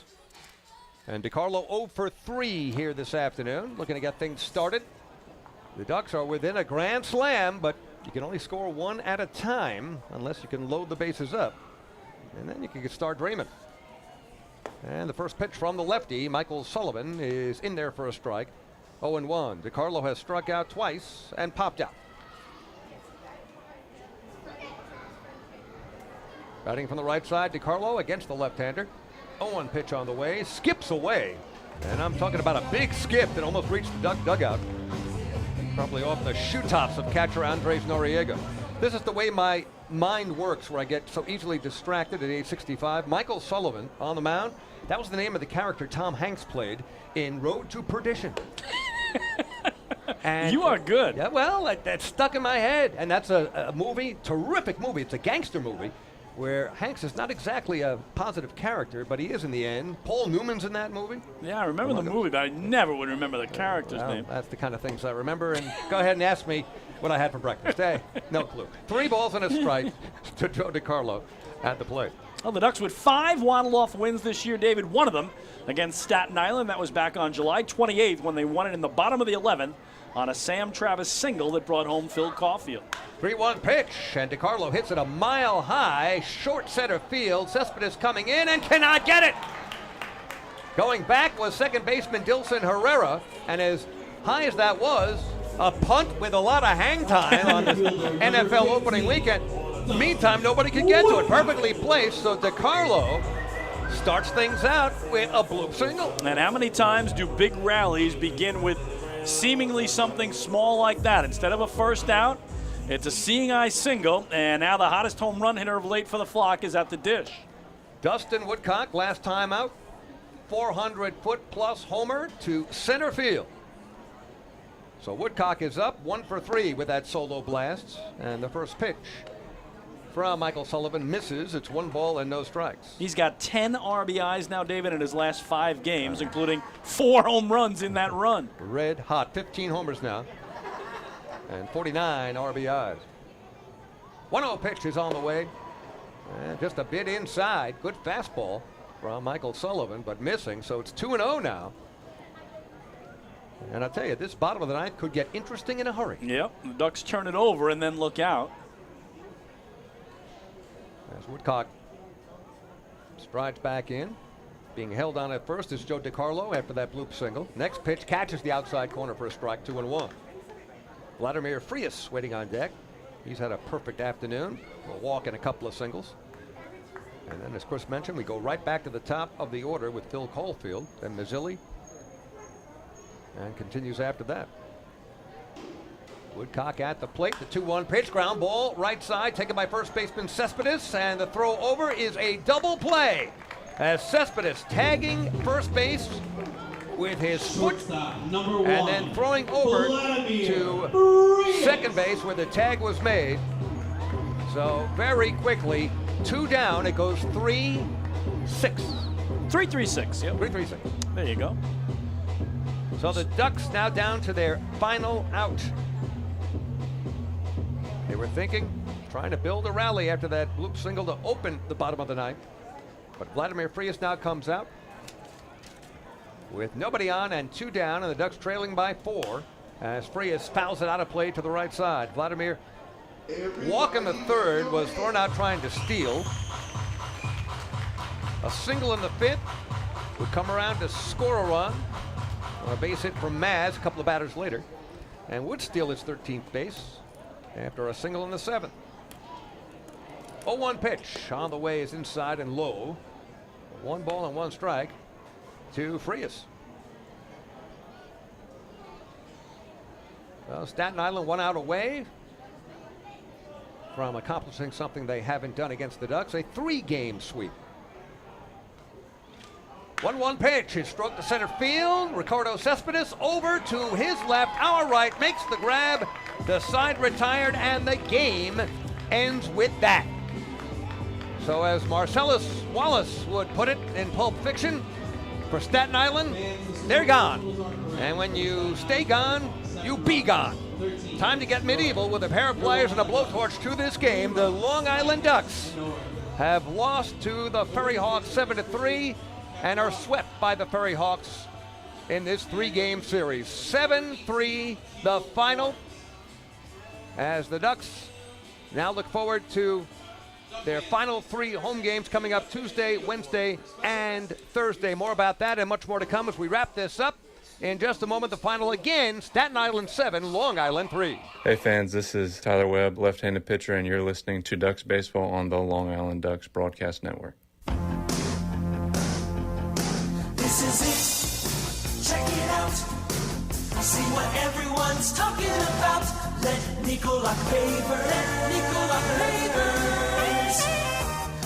your way. Bring your outdoor living dreams to life. Visit Nicolak's Outdoor Design Center at 200 Henry Street in Lindenhurst and see thousands of square feet of pavers, retaining walls, fire pits, and outdoor living accents on display. Only Nicolak paving stones are made with Paver Shield technology for more vibrant color options than anyone else.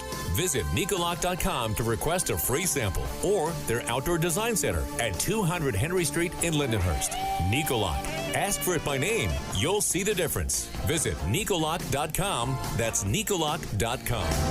Let Nicolak Pavers pave your way. Pave your way.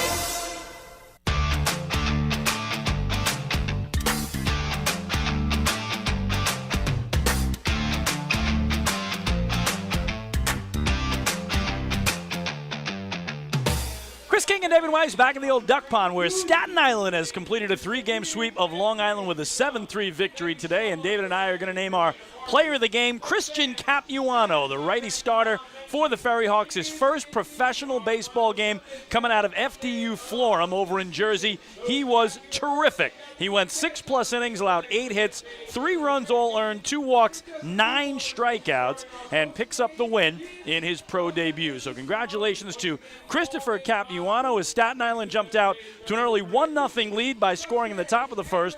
Ducks got it back in the bottom of the second on a Davidson Romero solo homer, his 17th of the year. But Staten Island a 2-spot in the third to make it a 3-1 game. Single run in the fourth, single run in the fifth. They had a 5-1 lead. Ducks crept 1 run closer in the home fifth on an RBI single by L.J. Mazzilli that plated Vladdy Frias to make it a 5-2 game. But top of the sixth, Staten Island gets it right back, hanging up another crooked number, making it a 7-2 game. And the only other run the Ducks would score would be on Dustin Woodcock's solo homer in the center in the bottom of the seventh, his 15th of the year, and there would be no further scoring.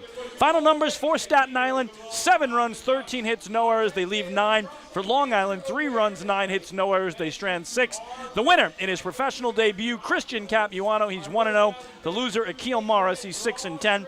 The game played in 3 hours and 11 minutes before a crowd of 4,608. So with the win, Staten Island's final road record in their inaugural season is 23-43.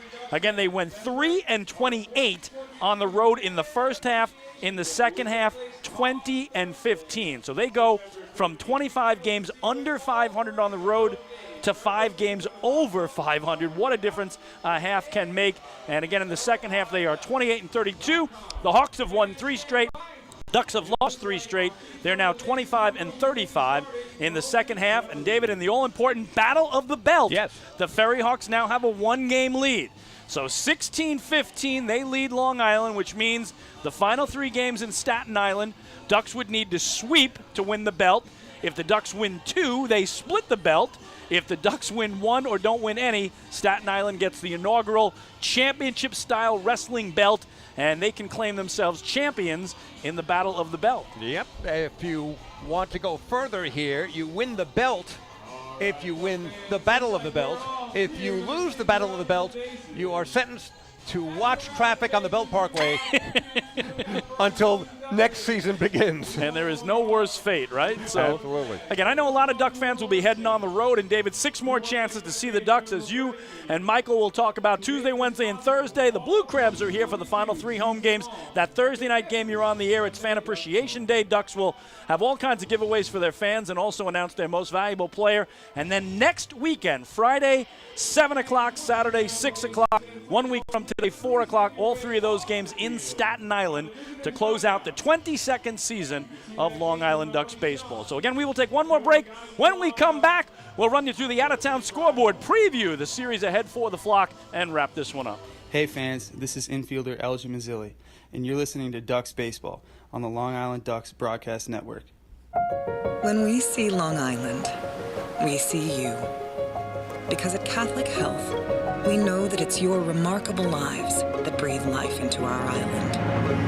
So at every Catholic Health hospital, practice, and care facility, we're able to provide the highest quality, most innovative care for your body, because our culture cherishes your humanity. Long live Long Island. Morning, Dan. How was your weekend? Oh, it was awesome. I took my family to a Ducks game and had a blast. The seats were great. We ate a ton of food, and the Ducks won. They even had amazing fireworks. Oh, yeah, they got a good thing going on there. I took friends to Thirsty Thursday a couple weeks ago and had too much fun. They should totally use us in one of their radio spots. You mean like the one we're doing right now? Sure, that works. Ducks Baseball. Good times every time. Get tickets at liducks.com.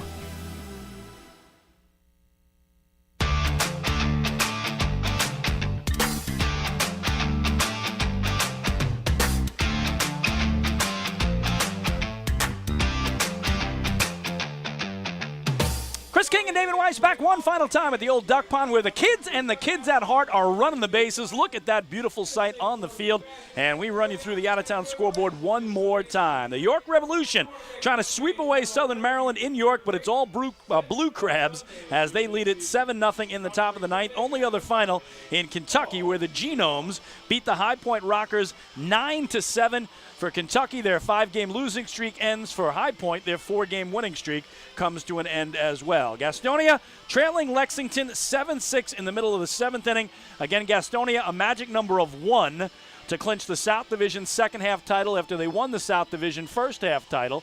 So Gastonia, if they win this game or they win the second game of the doubleheader, they will have won both halves, creating a wild card team, which most likely would be the High Point Rockers. Lancaster with a magic number of 2 just underway in Charleston against the Dirty Birds, but again, they will not clinch today because Southern Maryland is leading 7-0. They need a win and a Southern Maryland loss, and it certainly doesn't look like that will happen. Mets and Yankees both playing rubber games today. Yankees in the Bronx against Tampa, and it is 10-1 Yankees in the top of the 4th inning. Mets were out to a big lead at last check in Miami in their rubber game, and it is now final.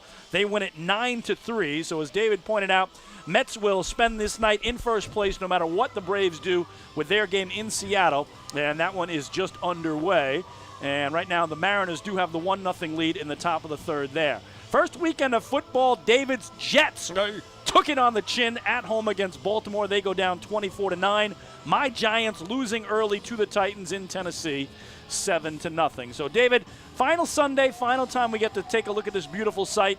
Kids running the bases. We saw fathers and sons, mothers and daughters, families all throughout the outfield playing catch on the field before the game. There's just something special about weekends. Last night it was the fireworks show. It was just an incredible sight. So again, the Ducks do have 3 more games here to go, Tuesday, Wednesday, and Thursday, but weekends just have something special. We had over 7,000 people here last night, David. It was spectacular. So it's, bittersweet wrapping up a season that won't include playoffs, but you can guarantee that Mike Pfaff, the president and general manager who's out there right now pumping up the kids as they run the bases, is already at work on next year's team to make sure the Ducks will get back to the postseason. And in a larger sense, it really would be remiss if we didn't mention just how important the Long Island Ducks have become to our community. Now, this is 22 years. They were born, if you will, with that first game, April 28, 2000, against the Nashua Pride. And with everything that has happened since, including the fateful day 21 years ago today, to think about trying to return to normal following that fateful day and what the Ducks have meant to the community, win or lose, they give you more than your money's worth. This is the ultimate unifier in doing a stand-up comedy routine on Friday night. I said, how many Mets fans do we have? How many Yankee fans do we have? And he had cheering and booing. And I said, how many Duck fans? Everybody's cheering. Yep, so everybody, it has brought families together, and it is the longest-running off-Broadway hit show you will ever find. And we are so thankful that the Ducks are part of us. And for Chris and I, this has been a joy from pitch one to this moment right here. And again, 3 more chances to see the Ducks Tuesday. Joe Iorio goes Wednesday. Scott Harkin Thursday. Chris Cepeda, the local product. Again, all 3 games at 6:35 as they take on Southern Maryland. And Thursday in particular, Fan Appreciation Day. David and Michael will be on the call. Lots of giveaways to all the fans, and the Delmonte Smelson MVP will be announced as well. So still a lot to look forward to, David. Tuesday, Wednesday, and Thursday. You and I are broadcasting our last game of the season. There won't be a postseason game for us. We won't get to talk about the red, white, and blue bunting this year, but I have a really good feeling we will next year. Oh, no doubt about it. So, Chris, you leave the broadcast booth, your final game here with a lot of memories of a season gone by, and despite the fact there's no postseason, there were a lot of highlights this year. Yeah, we played a lot of them the last 3 nights, and some amazing things from the Lou Ford 1,000th hit, the Dustin Woodcock's 3-homer game, Jose Sermo's walk-off homer that you were lucky enough to be on the call for, and obviously with Carlos Castro throwing 3 runners out in the same inning. Just a couple of memories that come back to me of so many walk-off wins. They had 5 waddling off all the 8 grand slams they hit this year, so there's a treasure full of memories, and again, still 3 more games to go here. We don't want to make it sound like this is the final home game of the year, and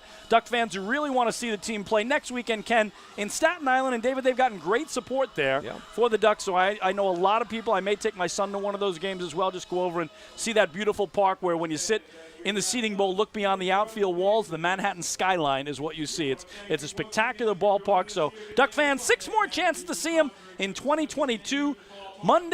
Tuesday, Wednesday, and Thursday here, or Friday, Saturday, and Sunday in beautiful Staten Island. And as we have gone along from the year 2000 to the present day, Chris and I have gotten to a point where we are sniping at each other, a lot of good-natured ribbing back and forth, but there's nothing that has given me greater joy than sitting next to you in this broadcast booth for all these years. Well, thank you, David. I feel the same way about you. I've never laughed as much. I've never had as much fun any broadcast I've ever done. So, buddy, I wish you all the best. I know you and I are going to connect at UBS Arena at an Islander game soon, and then guess what? We'll be back here before we know it for opening night of the 23rd season of Ducks Baseball. Can't wait for that. Chris, thank you for everything. Love you, buddy. I love you too, David. And for the last time, say goodnight, Gracie. Good night, Kinger, and good night, Gracie. Final score from Fairfield Properties Ballpark in Central Islip for the final time. The Staten Island FerryHawks 7, Long Island Ducks 3. Inviting you to join us for our next Ducks broadcast, which is this Tuesday night when the Ducks host the Southern Maryland Blue Crabs to start their final home series of 2022, the first of a 3-game series. Pre-game show at 6:20, first pitch scheduled for 6:35 right here on the Ducks Broadcast Network, liducks.com, youtube.com/Ducks Baseball, and Facebook Live. For Chris, let's go Islanders after another great season in the Ducks Broadcast Booth. King, I'm David. Not so fast. I'm not done yet. I have one more broadcast Thursday night. Yes, that's a warning. Weiss. Thanks so much for listening. We'll do it all over again Tuesday night. Enjoy the rest of your Sunday evening, and goodbye from the Duck Pond. Oh, yeah, one more thing. That's enough.